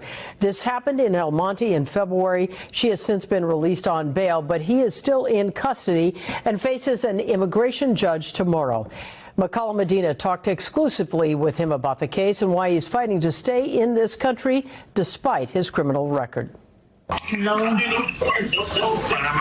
On a video call from the ICE detention facility in Alante, Jonathan Tejada Perez talking with his mother Yolanda and his fiance Christian at their home in El Monte. How you doing? Hoping to come home soon. It's been 37 days since he and his mother were arrested by ICE agents on February 24th in front of their El Monte home. ICE officials saying he was the initial target because of his criminal past with mail theft and drug paraphernalia charges considered to be nonviolent crimes. His mother was a collateral arrest even though she had a shoplifting charge from more than 20 years ago. As we were talking, the video froze and we continued to hear just the audio. I've been clean for 7 years now, and I've been, done everything correctly. I'm now done with the driver's license. I'm staying out of trouble. I mean, I don't even have a speeding ticket. I'm doing everything the correct way. And so for them to show up unexpectedly, of course, it was a shock to me. He said he was surprised to be targeted by ICE because the convictions were so long ago. The Trump administration had said they initially were targeting violent, undocumented offenders. I did go to rehab for my drug use back in the day. I spent 6 months in rehabilitation in Riverside. Since he says he's become the main breadwinner for the family, 6 and months. he was rallying around his little sister Yetzali, who had been recently diagnosed with bone cancer. His mother left work to care for her 24/7. They need me now more than ever.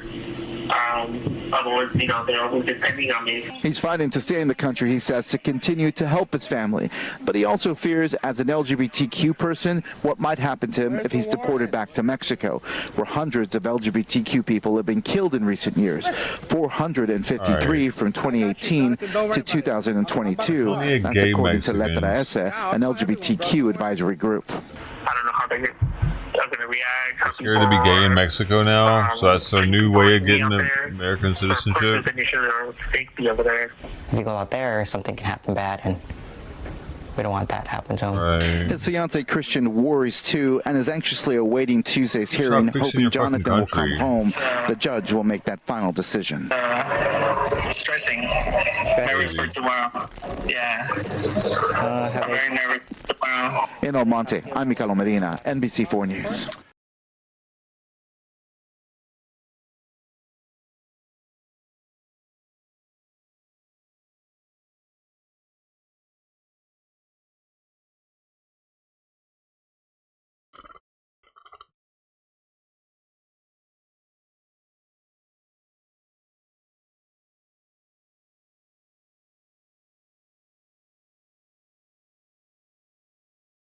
Oh, it's Putin meets with China's foreign minister.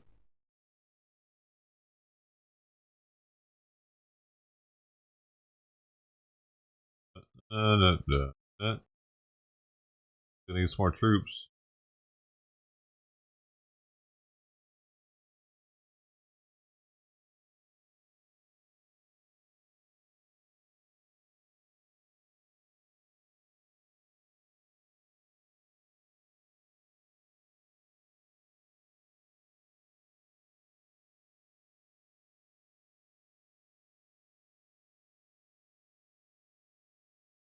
I'm in.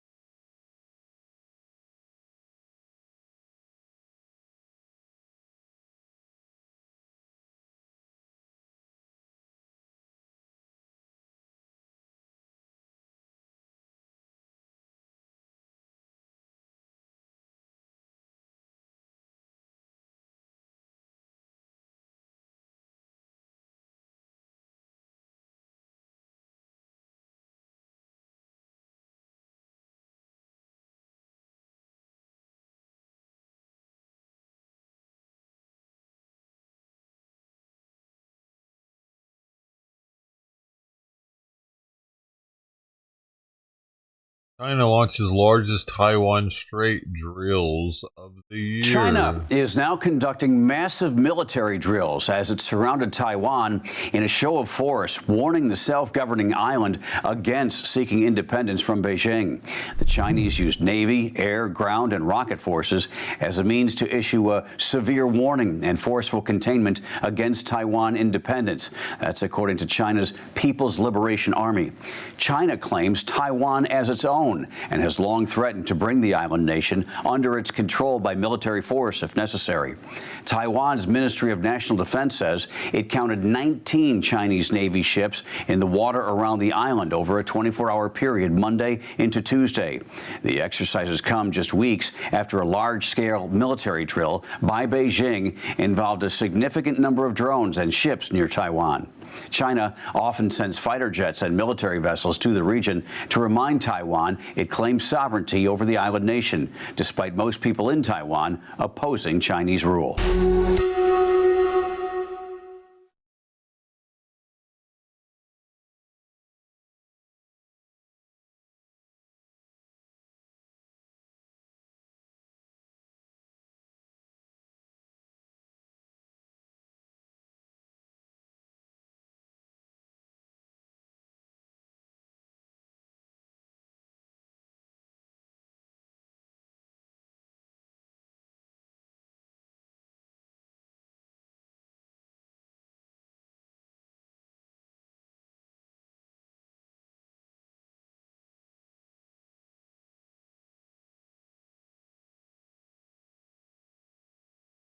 Pepe, what are you doing?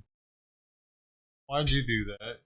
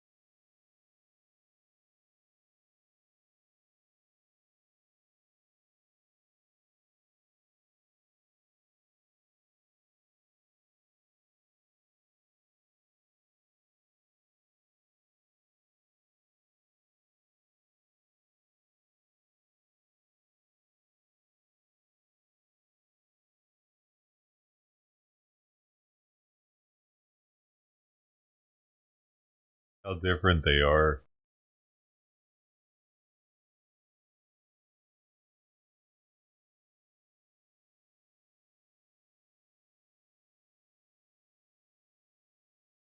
They're just spaz in comparison.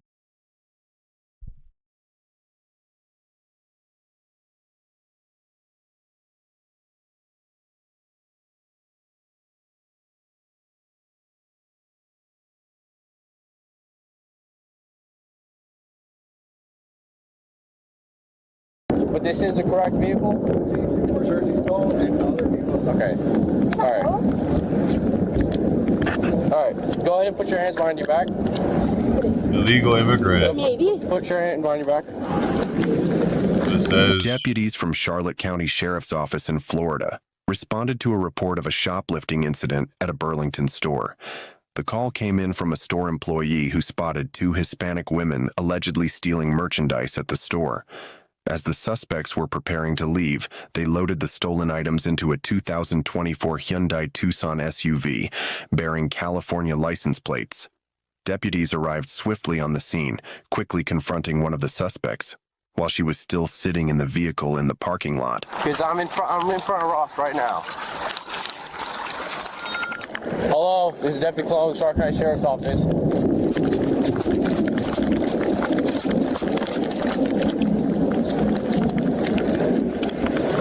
Hey, how you doing? Can I talk to you real quick? ¿Cómo? Can I talk to you real quick? Sí. All right. Are you here with someone else? Español. ¿Tú estás aquí con otra persona? No, sola. Okay, all right. ¿Tú eres de aquí? Sí, de Tampa, ¿por qué? Okay, all right. ¿Tú tienes tu ID contigo? Sí. But they just got new Spanish. No, What the ¿dónde está tu fuck? ID? Espera, antes de estar cogiendo cosas, okay. Sí. All right. ¿Por qué?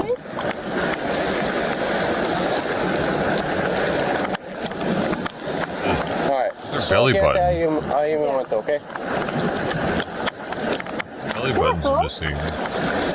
You're saying the other one's inside the store? Yeah, the other vehicle is inside the store. But this is the correct vehicle? For sure she's stolen and other vehicles. Okay. All right. All right. Go ahead and put your hands behind your back. Put your hand behind your back. Stay right here. Back to Venezuela, lady.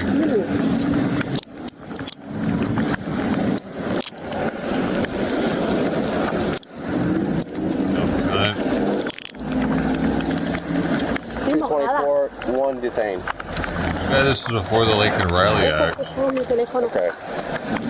¿Por qué? ¿Qué pasó? 224 cents a copy. Yeah, tell them not to come with a car so we don't see the car. All right. Stay right here. Penalties now for stealing.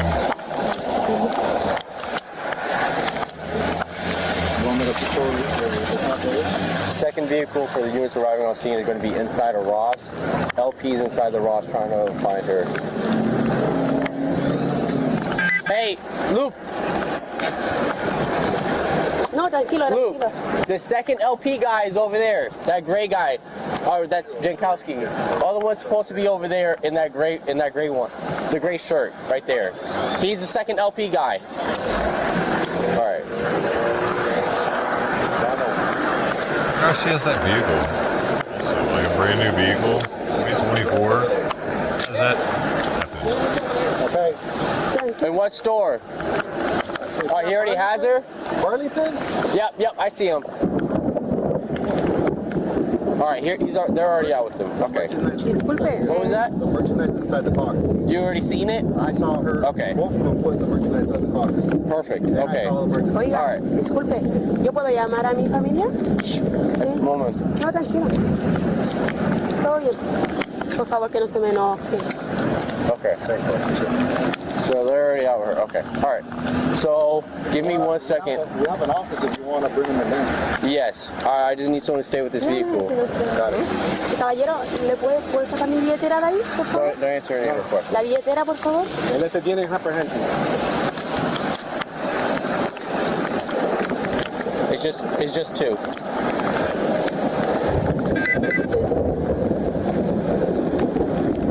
¿La billetera me la puede sacar, men?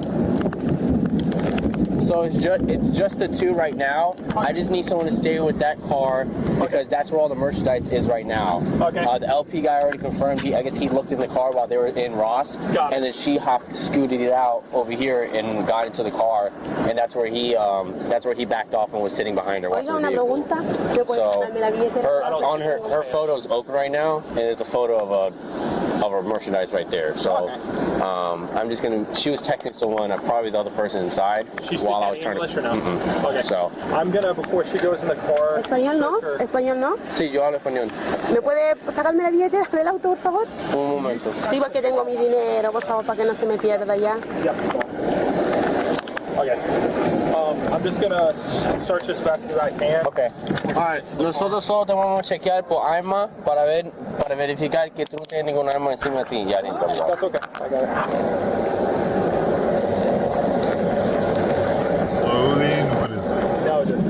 Just to confirm, only two, correct? Only two. Okay. And the other deputies with the other one? One with the white shirt. Deputy had her. And you confirmed with him that was her? Yeah, that was her. Okay. There's something here, maybe car key. Yep, looks like it here. Hey, yes, sir. We're out here. Probably gonna push that. Huh? Where is the vehicle? Right there. Okay. I'm just saying that's usually where we're. All right. Yeah, I'm sure Butch is gonna start heading over here. Hey, could someone use this to like take off anti-theft? David. Yeah. We already got both of them detained. I said we already got both of them detained. I just don't know where Mikowski is with the other one. He's by himself. I don't know where he's at. Hey, this was in her pocket. It's used to get through anti-theft devices, which there is a Florida state statute for being in being in possession of an anti-theft device or whatever. Correct. Yeah. Okay, let me just check her socks. Ow! Ow! Tell her to take off her shoes. Quita tu zapato. Ay, de verdad, no, pero no tengo nada. Y mire, me ha gastado mucho.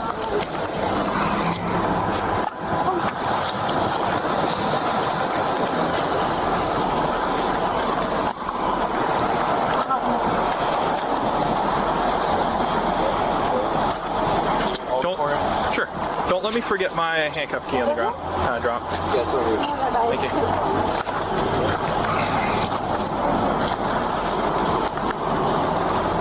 Gracias. Can we go on the passenger side with her? Yeah. You got your camera rolling?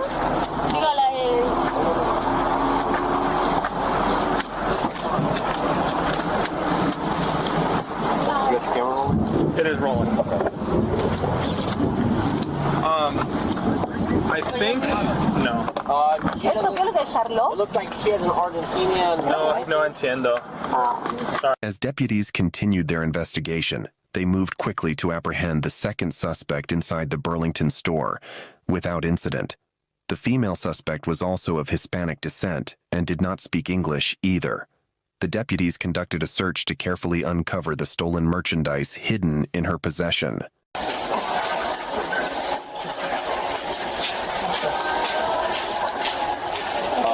Lastly, do you have a pad? Full name.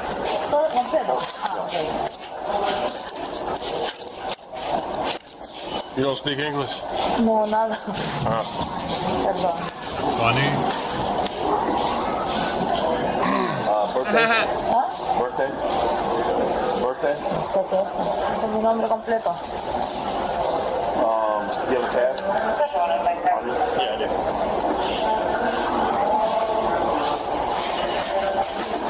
I can't imagine going to another country and just ganking a bunch of shit from a store and not even knowing how to speak the language there.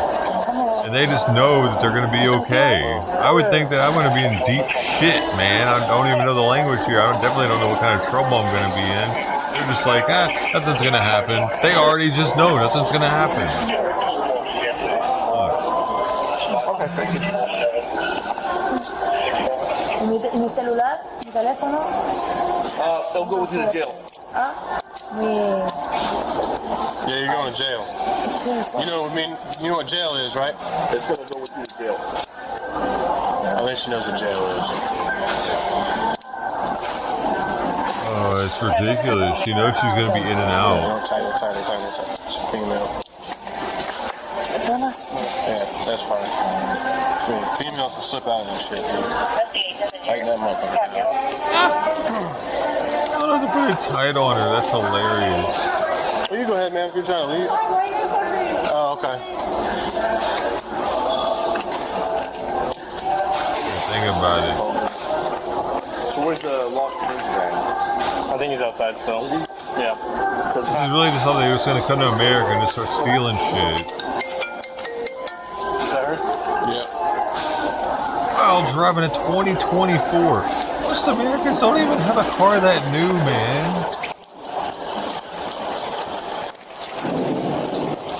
Crazy. Brand new Hyundai. This is in 2024. Get a brand new car. 229 has one custody. And they're in there shoplifting. They don't know English. And they're women. Like they could have, like they using their vagina, like used to happen back in the day. You know, you get shit like giving up some vagina every now and then. I had to buy you stuff. Isn't that what happened to that? Stay out here with those. As the investigation progressed, the deputies turned their attention to the personnel at the Burlington store. After questioning, they learned that both suspects had stolen merchandise from not only Burlington, but also from a nearby Ross store. Store employees informed the deputies that the suspects had loaded the stolen goods into a vehicle, which was parked outside the shopping mall, making it clear that their actions were part of a coordinated theft effort. Did they go in here? Or was it all next door? No, here. They stole here. That's how we. So everything in here is from Ross. Yeah. What she had is they put her in the car.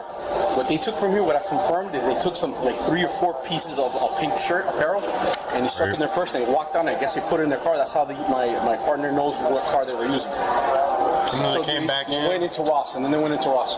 So all this stuff is from Ross. That was Ross's. Yeah. That's really fucked up. Did you? So are we at the car right now? Yeah. All your. See, that's their mistake, right there. That's really fucked. Do you see what I'm talking about? They stayed in the same shopping complex. After they hit one place, they went next door to another place. So stupid. Rest here. Okay. Sergeant. I really thought that they were. Did you see them use any tools to take the metal stuff off? So here, look, see, it's the one they have over there. Oh, good job. Yeah, she walked out. Like, if they really want to be smart about this shit, their fucking car wouldn't even have been parked in the parking lot right here. They would have had to walk to their car. They would have been outside of the cameras for that specific business or some shit. You know what I mean? Definitely not stayed in the area for a while and stealing from the store next door. That's crazy. These people, we're not getting their brightest individuals, but it's a good thing when it comes to criminals. It's better for them to be stupid. You guys work for Ross? No, we work here at Burlington. Who works for Ross? We don't have. We're gonna call Ryan. I can call Mike. Yeah, we need one of their representatives. Stupid but cowardly. We don't want stupid and brave, because that's when end up getting killed. Was stupid and cowardly, and then cowardly and so cowardly that they're unwilling to shoot somebody. You can get so stupid that you do some stupid shit like a violent act too. Press charges for that. Yeah, for sure. The 2 women, identified as Aranita and Reyes, were taken to the Charlotte County Sheriff's Office for interviews, where both women fully confessed to the thefts. Detectives learned that Aranita and Reyes had traveled from California to Florida, hitting multiple cities across the state, including Jacksonville, Tampa, Orlando, and Miami. It was also determined that both women are living in the country illegally. They were both held in custody at the Charlotte County Jail, and U.S. Customs and Border Protection was notified about their status. After towing the vehicle to an impound lot, deputies obtained a search warrant and searched the car, where they reportedly found over $6,000 worth of merchandise from several retail stores. Probably took like among the items were large amounts of clothing with tags from Marshalls and Ross, all visible in plain view. Deputies also discovered tools commonly used to remove anti-theft devices, further linking the suspects to the crime. The total stolen goods included $417.77 from Burlington, $2,703.86 from Marshall's, and $3,134.32 from Ross, bringing the total to a staggering $6,255.95. Staggering. Thanks for watching. And remember to ain't shit though. Actually, really, if for as much effort that they probably had to put into that and the risk that they had to put into that, each score was probably maybe, I'm thinking 500. They probably had to do that shit like 30 times, 30 different stores. But those type of people, they're like getting off on it. Rush of getting away with it. I think it becomes like an addiction. They're not even doing it for the money at that point. They're just doing it because they're getting away with and getting free shit and getting away with it. Yeah. Because it was all with Tad. What were they doing with it? They were just holding on to it. Were they going to try to sell it eventually? And that's even more work. It's like I don't know. One thing where you're just yanking some shit to have it for yourself, but when you're yanking some shit to sell it, it's actually a pain in the ass, dude, because you have to find a buyer. Sure, you can do eBay, stuff like that nowadays. That's a lot easier.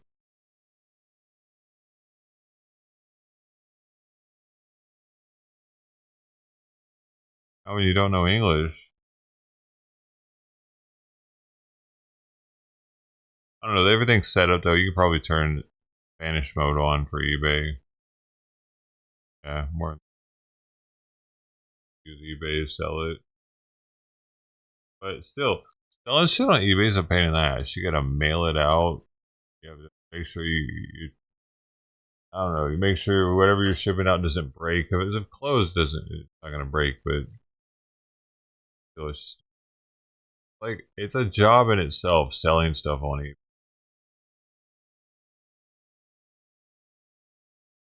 I'm not sure if you can do it if you're an illegal. You might have to have a social security number.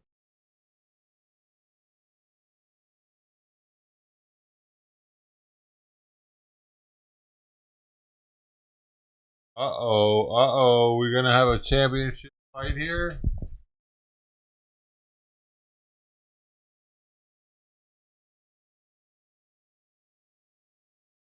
That vagina doesn't it? And he was all up in her butt right there.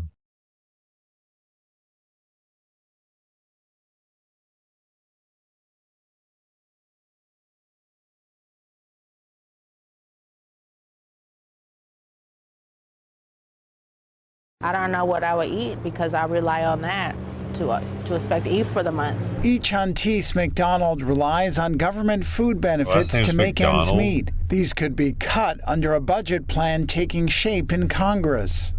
That would hurt my pocket. I wouldn't know what to do. I mean, there's other programs that offer you food boxes and stuff, but it's not the food that you want to eat. You can use your food stamp card and go anywhere that accepts EBT. Yeah, dude. God damn it. See what I'm saying, dude?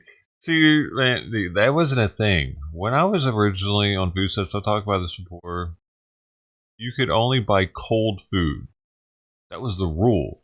So you could go to the grocery store and get chicken. Like, say the grocery store made chicken, rotisserie chicken or something. You could get the rotisserie chicken, but it couldn't be hot. At the time, it seemed ridiculous. It's like, I could only get like the deli sandwiches, but I couldn't get like the meatloaf. You know what I mean? Like, what the fuck, man? It was some bullshit. And that was kind of bullshit. It was a grocery store. And I would have understood if they just let us start buying the warm stuff at the grocery store. But this shit, the shit that you can see behind her, she can go to like any fast food joint and get food. Talking about, it reminds me of the people in Gaza that were bitching about getting MREs. Like, this ain't the food I want. Or the immigrants that come in here not eating the food that we give them, and because it wasn't tacos or some shit. Or the Roosevelt Hotel, they were buying food from their compadres out on the corner rather than the food that was being given to them. Same bullshit, man. It's like, look at this. This is probably like the soda thing, what they're trying to do, but she probably gets a lot of soda with her food stamps. Yeah, sure, it's calories, but I mean, look at her, dude. This is going to end up being a tax on a liability on our healthcare system in probably a couple decades, if it isn't already. She's got a weird skin problem going on already. Like, this for sure ain't her hair. So don't tell them what's going on underneath this hat. I mean, like, what the fuck? No, you don't need to be eating this food, lady. And they'll take it. The Central California resident is one of nearly 42 million Americans who received assistance paid through the federal government's Supplementary Nutrition Assistance Program, or SNAP, last year. That and Medicaid, the federal health plan, which provides coverage to 72 million low-income and disabled people, could be slashed as part of a Republican plan to significantly reduce spending. Those proposed cuts will likely fall heavily. Because, sure, yeah, it allows them to be able to get a hot meal whenever, anytime they want, but it wastes their food stamps like crazy, dude. Because, like, for me, when I would go get, like, a deli sandwich, I wouldn't be trying to blow my money on the most expensive deli sandwich they had at the grocery store. I mean, I'd be trying to find something that would fill me up real fast. If you're going to a fast food place, you know, places are expensive now, man. $15 for a value meal out here, something like that. I don't even go anymore. I just do In-N-Out every now and then. I just get the burger and fries. And In-N-Out's still one of the most reasonably priced fast food places.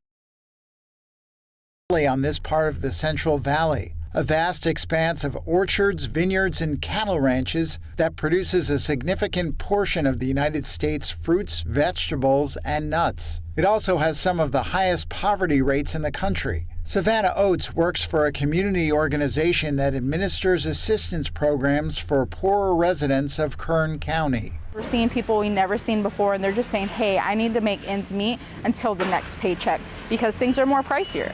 Medicaid cuts could also affect health care delivered through the school system, including childhood immunization programs.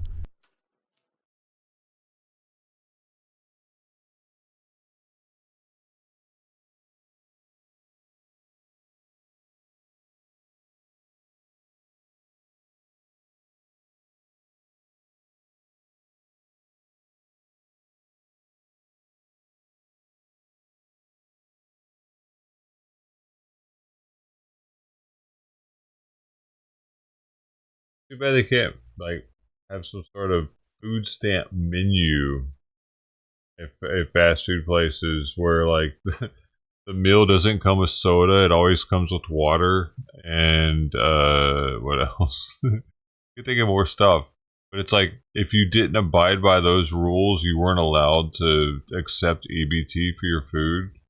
You had to have an EBT friendly menu. They're not allowed certain things. It'd be hilarious.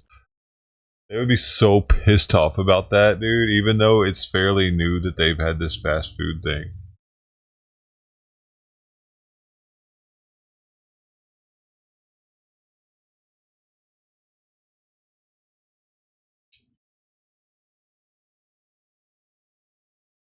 I mean, we still got 3.5 more years of crazy changes, so there's no telling what'll change with that.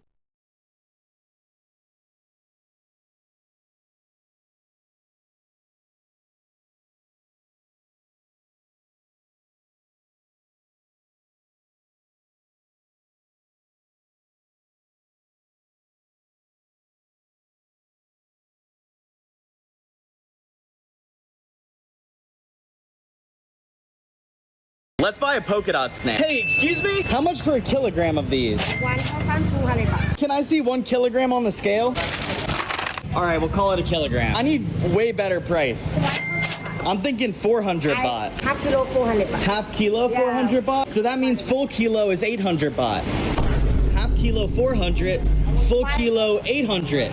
Right? That's it. It's just math. Full kilo, 650. What can you do? What do you mean 900? We're already at 800. I feel like I'm getting hustled right now. Yeah. We are back at the pad. You know, these are pretty expensive for a bunch of snails. You only need like 3 inches of water in your pot. Salt your water heavily. This is gonna make it so that your seafood keeps its seafoody taste. I really like this 2-piece steam set. It makes it really easy. Let that steam for like 10 minutes. Moment of truth. Let's see how they came out. This is what they're looking like now that they're fully cooked. Take your toothpick, stab snail, extract snail. Wow. It's a very savory flavor, also super chewy, with a hint of sweetness. It's really good. Let's buy a polka dot snail. Hey, excuse me? How much for a kilogram of these? 1,200 baht. Can I see 1 kilogram on the scale? Snails. Snails have balls. Side of them. Extract them if you want to get the full effect.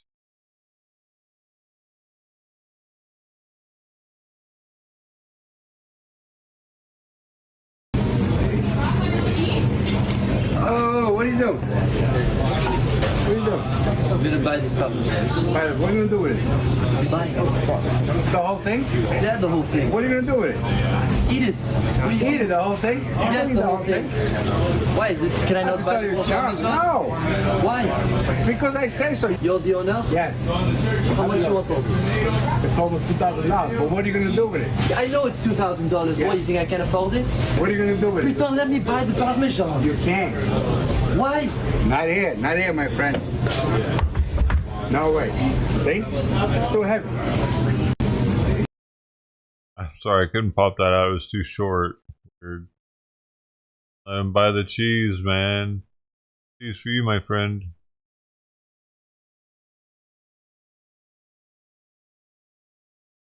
Bondi orders the death penalty in the Mangione case. Uh-oh.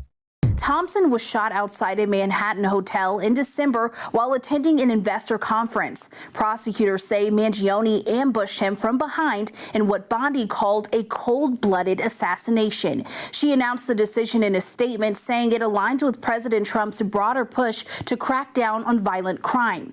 It's the first time the Justice Department has pursued capital punishment since Trump lifted the federal execution moratorium after returning to office. It's also Bondi's first such directive since becoming Attorney General in February. Mangione, a 26-year-old Ivy League graduate, faces both state and federal charges. Prosecutors say the state case, where the death penalty is not an option, will proceed first. Mangione pleaded not guilty to the state charges, but has not yet entered a plea in federal court. Authorities arrested Mangione after a 5-day manhunt ending in Pennsylvania. Police say they recovered a 9mm handgun, a fake ID, and a notebook containing anti-insurance rhetoric. Prosecutors cite journal entries in which Mangione reportedly wrote about targeting a health insurance executive, alleging he planned the killing. Thompson was a husband and father of 2. He joined United Healthcare Group in 2004 and held several top leadership roles during his career. The case comes amid the Trump administration's renewed use of federal executions. 13 were carried out during his first term, more than any modern U.S. president. Mangione's case could become the first federal death penalty trial of Trump's second term. For more of our unbiased, straight fact reporting, download the Shadow News app today or log on to san.com.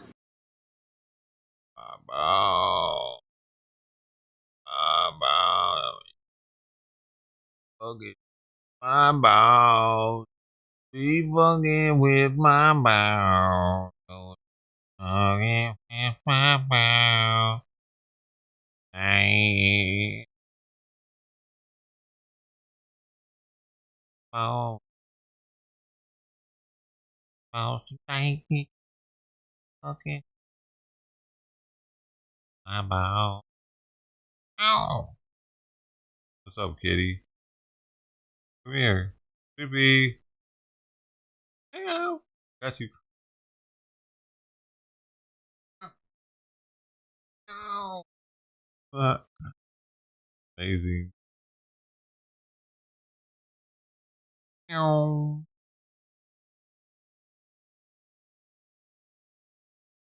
Pepe.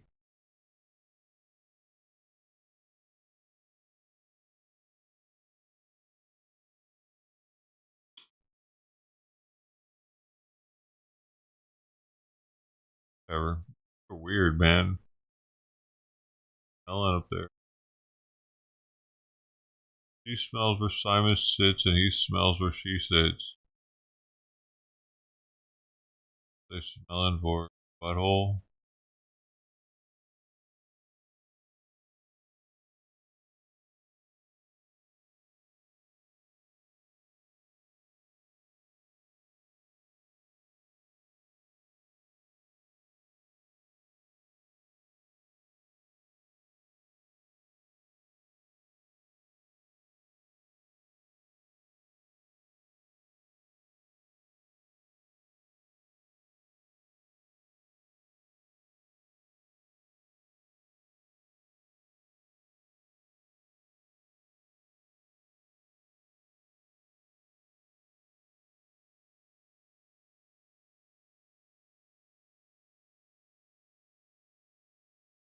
Is demand.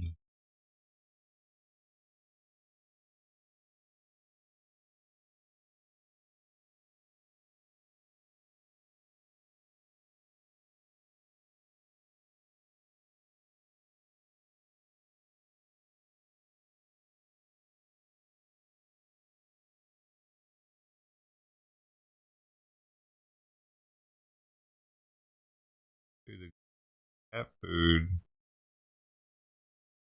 Interesting that Dom didn't come back.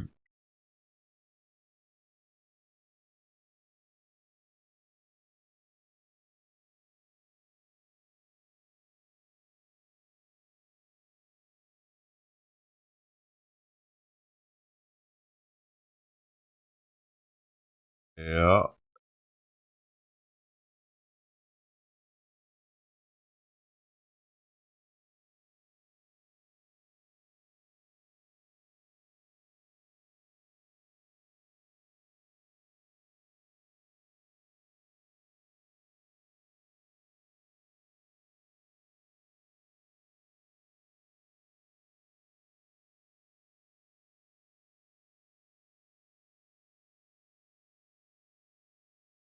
Da, da, da, da, da.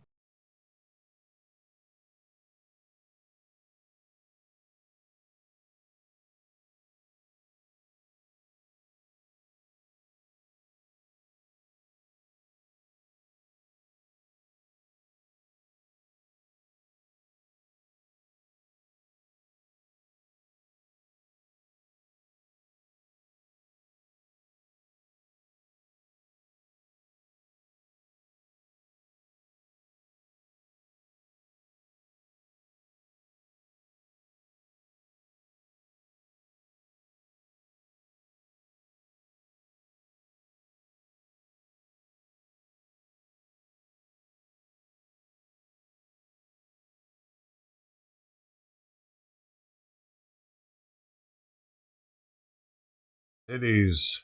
Hey, you want to see some titties? Here you go.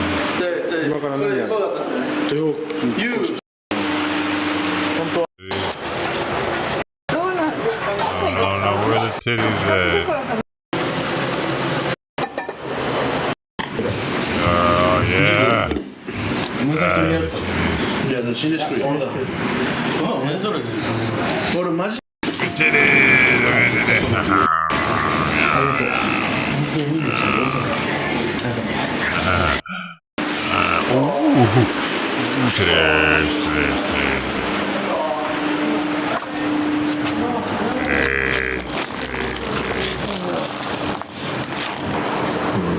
Titties everywhere. Little titties.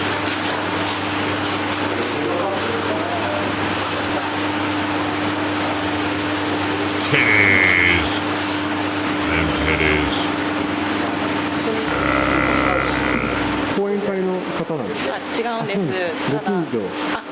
How come nobody is appreciating the titties like me?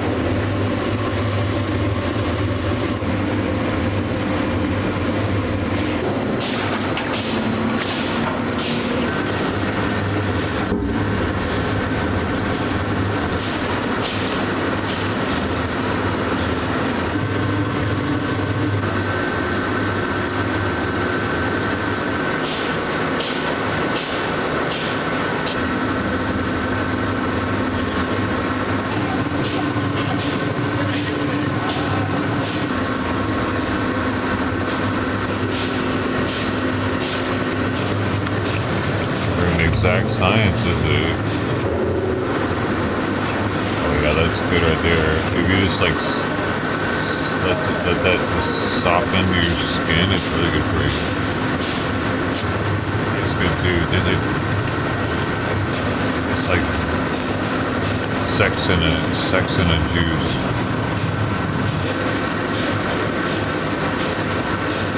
We added the sour powder to it. That's what makes it a little tart.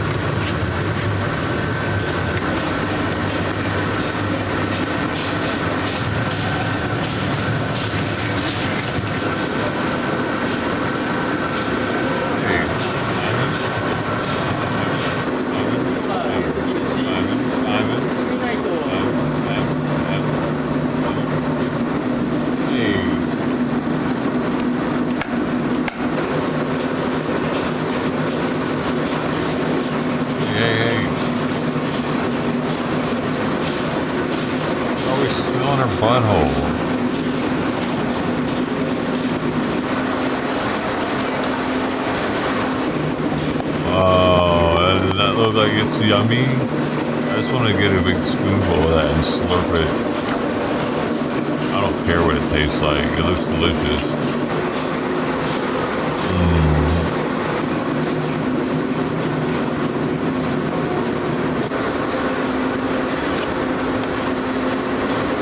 Wow, those are crayon. That's crayon.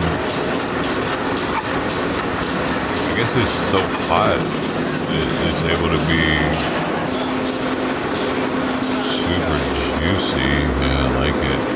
I like it like that. I don't want them to make them the crayon. Just give me that in a jar. You can play with it.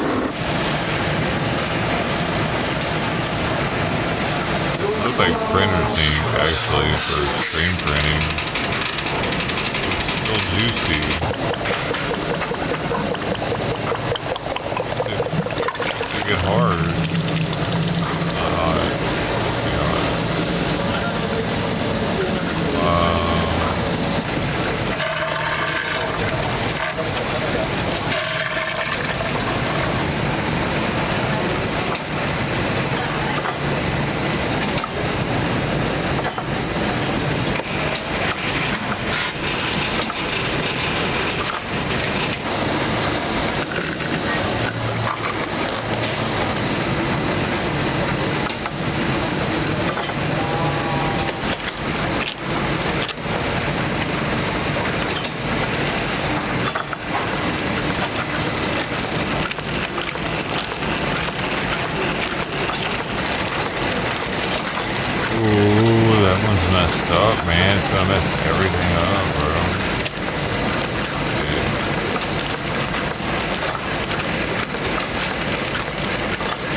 Amazing how they made machines to do everything automatically.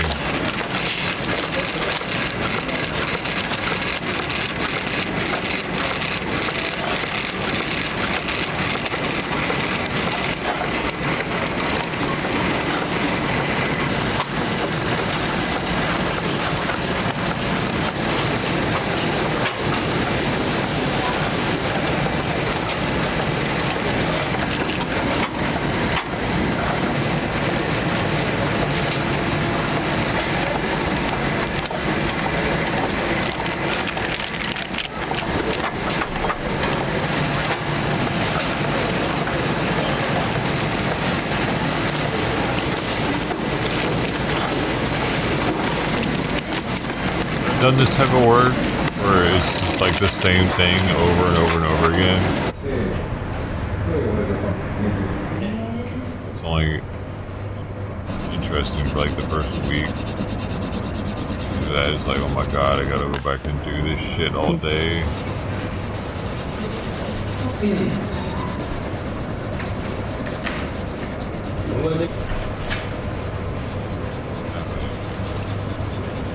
Oh, these are like oil pastels, not regular crayons.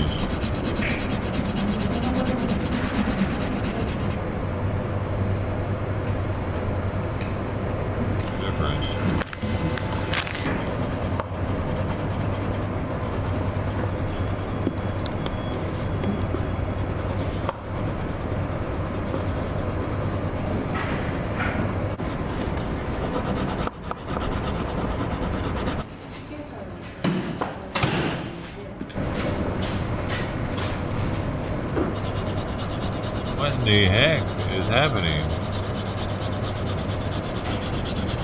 Oh. Let's see. I'm gonna make sure that the variation.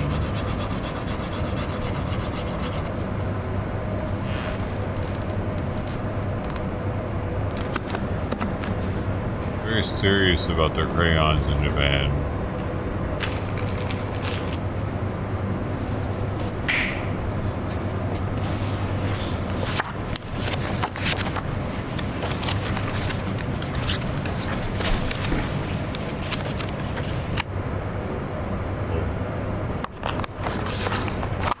Not for kids though, are they? That's serious about it.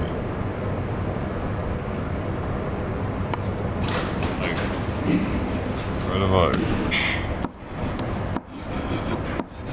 They did used to like getting a nice oil pastel set though, like one of the big ones that had like colors.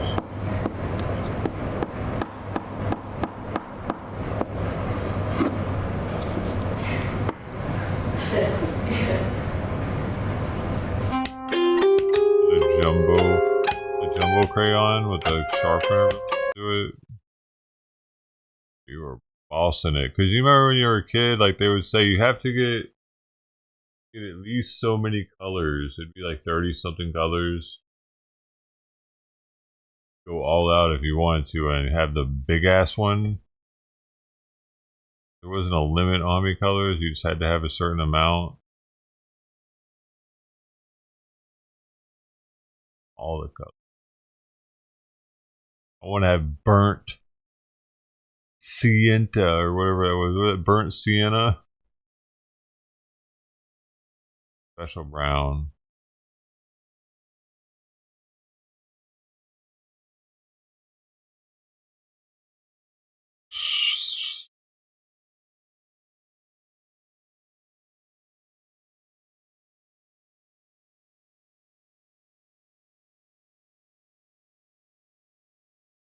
On another note, at our southern border, there is more massive news.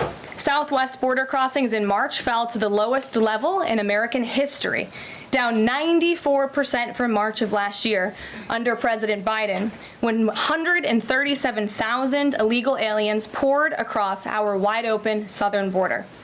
Thanks to President Trump's leadership, Border Patrol agents are now back to doing the jobs they signed up for, securing the border, rather than serving as travel agents for illegal aliens.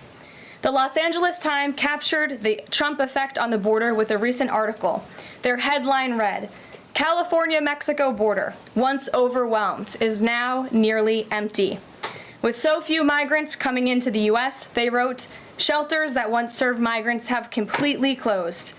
Deportations of illegal aliens who threaten the safety of the American people are also continuing at a rapid pace. Over the weekend, the United States military transferred a group of 17 violent criminals from the Tren de Aragua and MS-13 terrorist organizations to El Salvador. And an illegal alien who was released by the Biden administration into our country was just arrested in Georgia and charged with the horrific killing of Camelia Williams, a mother of 5 and grandmother. The suspect has now been indicted on charges of malice murder, felony murder, aggravated assault, rape, aggravated sexual battery, and necrophilia, which, for those who don't know, necrophilia is a sexual obsession with a corpse. This suspect was ordered to be removed in July 2023, but the Biden administration allowed him to stay. This case represents the ruthless murderers, rapists, and pedophiles who Joe Biden and Democrats let into our country over the past 4 years through our southern border. They should have never been here in the first place. Keep this in mind the next time you see Democrats protesting future illegal alien removals from our country. President Trump is focused on fulfilling his greatest obligation, to keep the American people safe and to defend our country from violent invaders. I'm Steve Doocy. I'm Brian Kilmeade. And I'm Ainsley Earhart. And click here to subscribe to the Fox News YouTube page to catch our hottest interviews and most compelling analysis.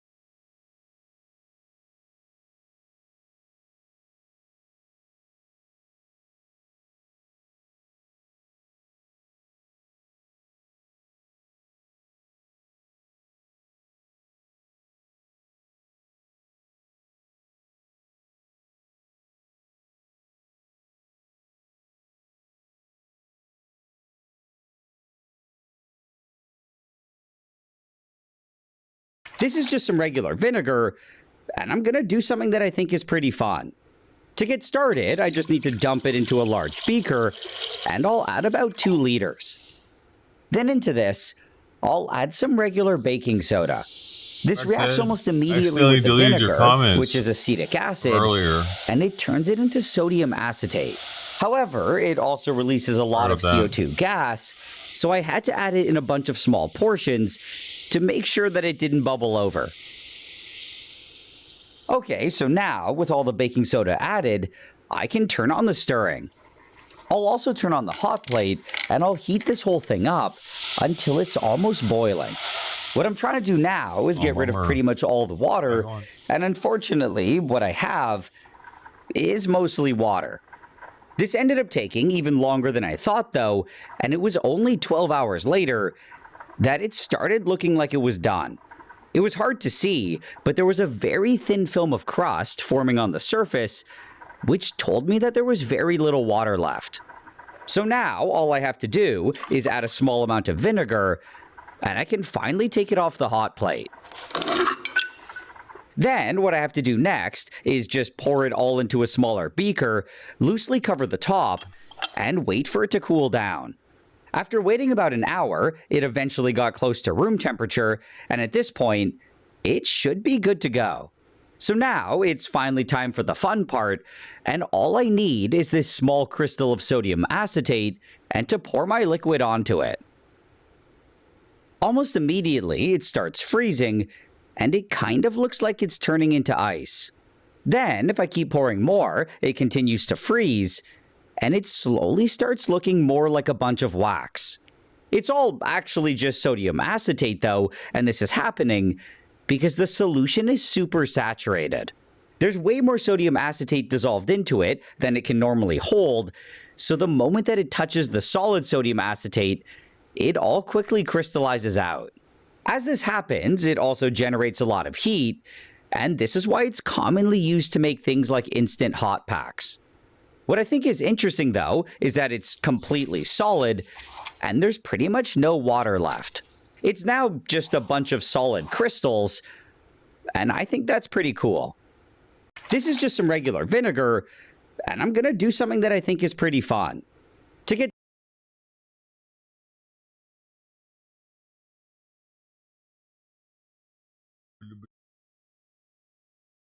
I don't know what just happened. Camera went out for a second.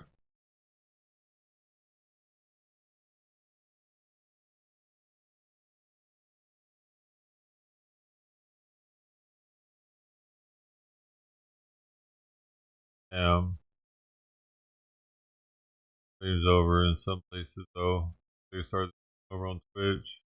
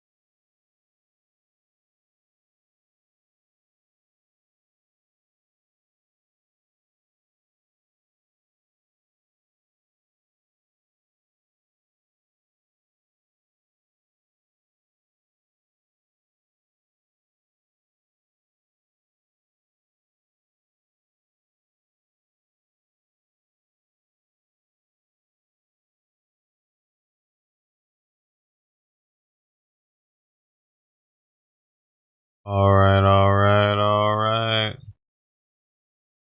All right.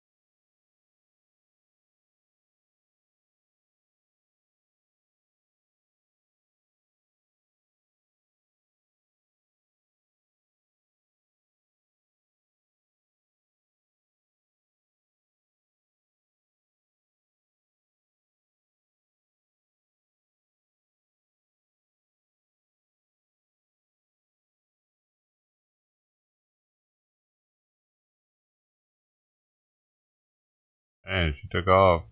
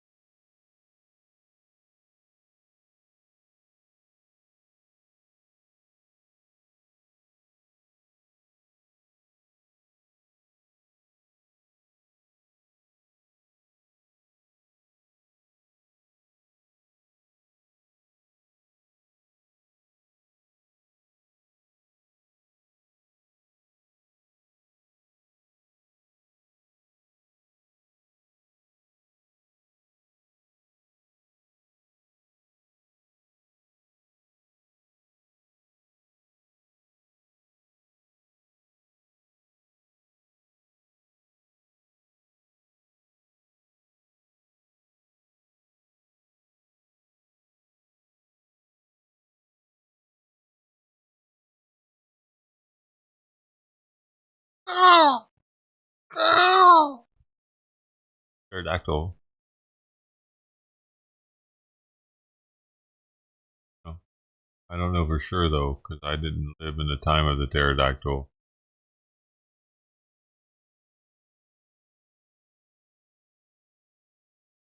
Not.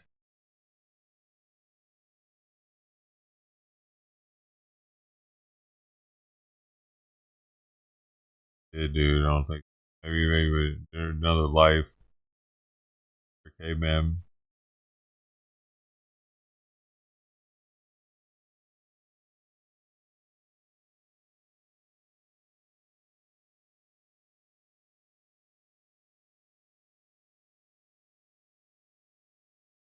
Huh? I believe it.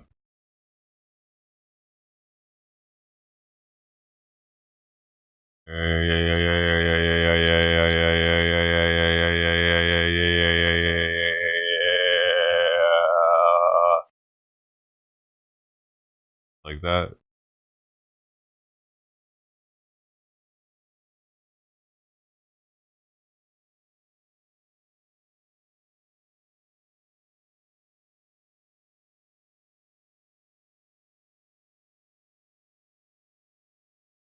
That.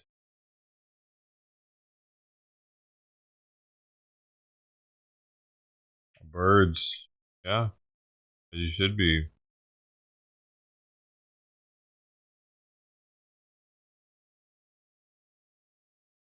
Regardless.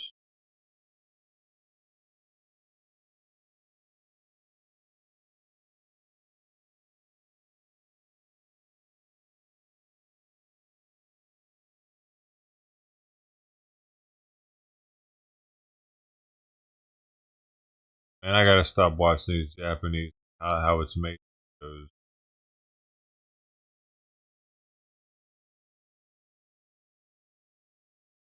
Oh man, what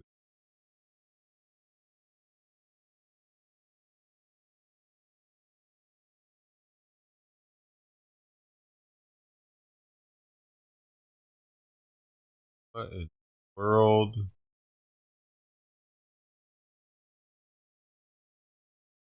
What in the world?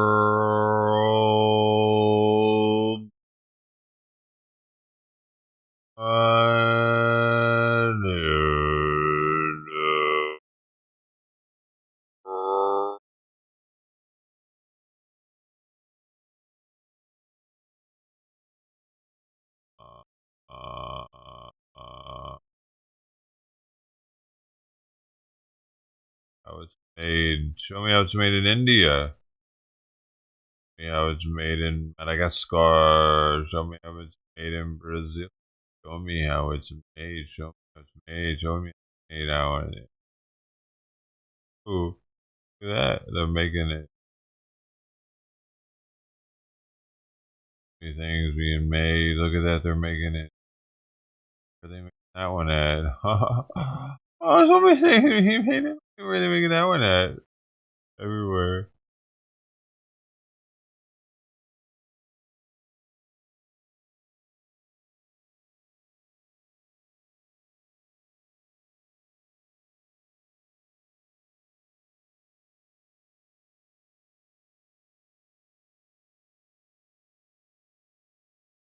Is Taco Tuesday there?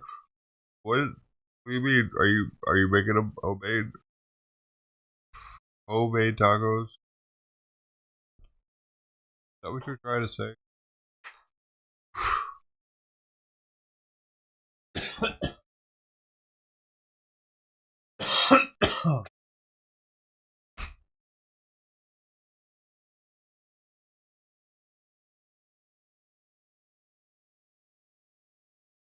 Damn it.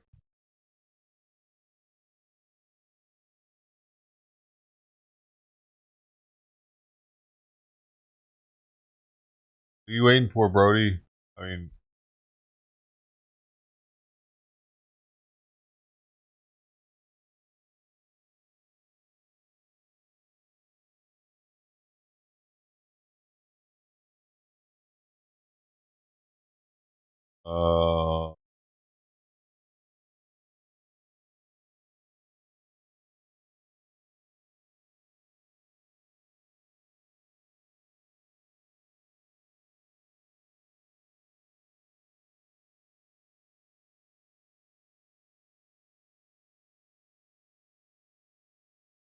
time to go back, dude.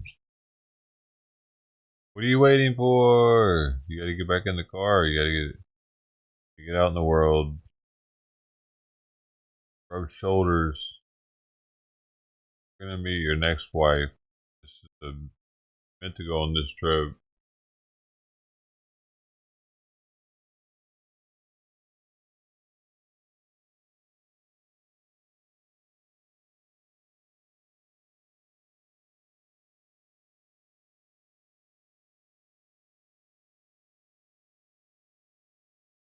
The old people. Yeah. She's gonna be your sugar mama.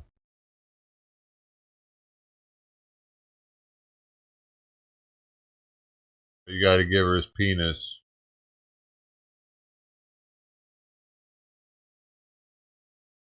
Cuddles.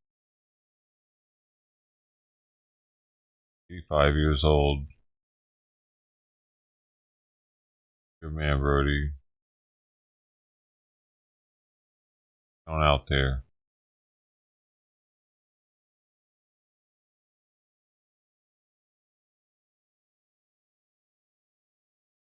And it wouldn't be the same without you.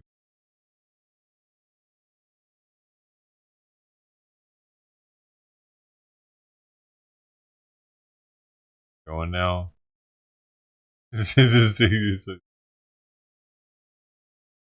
So, I gotta find you a gilf. Why are you going to a senior citizen grocery store anyway?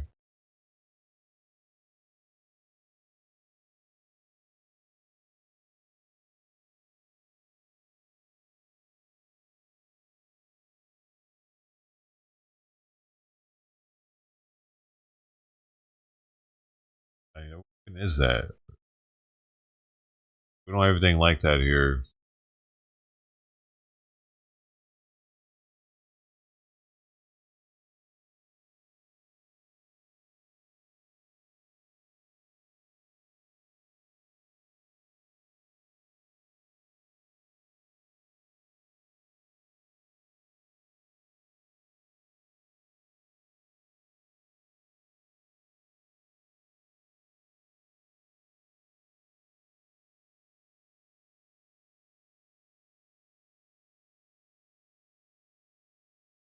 Dude, you are making excuses.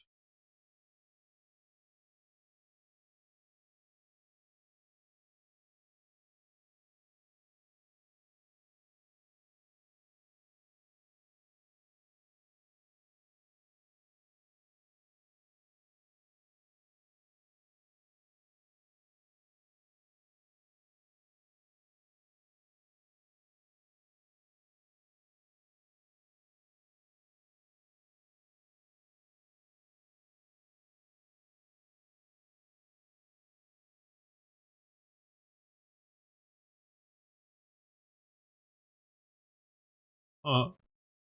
It's cool. This guy made a contraption. This guy made a contraption for Chipotle, it seems. them to use. This is a Chipotle bowl. This is the lid. And this is a little invention I like to call guac lock. All you have to do is line it up over the lid, push down, and guac lock will automatically crimp the lid onto the bowl. And to prove that the lid is actually on correctly, I'm going to perform the upside down test. Who would have thought that holding a fully loaded, massive Chipotle bowl by the bottom is actually kinda hard? Anyways, enough of all that. Let's go test this out in a real world scenario with actual employees and see what they think about it. I want to get Chipotle employees' opinions on it. So you line it up and then you just squeeze. You're gonna take your fingers and just squeeze. The reason she's squeezing instead of using the handles is I discovered a small design flaw, but more on that later.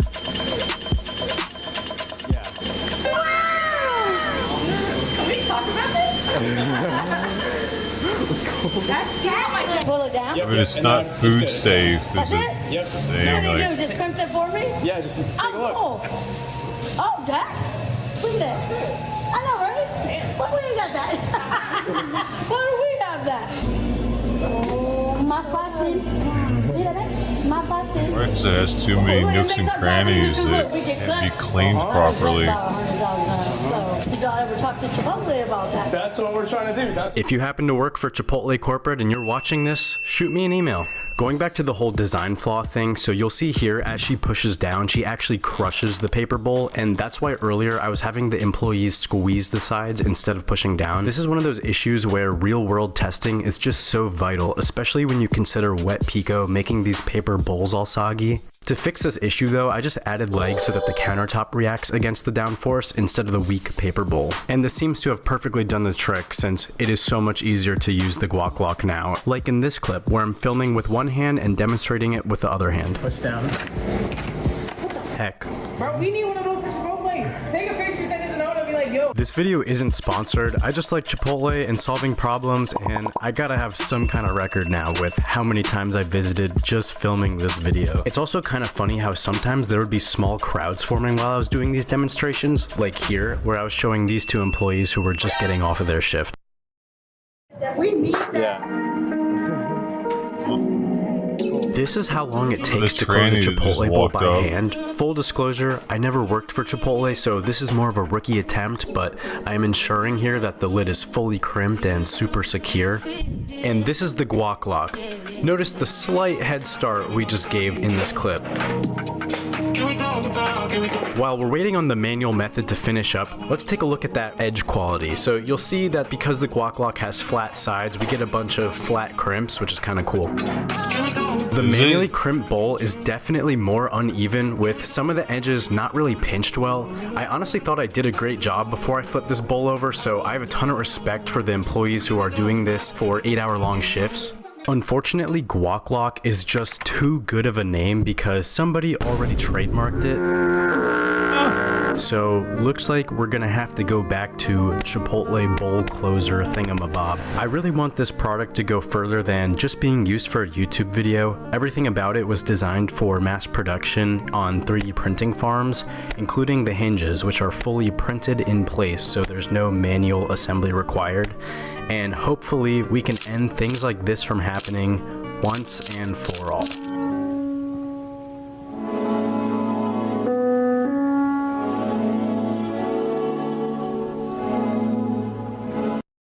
Pretty neat though.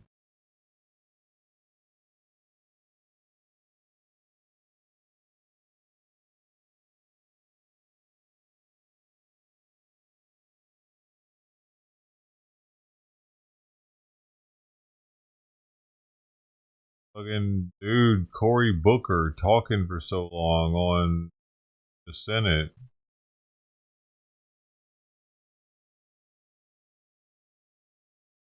Oh.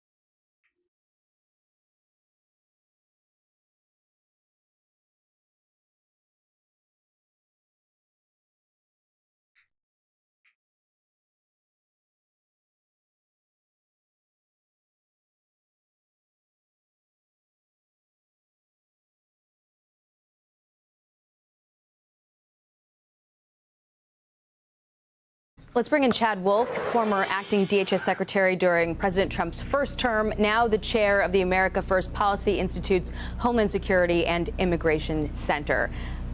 Chad, thank you for being here. Your reaction just off the top to that report from Alexis just now. Well, look, I think this is a really important development. The Trump administration, including AG Bondi, Director Patel, and others, have made going after these types of individuals a priority. And the president has designated MS-13, along with TDA and others, as terrorist organizations. And so they're going after terrorists that are here in the homeland, and in this case, an individual just less than an hour away from the nation's capital. So they're doing exactly what President Trump said he was going to do prior to the election. And I think the American people like to see progress, like to see individuals like this taken down, so that they know that they are operating in safe communities again.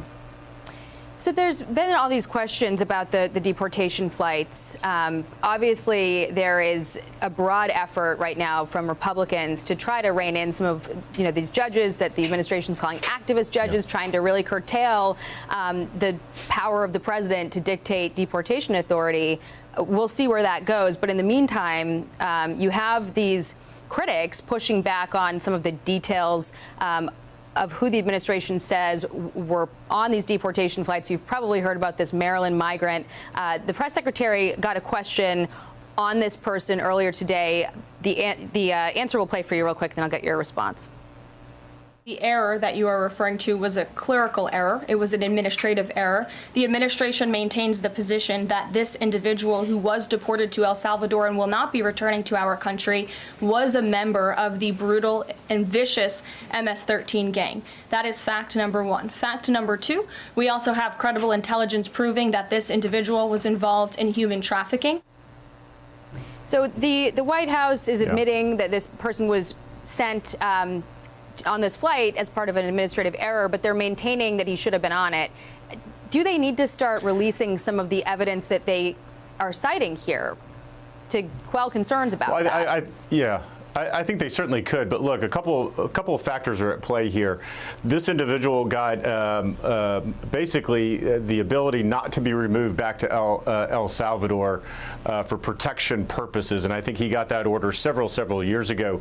In the absence of that, though, what the administration is saying is not only does he have ties to MS-13, but he actually has a final order of removal, which is to say the United States can remove this individual. They just simply can't remove him back to El Salvador. So as the press secretary said, there was an error in removing him to El Salvador, but he is a final order of removal. He has no legal right to be in the United States, and if he is linked to MS-13, he should be removed from the United States without a doubt.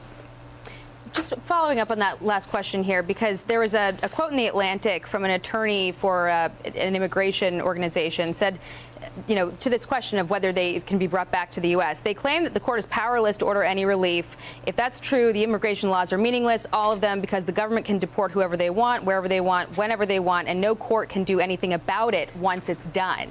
What's your response to that? Is there anything to that?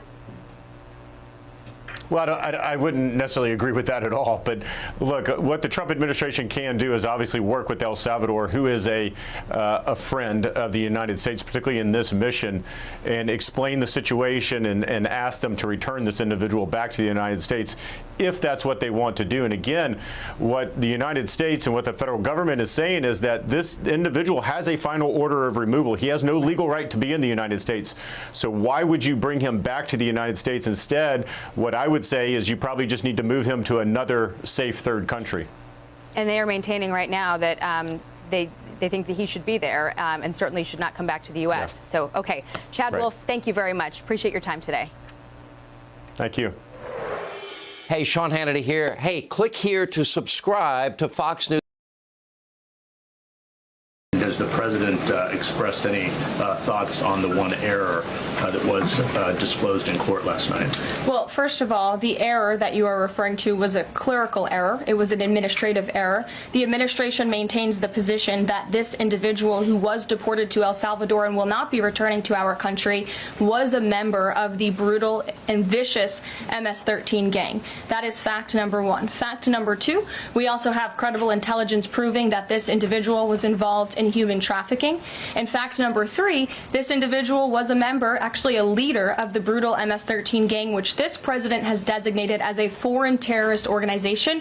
Fact number 4 is that foreign terrorists do not have legal protections in the United States of America anymore, and it is within the president's executive authority and power to deport these heinous individuals from American communities. It is a promise he campaigned on. It is a promise he is keeping, and every single person in this room should be grateful for that, considering especially MS-13 is very prevalent and prominent here in the District of Columbia, in Maryland, and in Virginia, and the president, the attorney general, everyone who has been involved in these operations is focused on eradicating these criminals and terrorists from our communities. The Vice President said he was a convicted member of MS-13. What evidence is there to back that up?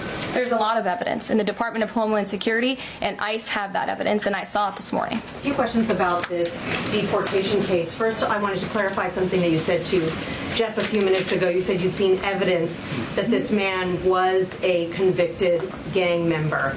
In what court was he convicted, and for what? This individual was an MS-13 ringleader. This individual was also engaged in human trafficking. And I'm glad you brought up this point again, because I would like to point out that if you just saw the headline from the insane, failing Atlantic magazine this morning, you would think this individual was Father of the Year, living in Maryland, living a peaceful life, when that couldn't be further from the truth. But a judge ordered that he should remain in this country. So are you saying that it is okay to ignore a judge's ruling if you don't like it? Who does that judge work for? He's an immigration. It was an immigration judge who works for the Department of Justice at the direction of the Attorney General of the United States, whose name is Pam Bondi, who has committed to eradicating MS-13 from our nation's interior. And let me tell you why we've made this commitment. MS-13, may I remind each and every one of you, is a brutal and vicious gang. They raped and strangled a 20-year-old autistic woman to death in Maryland. They hacked 4 people to death with machetes in a park on Long Island. They have kidnapped, sexually tortured, and shot a teenage girl in Texas after she insulted them, allegedly. Killed and mutilated a 17-year-old girl in Virginia, stabbing him 16 times and cutting off his hands. They beheaded and cut out the heart of a man in Washington, D.C. They raped and murdered a 13-year-old girl in California. They sex trafficked a slew of young girls, including one who was just 12 years old. Raped an 11-year-old girl in Brooklyn while her brother was in the room. Sex trafficked a 13-year-old in Maryland and Virginia, miles away from this White House, even beating her 26 times on her backside with a baseball bat. Pressured homeless New Yorkers to undergo unnecessary surgeries such as spinal fusion in order to bolster their fraudulent lawsuits. These are vicious criminals. This is a vicious gang. Weird. And I wish that the media would spend just a second of the same time you have spent trying to litigate each and every individual of this gang who has been deported from our country as the innocent Americans whose lives have been lost at the hands of these brutal criminals. We maintain our position, and very strongly so. That shit.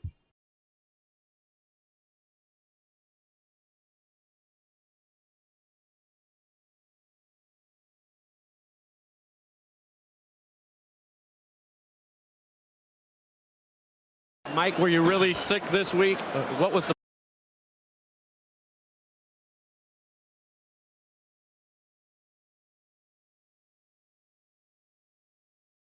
best moments in sports history? Mike, were you really sick this week? What was the problem? I broke my back. What do you mean by that? My back is broken. What, a vertebrae or what portion? Spinal. You did that in sparring? No, I did it on a motorcycle accident. The doctor discovered I was doing my sit-ups 2,500 a day with my 20-pound weight, and one day I couldn't move anymore. And I asked the doctor, what's wrong? And he said, believe it or not, it's wearing your back is broken slightly. Spinal. Somebody talk about a broken back. I always think about him saying spinal.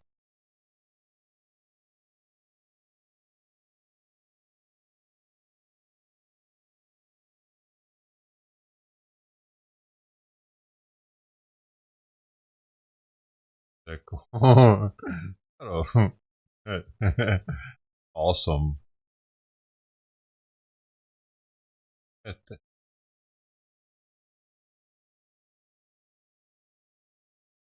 Over the last fight, yeah. That was bullshit. He was just doing it to try to pop off boxing. Like, I think he could have taken Paul.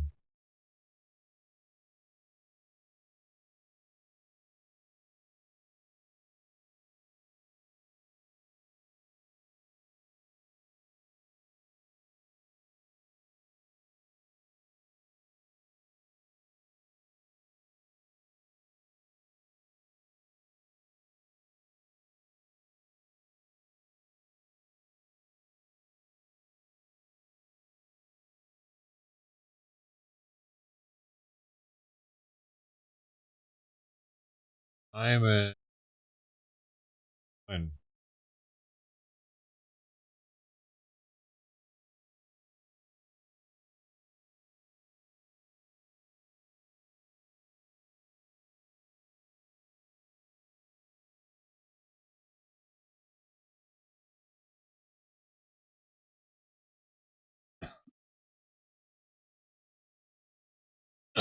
Oh, look at you.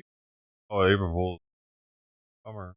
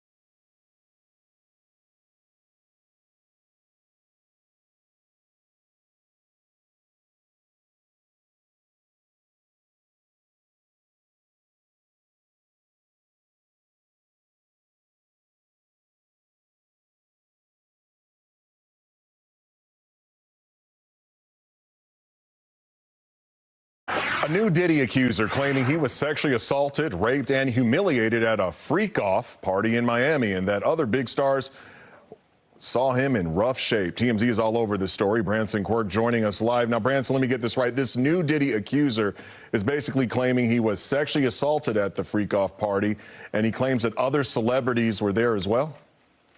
Yes, exactly. In this lawsuit, it's important to note that these names are not being sued, but they are named as witnesses inside this lawsuit, those names being Jay-Z, Beyonce, Gloria Estefan, as well as LeBron James.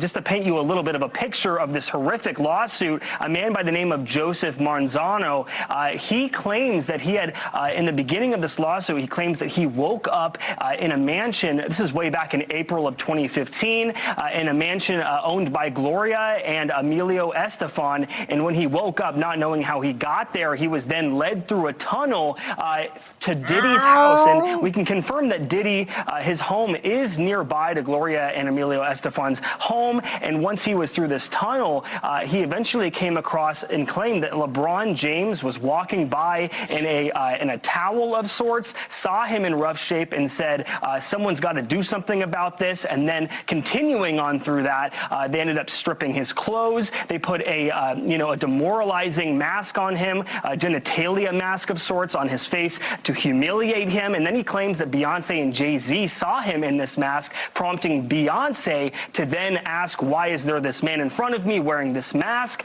And then claims that going forward, he doesn't remember too much more. And he said that he was drugged and everything. So just given all of these facts, I mean, there is an alibi. TMZ did do some research.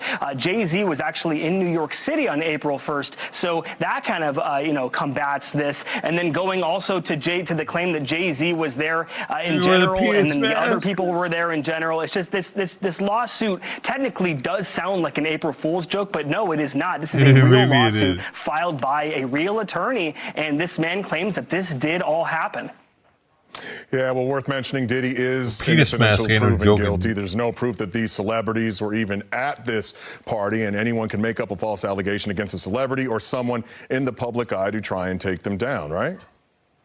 No, you're absolutely right. And honestly, too, we did a little bit more research. And April 1st, LeBron James, he was in town playing in Miami the next day. So people are also pointing to that as a fact that he may have been there the night before. But there's just so many details here that when you look at this entire thing, it almost looks kind of like a screenplay was written throughout, comparing to the other lawsuits here, because it's so similar to the other lawsuits. All right, thank you. And it's so easy to make a false accusation. All right, you can watch TMZ right here on Fox 5 at 7:30 right after Like It or Not.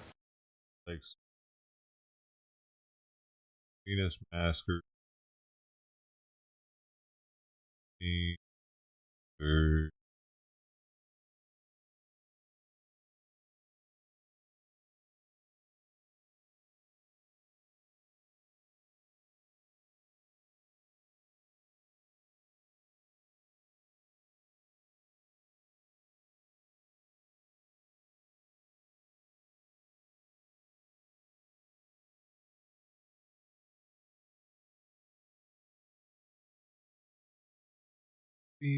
Maskers. Maskers. Maskers.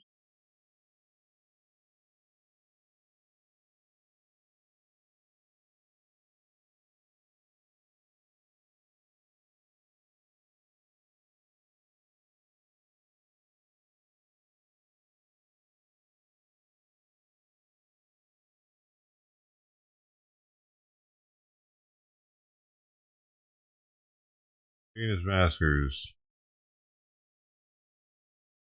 Single.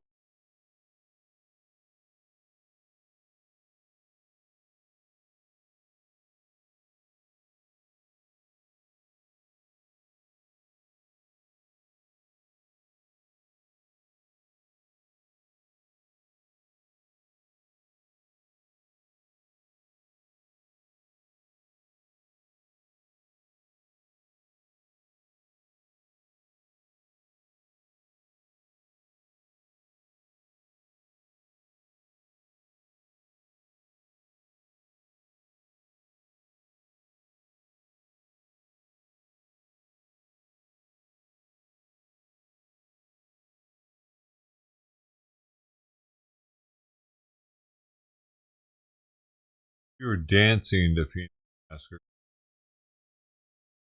Good for you.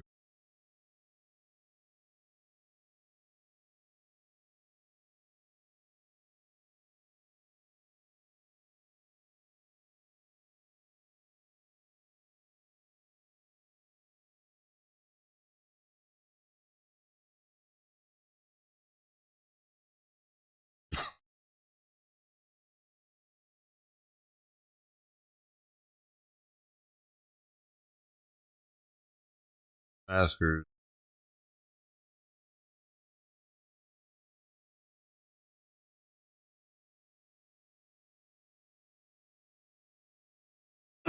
It's a kind of an up and coming hit. But not many people know about it yet.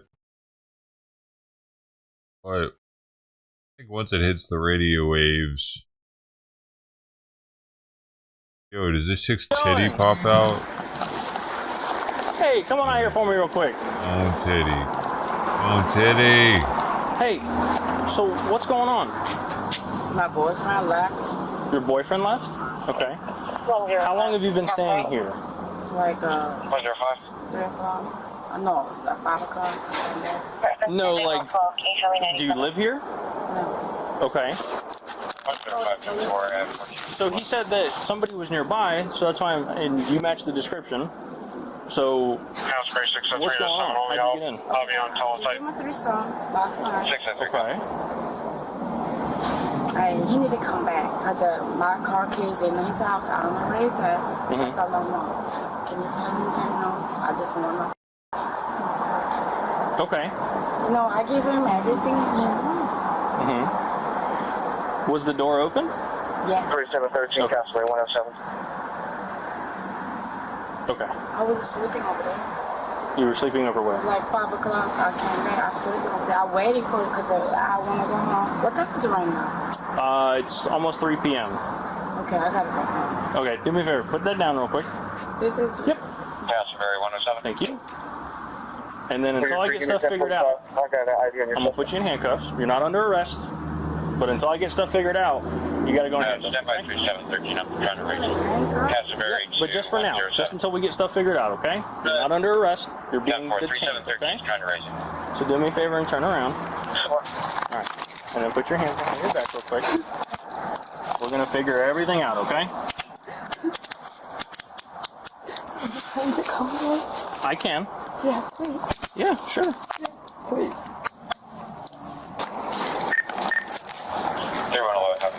Have a seat for me. Doing though. Okay. All right, I'm gonna help you out. All right. Can you tell him to come in here? Okay. Right now. Hang So on. I can go home. Okay. Stay right there, okay? Eddie did pop out, guys. We didn't get to see I don't have it. anything Sorry. I can put over you for now, okay? To protect your breast. Okay. I'm going to read you this, okay? Yeah. All right. It says you have the right to remain silent. Anything you say can be used against you in court of law. You have the right to talk to a lawyer and have a present with you while you make questions. If you cannot afford to hire a lawyer, one will be appointed to represent you before any question if you wish. You can decide at any time to exercise these rights. Do you understand? Tits keep popping out or what? What's going on today? What happened last night? You I got thought driven you- somewhere by deputies, Oh, because right? it's Okay. because they're You went home. like making them pop out. No, I'm asking you. So you went home last night, I right? got upset. I came back. Okay. Because I gave him a threesome. I deserved the sex. Okay. So you gave him a threesome. Got it. You came back over today. For what purpose? I want to have sex. Because what? I want to have sex. Because you want to have sex? Okay. I've been on 40 so long. I even give him a threesome. Okay. So you came back over to have sex, and when he didn't answer the door, you did what? No, it don't open up. The door opened up? Okay, but he told me he locked it. So the door wasn't locked? Okay, so the door was unlocked. The door was not unlocked. No, I was sleeping all the time. You were what? I was just sleeping the whole time. Her tits you open are the door? hanging out this whole time because he's got his hand like this. Was it unlocked? No. It was locked. So how did you open the door? I unlocked it. You unlocked it? Okay. Do you want to call the complainant? Because this, I don't know exactly what's going on now, but he says the door was locked. She was driven back to her house last night, and he said that he saw her kicking the door. Door's open. Okay. So. Maybe I'll give him a call. Okay. He just showed us to see her titties. How did you open the door?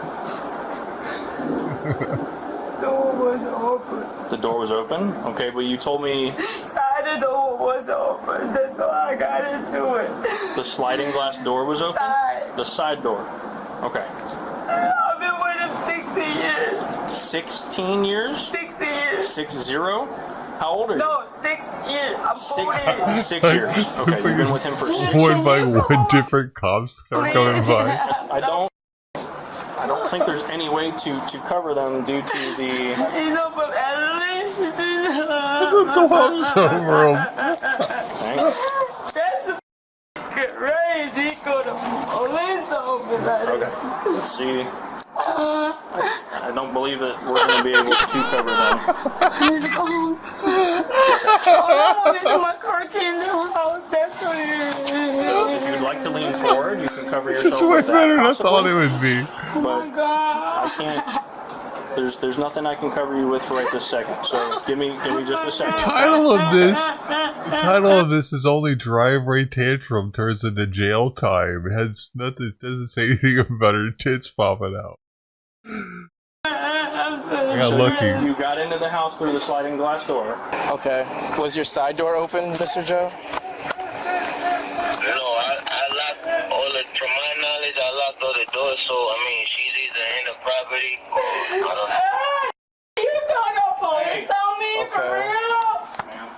Do you give me consent to kind of go in and see where she entered in?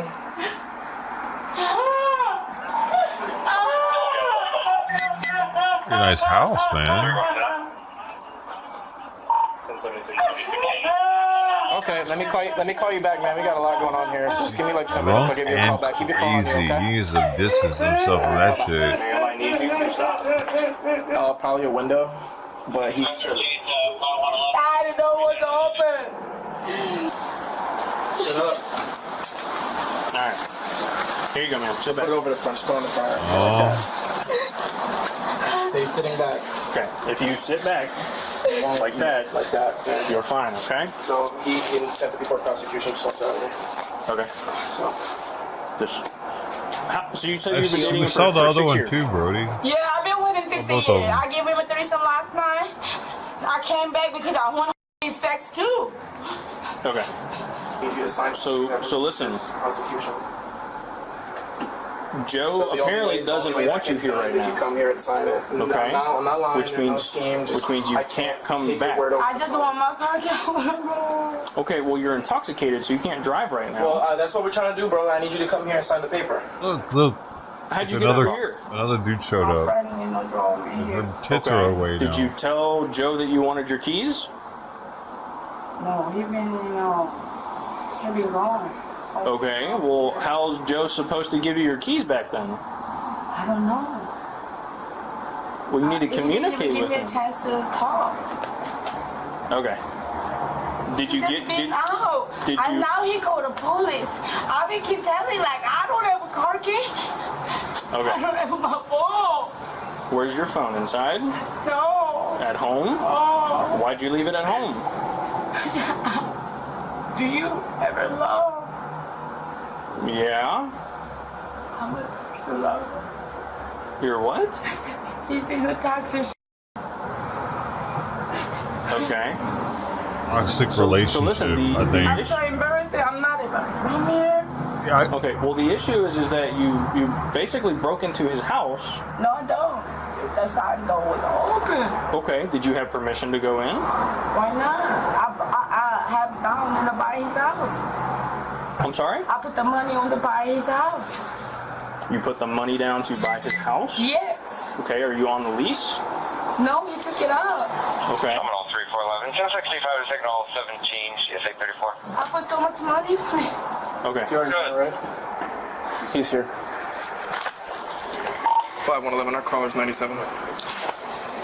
Hey, I'm gonna take it over to him so he doesn't come over here.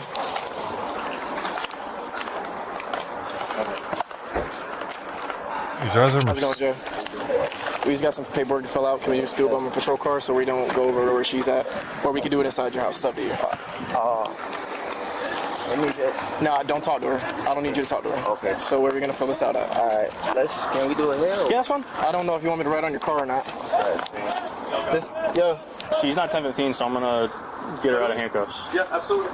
So I'm going to take the handcuffs off of you, but until we get stuff figured out, I need you to stay over here. I'm not okay? going to do anything. Okay. So stand up. I'll make sure this stays on. Go ahead and stand up.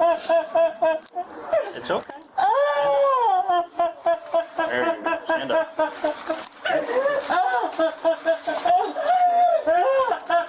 My goodness. I need you to take a I'm breath. so sad. What I do wrong? Turn this way. Why gotta act out like this? I'm trying to take them off of you, so stay still. Stop. You're making a scene. Stop. You're making a scene. Yeah, I'm good. Face that way so I can take the I'm so mad. I understand that you're mad, but you're making a scene. I just Dude. want my car. Yeah. And then gonna stop. Face that way. Okay, stay just like that. More upset because she's getting the cuffs off. Fucking drama queen, dude. I dated a chick like this once. I'm so sorry. It's not you. I'm so Vietnamese. I gave that threesome last night. Please, Oh my God. Oh God. You're causing so so much more people to look at you, so stop. You're embarrassing yourself. I'm gonna email the pamphlet to him, and then we just gotta get her out of here. Does he want to trespass? He doesn't want to trespass. He doesn't want any charges, no nothing. He doesn't want to press charges on anything today. He doesn't want you trespassed, but you have to go for now. I just want my car keys. I don't know where it is.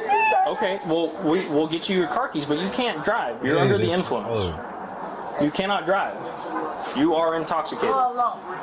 Until you're sober. So go home. I'm not. Yes, you are. That's negative 85, and okay. He just wants her gone. So you are intoxicated, so you're not capable of driving away right now, but you can take your car keys, go home, drink water, eat food, take a nap, and then come get your car later on. But I don't have my phone. That's why I've been asking. Do you know your friend's phone number? No. Does he know your friend's phone number? He can't go to Uber. Copy 1513. Like, what the going on my life? Okay. So if I give you a ride back to your house, can you get in your house? I don't know. That's my key. I just want my... What do you mean you don't know if you can get in your house? Because my car key connected to the house key. So if we get your car keys, can you go back inside your house? Yes, I want to. Wait for me, please. He said that your keys I'm bringing and it's your bringing back phone memories, should be at your dude. house. Because how I bring my car? Okay, but did you have your keys?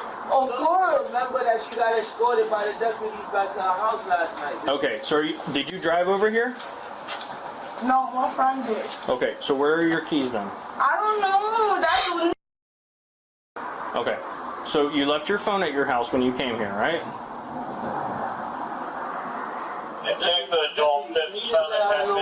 Last night she was intoxicated, and the deputies took her home after she drove there. She drove there, and then the deputies took her home. Is this parked in the same spot from yesterday? What's going on with the cops taking people home out What there? I'm saying is it parked in the same exact tires and everything? Yeah, she doesn't seem to remember that part. Okay.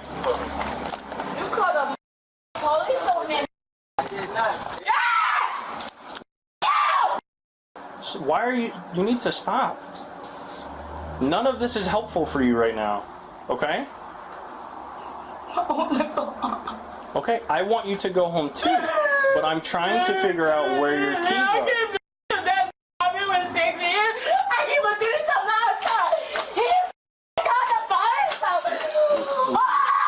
You just let her, just fine. Sit down, please. Stop. Did I do my best with pulling this out or what? Okay. I'm gonna drive you home, okay? Charges press? Okay? Give me a second, check, because once he's done. Stop. What do I need to say to you to get you to understand that you I'm so sorry. You for yo, why I mean give me 3 some and she ran off. Feeling good? Stop. You need to try to calm down. This is not helpful for you. I just want to go back to my country. This is not a crazy. But Hey. I need you to calm down first. Call the police on me. I got handcuffed. You. I'm so sorry. How can I help you get home? Do you want me to drive you home? Okay. We're going to go over to my car What and we're going can't to go finish home up the now. food? So Evan. grab your driver's license.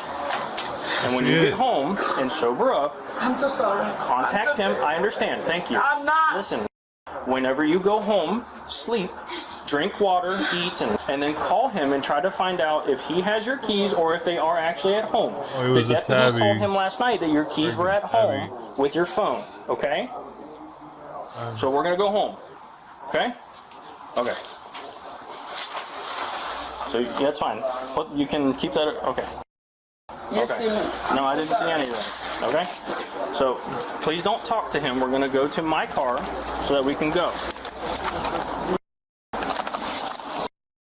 Hey, yo. Walk down. Get that man down. Walk. What the? Stop. Stop. Stop. Stop.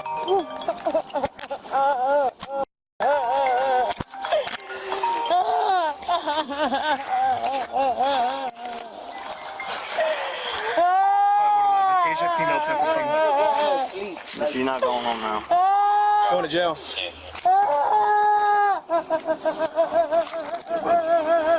Hold on a second.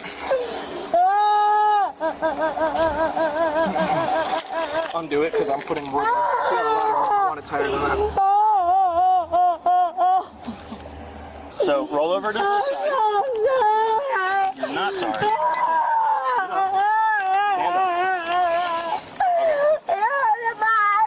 I get it. I'll get it. I'll get it.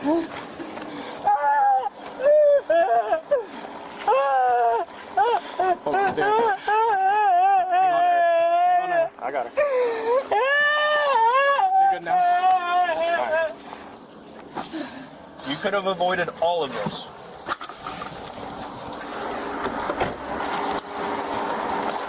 Hey, we didn't have a choice. No, I mean, it is what it is. You saw her cock. You saw everything that happened. It is what it is, man. So, Joe, listen. I didn't want none of that. I just wanted know. to go to sleep. I know, Joe. Man. Okay. I just wanted to go to sleep, bro. Are you going to call Conklin or you want me to? Can you do it? Yeah. You don't mind? Yep. Bro, I just wanted to go home, go sleep. I got you. Listen, I understand, man.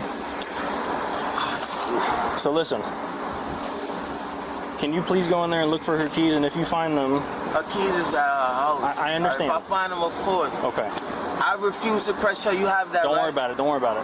So whatever you want to press charges for doesn't matter. She swung at a deputy, so she's going to jail. Okay, has nothing to do with you. What kind of does that carry? What kind is that? A crazy? It's called battery on law enforcement, so it's a misdemeanor. Okay. But listen, what I need you to do. Damn, I didn't want that, bro. I care about her. I just wanted to sleep it off. I know you care about her, bro. Trust me, I know. But listen, she needs to try to help herself, and she didn't do that. Okay? Do you have it? I just didn't want to be in a place that she swing on me and then she dropped and then y'all come at me and I understand. You did the right thing, Joe. So listen, do you have any questions for me before we head out? Yo, y'all did the best y'all could do, man. What can I do? I did the best I could do. So listen, if you have any questions, here's his business card.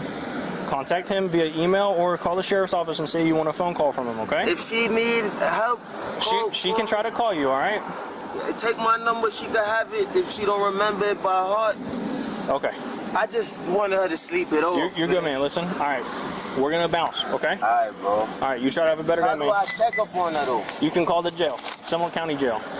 It's going to be a couple hours before she's even ready to be released, okay? All right. All right. She was charged with battery against a law enforcement officer.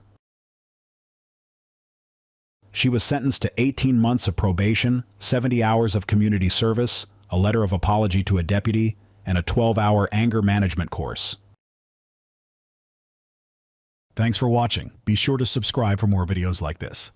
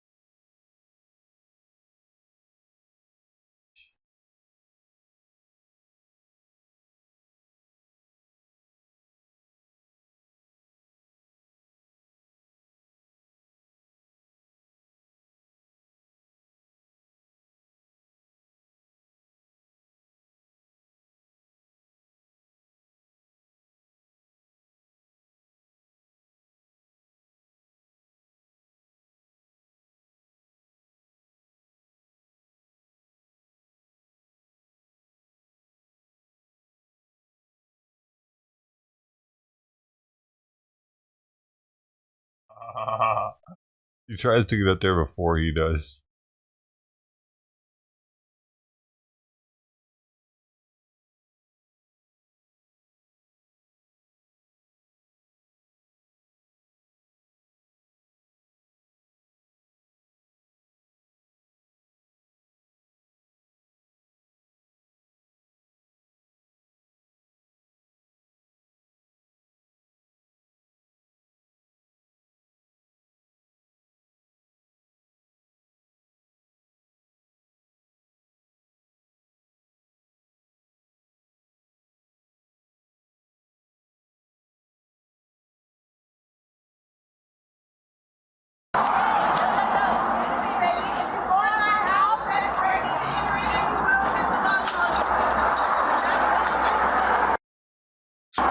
So there's no lease agreement or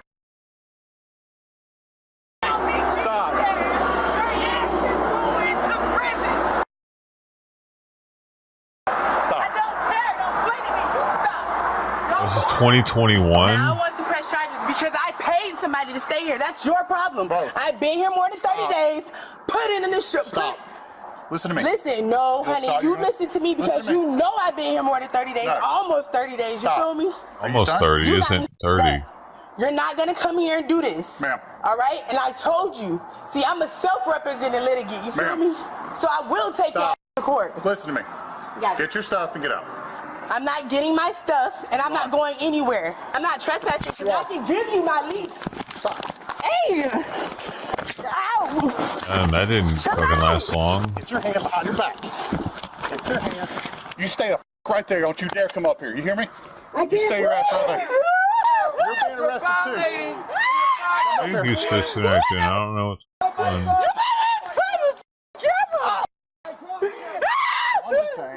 Let me go! Let me go! Stop it. Let me go! Let me go! Stop it. Let me go! Stop it. Listen to me. Listen to me. You are trespassing on private property. You refuse to leave. Now you're being arrested for resisting without violence and trespassing. Let me go! Let me go! I think she wants to be let go, though, more than anything. Stop. Stop! You can lift traffic. Get off me! I can't breathe! You can't breathe. You're on your side. Seriously? You're on your side. You have an open airway.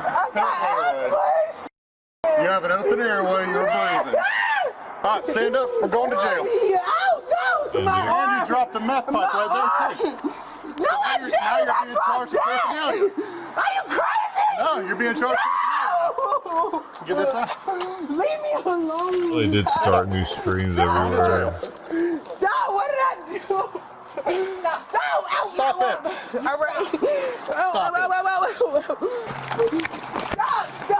You need to leave. Ow. You refuse to do so. That's not what. You decided to threaten people and resist arrest. That's not what happened. Okay, go ahead. God, shut up. You don't mind. Why y'all doing that to me?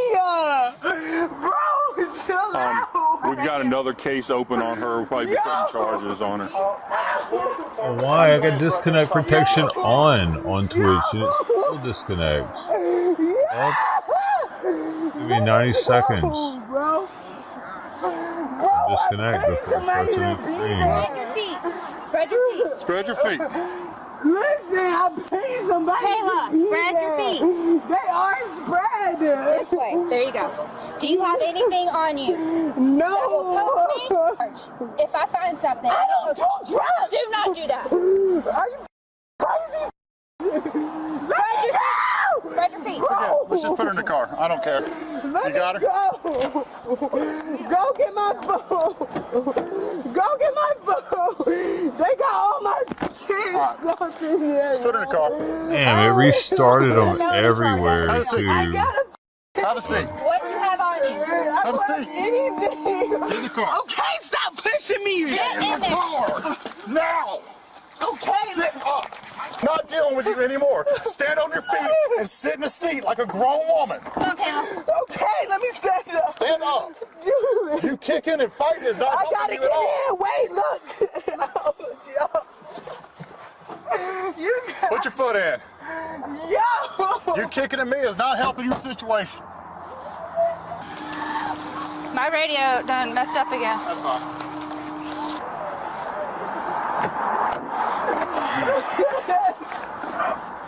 I got your phone and I got your shoes. You had me. Why you said that to me? What if I said I thought maybe she had a warrant or something like that? Would that? She's already been arrested for that. They released her after she got arrested for the warrant she had. 7154. So here you've got trespassing. Yes, sir. I don't know why it's Trespassing, happening. resisting with battery LEO, possession of drug paraphernalia. Yes, sir. Anything else? Well, I mean, not really battery, because all she did was just trying to fight to get away from Okay, it. I didn't know. I thought she was kicking you down. No, she's trying. She's flailing, but nothing actually. It's just resisting without. Resisting That's without. fine. Trespassing, resisting without possession of drug paraphernalia. Vacant. Her plumber came here today. There was people in there. He came earlier this week. There was no one there. That's why he went in there to do work, because it was vacant. And they broke the window last week during a domestic kind of thing going on here. We get here, there's nobody here, but we've seen these same two in and out. Has she re-entered here then? Is it the boyfriend's old apartment? There's no connection to it at all from what we could tell. She kept saying she paid somebody to live here. So like a sublet kind of thing, I get, well, whatever. Yeah, but they've been here for at least a week. Yeah, go ahead, boss. Thank you. She said a month.